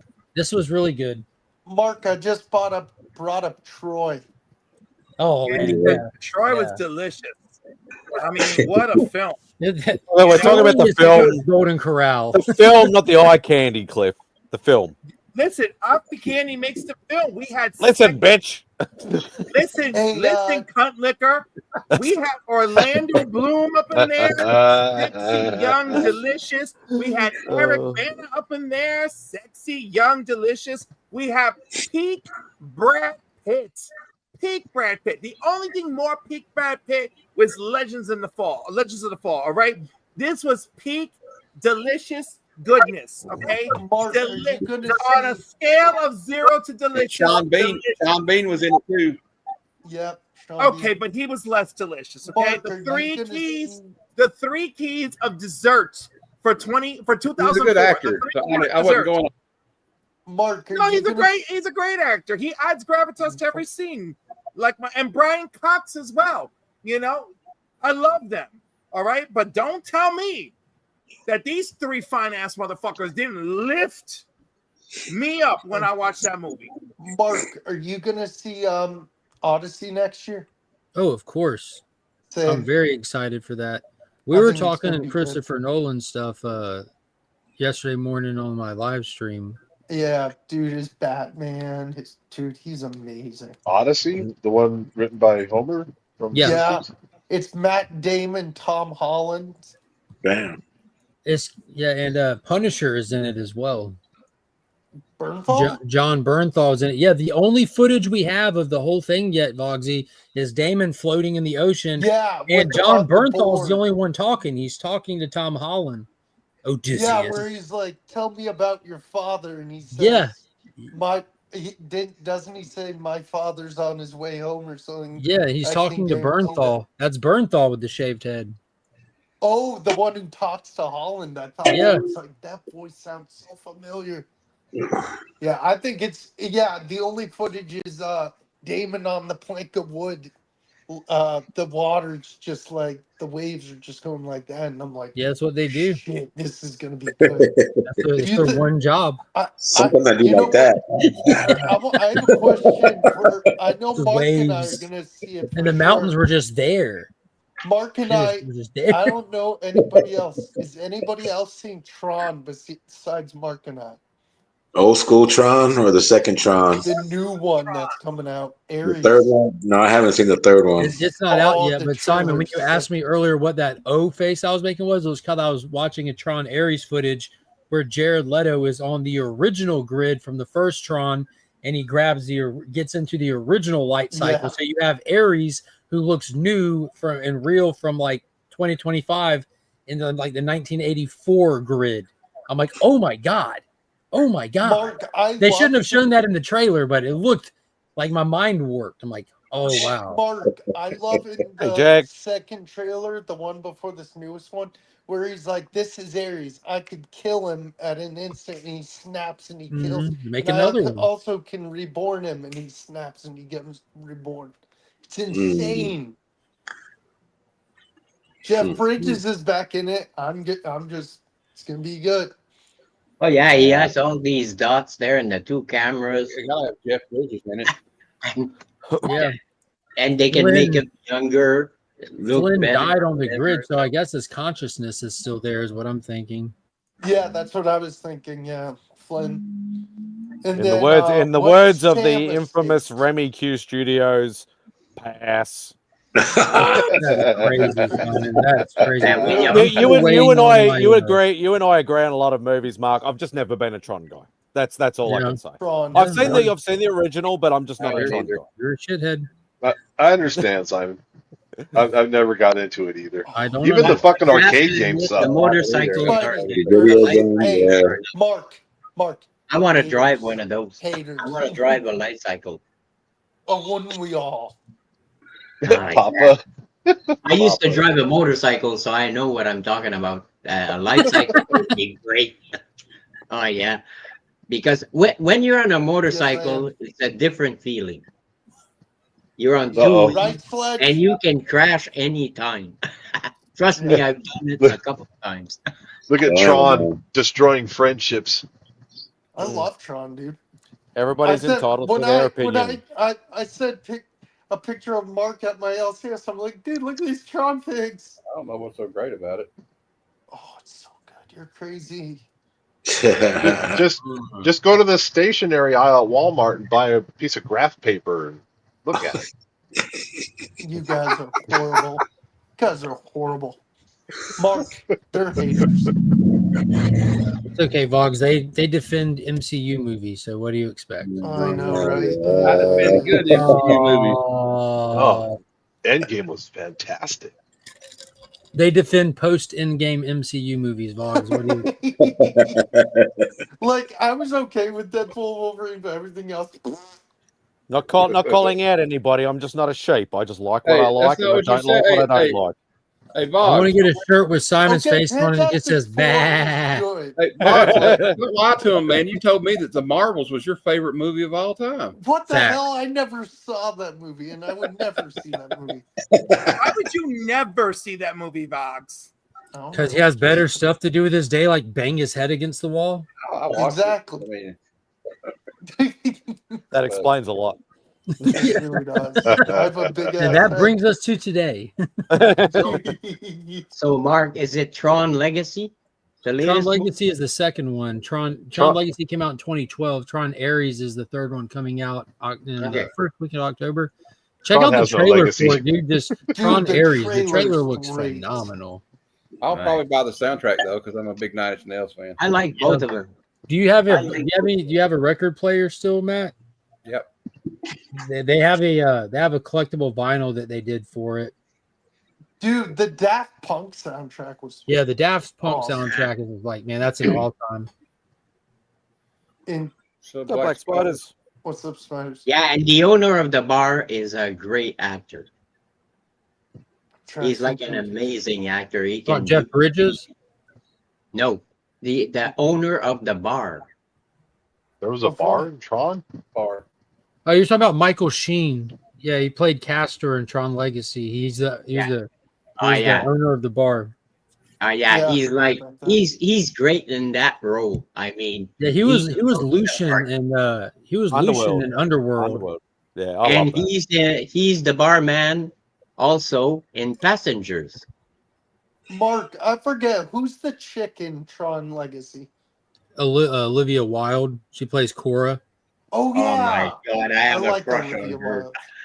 I have a major crush Where on has her. she been? She hasn't done anything in I Hollywood. remember her in the late seasons of House. She was in House in the later seasons. I remember that. She's more behind the scenes now. She does a lot of like. Yeah, she was married to Jason Sudeikis for a few years. Do y'all remember that movie Cowboys and Aliens that John Favreau did? Yeah, that was a fun movie. Yeah. I want to get the graphic novel. Yeah, that's I a want to get really the good graphic movie. novel to see what to compare it to the movie. That was an all-star cast too. You had Harrison Ford in there. You had James Bond in there with Daniel Craig. Paul Dano was in there as Harrison Ford's crappy kid. But yeah, I like that one a lot. Whenever you got aliens coming to Earth to mine for gold, I'm in. Eventually. I'm in. Yeah, I'll, yeah, I'll, come I on. might So- eventually watch it, Papa, but it's just, yeah. And like So they the said, first- nobody ever thought about it. The first Now, Tron um, movie came out in the 80s, correct? Like 80, Yeah. whatever. Like When 82, when was 84, when was the next one? 82, and then 2010. Was that one critically acclaimed or no or yes or? So, all right, here we go. I'm not trying to No. throw mud on. Stay with me here. So it didn't do well in theaters. It had a huge cult following and successful DVD physical media release. It came in that weird era where Disney just wrapped up Pirates of the Caribbean trilogy, and they were trying to figure out what to do next. They released Tron Legacy, trying to like kickstart a Tron franchise next. It didn't go.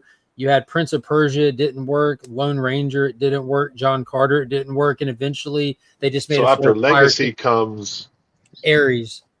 and that's the one that's not out yet. Yeah. No. Yeah.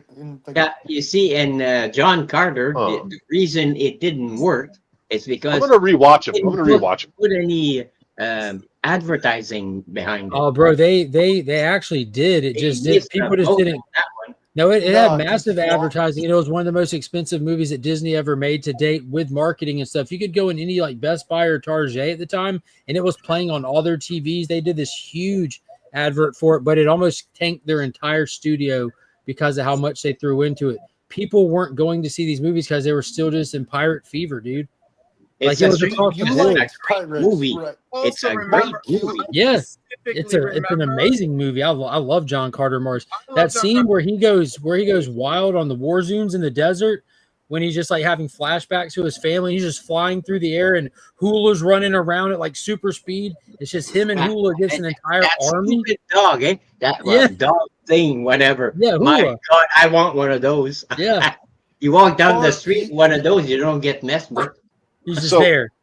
How much of Tron Legacy harkens back to the '82 Tron movie? It's a direct follow up, but the time between the first Tron movie and Tron Legacy is like real time. So like you have the first Oh, Tron shit. movie, but Flynn leaves the grid at the end of the first Tron, comes back to the real world, and he lives in the real world for a while, and it opens up with like kind of a catch up thing, but now he's missing, and he's been missing for years and years and years, and you follow his son Sam through the second one. So they did a good job, like taking the actual time difference into consideration. Jeff Bridges has aged in real time from the Tron movie to the Tron Legacy movie. It's phenomenal. The And way then they did it. Sam Got gray leaves. hair, gray And hair, then- mustache, One sec, everything. John. And Oh. then sorry. And then Sam leaves the grid in the second one. Sam goes to And the he grid in the leaves, second one. he leaves with that ISO. artificial Cora person. is an ISO. Yeah, and I Well, I'm gonna start out with the '82 one, then watch Do it, it. and then I'll Yeah, go to the you're next gonna one. love- Because I saw, to be fair, I saw Tron, the first one, when I was 8 years old. So I got 50 years of hard drive space that's been filled since then. So it's like, you know. Yeah, no, they're good. Mark, you like the Pirates movies, right? Yep. I did too. Those were fun. Yeah, those Pirates of the Caribbean. That's funny movies are calling amazing. John Carter a new IP. What- Edgar Rice Burroughs Mark, wrote A what's Princess the of Mars one in who- 1912. Mark, what's the one where they try to find the Fountain of It's not a Youth? new IP. I forget. Is that at World's End, the Fountain I of don't- Youth? No, that was the last one. Where they try to what? Find the That was- Fountain of Youth. That's on Stranger's Tide. That's the fourth one. The one Yeah. with Ian McShane and Penelope Cruz as your villains. And then what's the one with Bardem? That's Dead Man Tell No Tells. That's where you get like Jack's yeah, origin Salazar, story and yeah. stuff. And Barbosa dies and all that. And you get Nightwing in it. Old Nightwing. Yeah, man, this dude is scary. You do know a lot of movie facts and shit. Dude, Well, he is an Aussie. guys, Javier Bardem is. If you guys haven't, I love Javier. He is so cool. Bardem has so many good roles. All right. Well, you're not correct, Izzy. They spent over $100 million on John Carter marketing, and I remember this because I worked in the movie industry at the time, and I was standing in Best Buy for over an hour watching the behind-the-scene making of John Carter a month before it released. I remember it in real time because I was a John Carter fan before that movie came out. But $100 million on marketing back in 2012, that movie released. So adjust that for inflation to Damn. today. You're looking at one of the heaviest marketed movies ever made. Yeah. Good night, gentlemen. I'm going to watch Tron. I thought I was wrong once, but I was Yes, mistaken. Jeff, you Well, actually are. enjoy Tron. You're gonna Yeah, like it, Jeff. 100% cost people jobs. No, Cliff's not. I'm cost Alice. a not lot Cliff. of people their No, jobs. I'm And what's Alice. crazy, the guy that they hired to direct Tron, he was a first-time live-action film director. He was an accomplished animated director, but it was his first He's live-action referring film. to the cast and not the Hey, Simon, money. I'm Alice. not the money. Marketing of the cast. I love getting kicked. Simon, Like a what bat- I shirt are you wearing? Just a multiple head Marvel shirt. Oh, that's cool. Very cool. Oh yeah. If it's not Marvel, it'll be anime, and that'll be about it. Right. It's quite funny on a slightly different tangent. I was actually trying to put away because I'm a bit lazy with my t-shirts because I have so many. I have them piled up on top of some of my comic boxes, and I started putting some away in the spare cupboard that I have because I have so many. I actually found a Joker t-shirt in amongst all the Marvel stuff. I couldn't believe it, so I threw it in the bin. What? I would have taken it. Who left? Jeff. Jeff. No, Jeff. Yeah, Jeff left before that. Who just? Cliff left. Cliff. Cliff. Mm. Huh? I didn't know that. Yeah, rude. Oh Yeah, man. Yeah, I just wanted to pop in and show my Batman Day, my gifts. I got some books down there. Yeah. yeah, that's awesome stuff, Bobby. Spread some love, man. Say hi to everybody. Yeah. The lead actor was the biggest actor of the summer that year in 3 major movies: Savages, Cliff's Battleship, and John Carter. Did I shock you that much, Cliff, that you had to leave? No, my computer was crashing. Oh, okay. I think Taylor Kitsch, the actor of John Carter, is at his most successful point in his career right now than ever. He's been in That's some. a sad statement. No, I was going to say he's been in some. Well, everyone's not going to like be A-list blockbuster actors, but you can see this trend where they'll try to like push a certain actor. Sam Worthington had his year, like when he was in Terminator Salvation, Clash of the Titans, and Avatar at the same time. Well, he doesn't do anything else except Avatar because he's locked into that. Period. You don't recast him. He didn't pick up on anything else. He was in a ton of other stuff. Some Aussie made films. He was in like Man on the Ledge and all this and that. But he never caught on to the general public. You can push somebody and you can give them their best shot, but the public ultimately has to accept them. Taylor Kitsch had that same push in 2012 where they're like, we think he's going to be the next guy. So these people hired him because you can get him for cheap before they are the next guy, put him in some big projects and big blockbusters and save a lot of money, but it just didn't do that. But right now, Taylor Kitsch is crushing it on Netflix. He was in the Purdue TV show. He's in the American West TV show. He's in the Amazon show with Chris Pratt, which is like a tentpole show for Amazon. Taylor Kitsch is working more now and is like more people would recognize him in public now than any time in his career because he's like a streaming star right now. And it might not be stuff that we I are liked him in watching. that movie. I mean, I like that movie he did called Savages. Yeah, that Taylor was Kitsch what did Savages, Savage. Battleship, and John Carter were all the same summer, bro. That was an Oliver Stone film that he did with Aaron Taylor Johnson. I love The Covenant. And don't forget, he was Gambit for a hot second. He was the first Gambit, first live action Gambit in X-Men Origins. Anyhow, I loved him and John Carter. I'm so mad that movie didn't take off the way it needed to because there's nothing really wrong with it. No, it's a great story. The story is great. Yeah. But anyhow, I like him enough. I love Tom Hopper.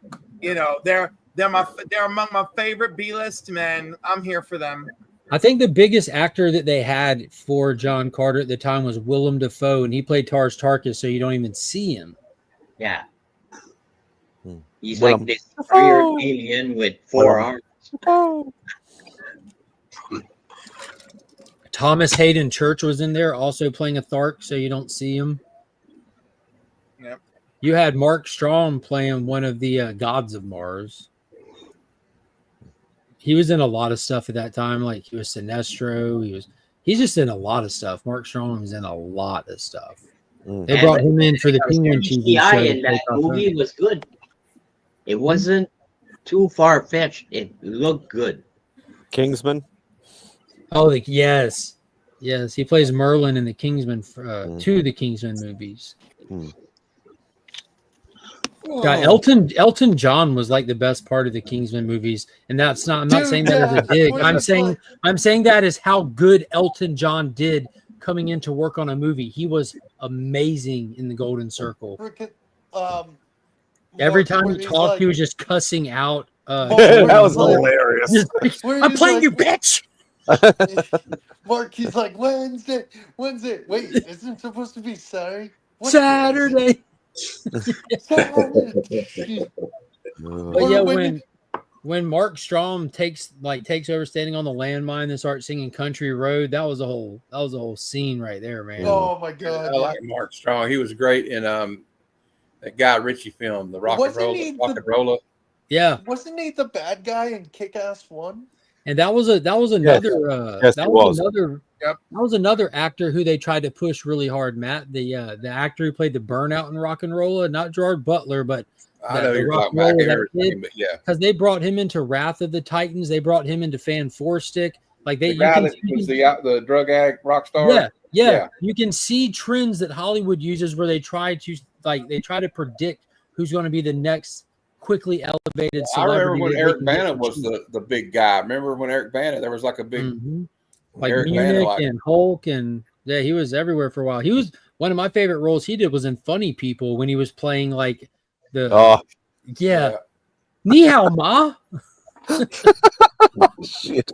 I didn't actually find that like massively funny, but his cameo and that was hilarious. It was. Oh god. Wait, isn't there a scene with Elton John in the Kingsman where the robot's about to the guy in Rock and Roll, his and he name was jumps in front of Toby it? Kebbell. Toby Kebbell, yeah. He was the navigator in Wrath of the Titans. He was the Poseidon. He's in Fantastic Four 2015. Fan Four Stick. Yep. Ben-Hur 2016. He's in Dawn of the Planet of the Apes 2014. I never saw the newer Ben-Hur. No one did, Vogsy. I heard it was. No one heard anything about it because no one saw it. We all forgot it was made. I didn't even know it was made. I didn't know it was made either. You know, and now I feel like I want to watch it just to see, what we're in for. Yeah. No, the original's too Me good. too. I kind of want to just watch it. original's Well, like, loaded. I knew that the remake of Point Break was going to be dog shit, but I watched it anyway just to make sure that I knew it was dog shit. It was, but I liked it, dude. It was. I don't know why. It doesn't hold a candle to the original, and it's only the original in name. Like it's not even like a joke to compare them.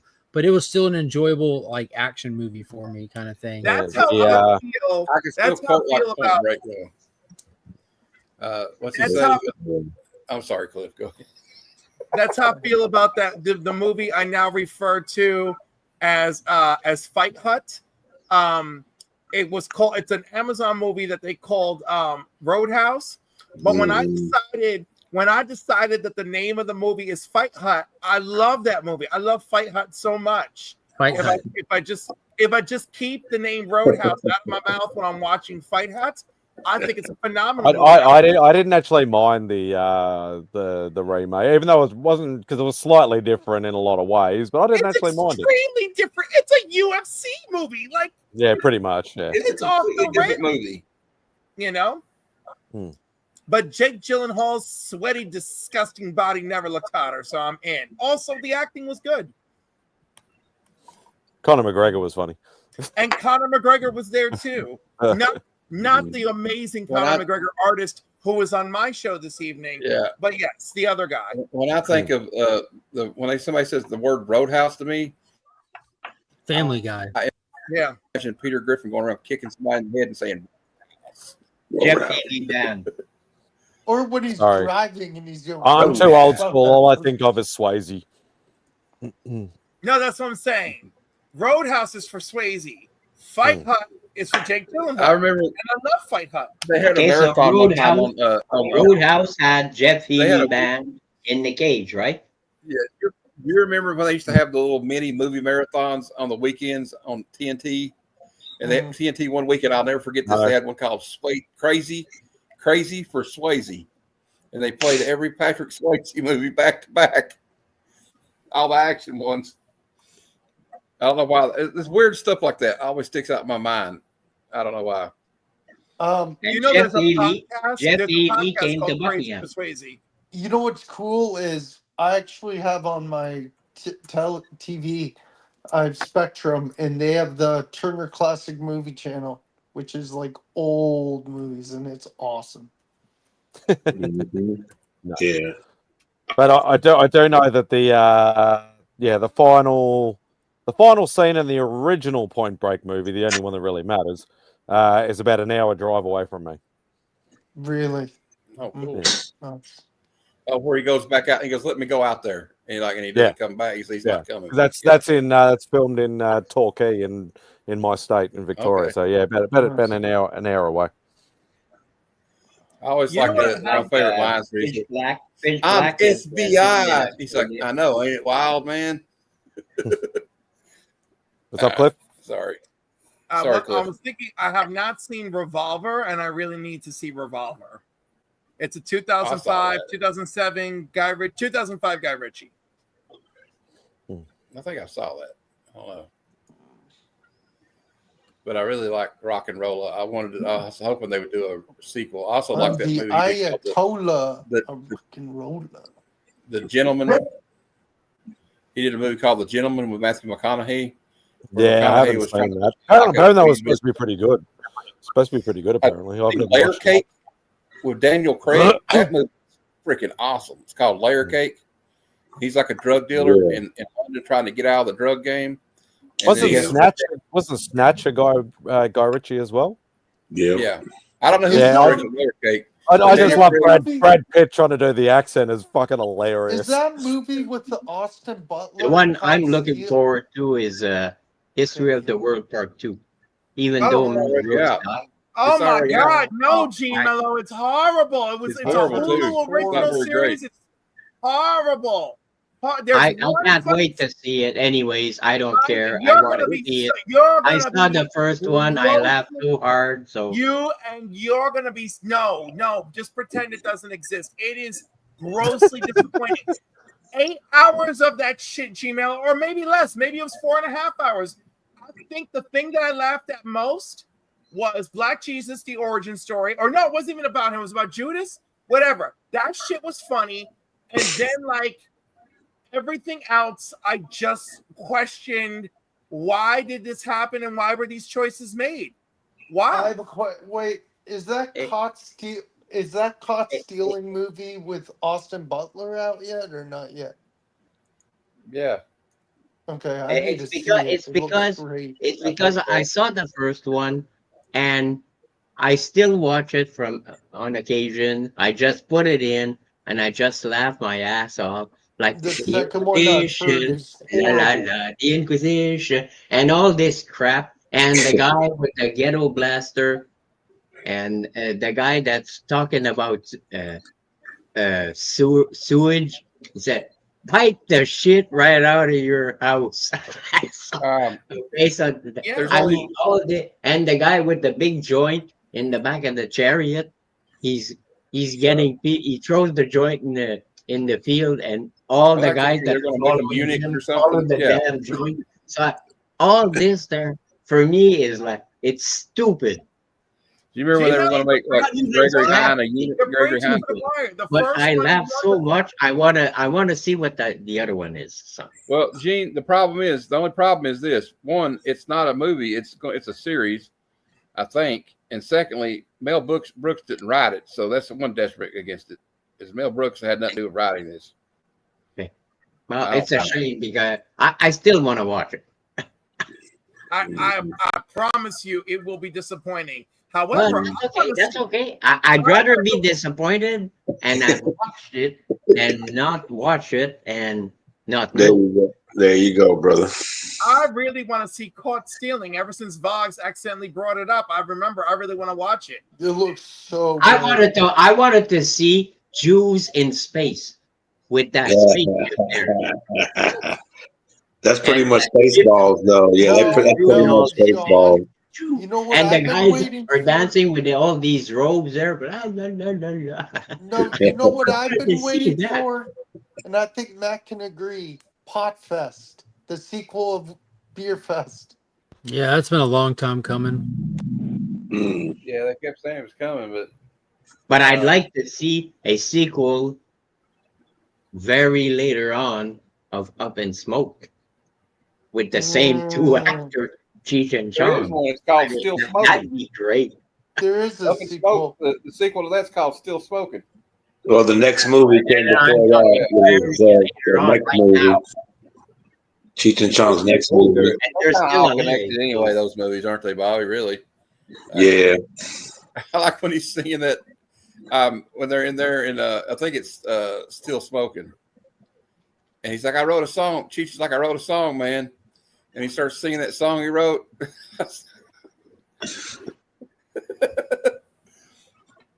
And then the part where he I like when he's pissing in the first movie, he's pissing in the urinal and the cop is next to him and he just turns around, he starts shaking it.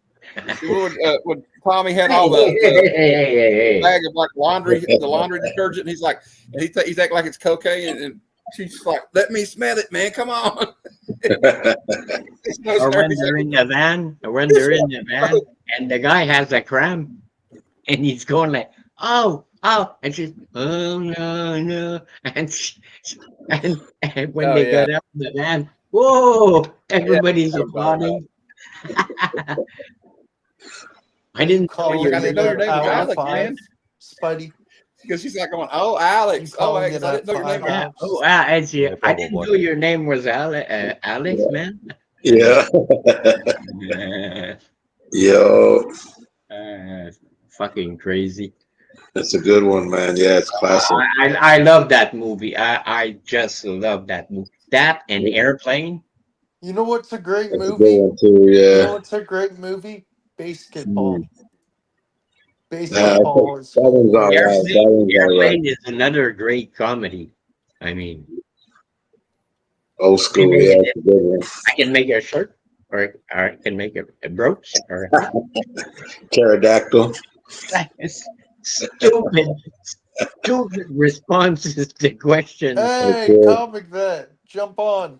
What's up, Chris? 5 minutes. Hey, Chris. He knows because he always tries to fake out the viewers with his hashtags, and I always pick up on it. You think he's gonna jump up? He jumps on. Come on, Chris. There's room.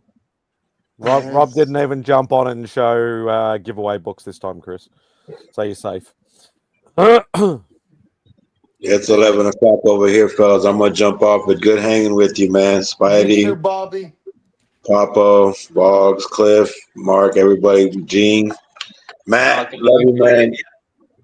Hit me up, man. Let me do one of those movie reviews, bad movies with you one of these days, man. Yeah. All right. Anytime you want. We got one Monday if you're around. Cool, man. Yeah, I'll check it. Hit me up. Let me know what time. All right. Love you guys. Later. Take it easy, Bobby. Peace. I'm also heading out. Everyone have a good night. Good night, Cliff. Be safe, Cliff. Love you, big guy. Love you guys. Take it easy, brother. Hey, Spidey, you need to be Alice. There is no Alice there's now. No Alice. Ah. No.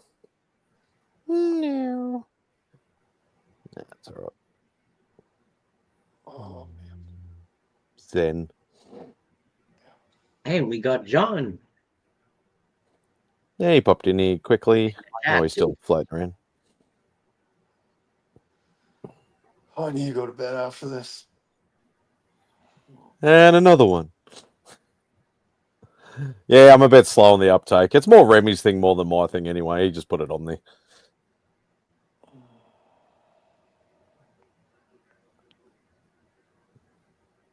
Good night, John boy. Oh, God. Yeah, it's all right. It's getting towards that time anyway. I didn't really sleep much last night, so it's probably a good chance to take a nap after hours Spidey with sinking bogs. We've been on for 5 hours anyway, so. Yeah. Yeah, it looks like he's sinking lower and lower in that chair. Yeah, now you could, because you started off about the same sort of, like a bust, and now you're just ahead. Right. But then Steve pulled out. Don't read into that.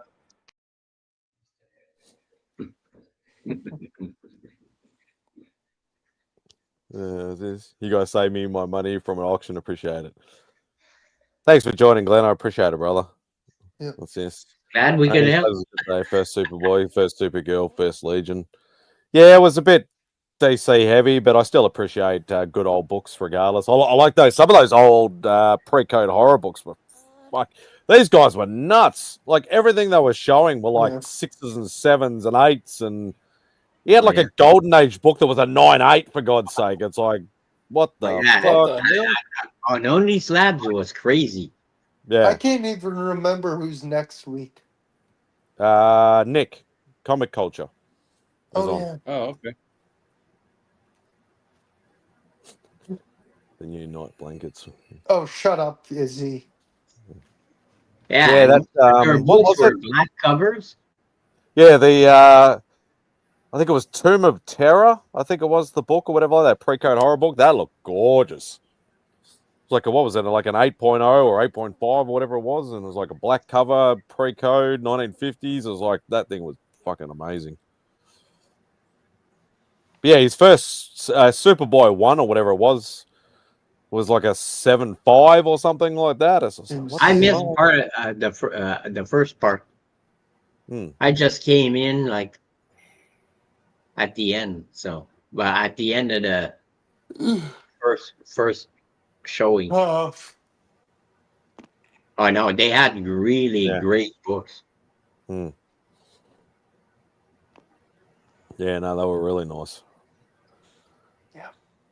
Yeah, and I've said it a million times before. I still appreciate good old school books, regardless of what company they're from. If it's a cool old school book, it's a cool old school book. I still love it. Yeah. That's why I want my Space Ghost #1.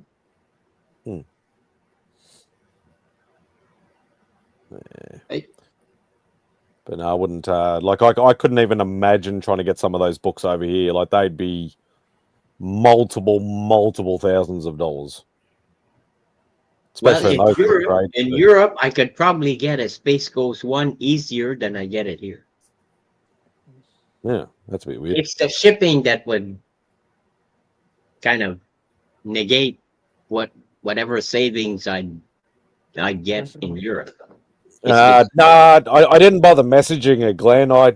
As I said to you in the DMs or whatever like that, I was like, every single vulture came out from the works from all the messages I saw. Oh, check FNVs and check eBay, lost this and that, and last sell and stuff like that. What the heck? It would have somebody would have said to her, you need to sell this collection for like 10 grand or something like that. And I'm just, if she had said, if she had said, oh yeah, I just want $500 for the lot, I probably would have done it. And I would have literally driven up there and gone and picked it up. But no, it was too late. Would have had to get to her before she listed that sort of stuff. So, no, Chris. Fuck you, Papa. No, Simple Simon got all my DC books. I didn't have many. I only had 50 books, 60 books, something like that, and I just gave it to him. I'm sending Yeah, that. I'm sending that donation to Rob's Fat Stacks for Comics Curing Cancer on Monday, and I'm gonna put your FF book in there with it. Oh, I nice. already talked to him about it. So Yeah, I need to organise with Rob getting, because he hasn't shipped out any of those Only Slabs wins yet. So Yeah, and I have some books that I have to send and the prints, but I'm gonna do it through UPS because I'm afraid it's gonna get there late, and I want to make sure that it doesn't have to stay at that border and wait there. UPS is just gonna drive it through, and that'll be the end of it. It ain't drugs, for Christ's sake. I'm not sending you marijuana or anything like that. I'm sending you books.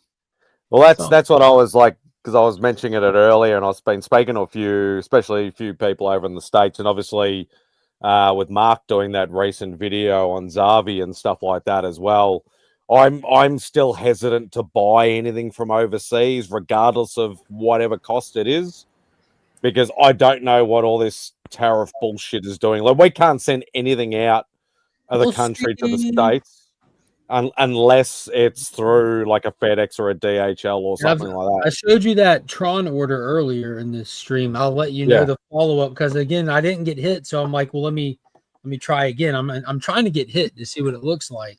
Yeah, I'll be interested to know, actually, because I'm wanting the process to be that instead of it showing up at my house, I get the little little note from the post office in my box that I take to the post office store to retrieve the package from the store and see what kind of duties and taxes are on it. But that's UK, unless they've got some kind of deal or whatever. And it's going to be different. That's what I don't think a lot of people get. Like America to UK or America to Australia, it's all different. All of it's specific to the country. Go, Matt. I think we're about to Take it easy, brother. Good night, homie. Yeah, because like I got the notification from Australia Post saying they've suspended all services to the US due to the tariff bullshit, and like without unforeseeable future, we don't know what you're doing. If you want to, there is services available, but as I said, it's through all the expensive direct carriers. And so I'm like, okay, but now there's whisperings going on that they're supposed to be getting it sorted out by the end of this month. But buying the rule is for importing for me.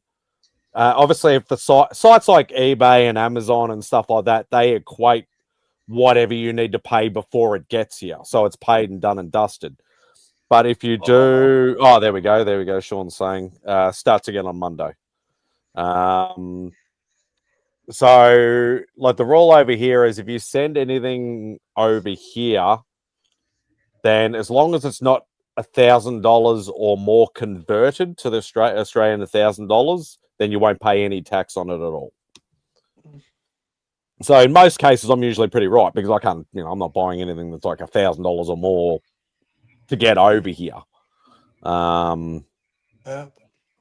Yeah, I know Sean deals a lot with to and fro sort of like international stuff, whereas I only sort of deal with it very minorly now.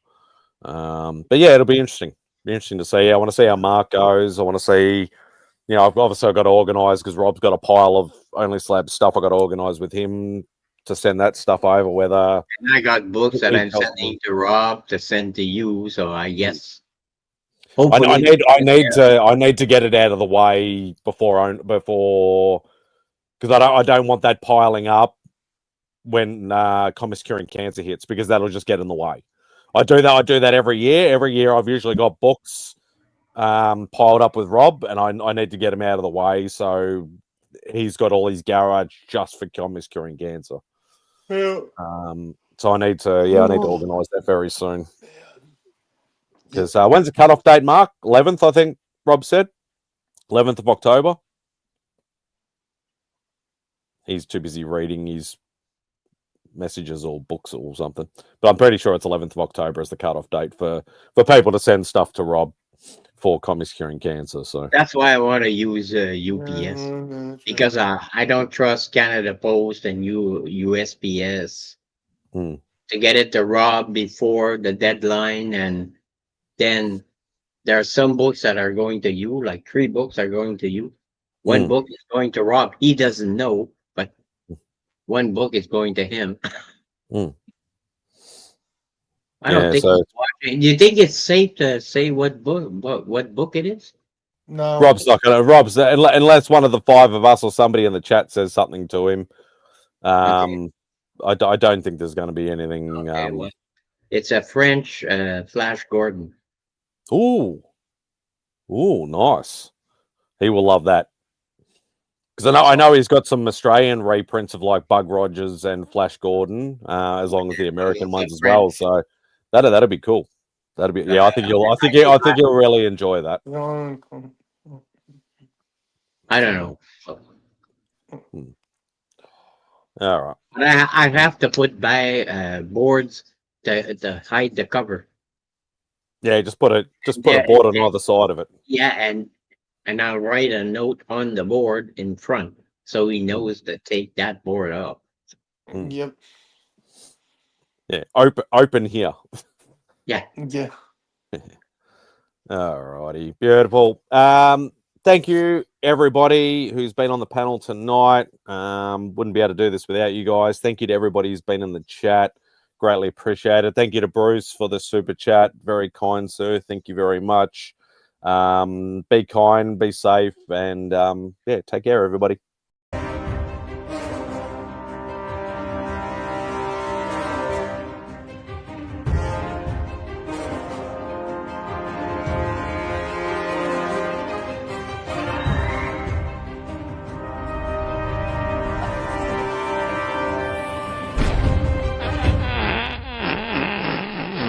The word jaundice comes from the French word jaune, which means yellow.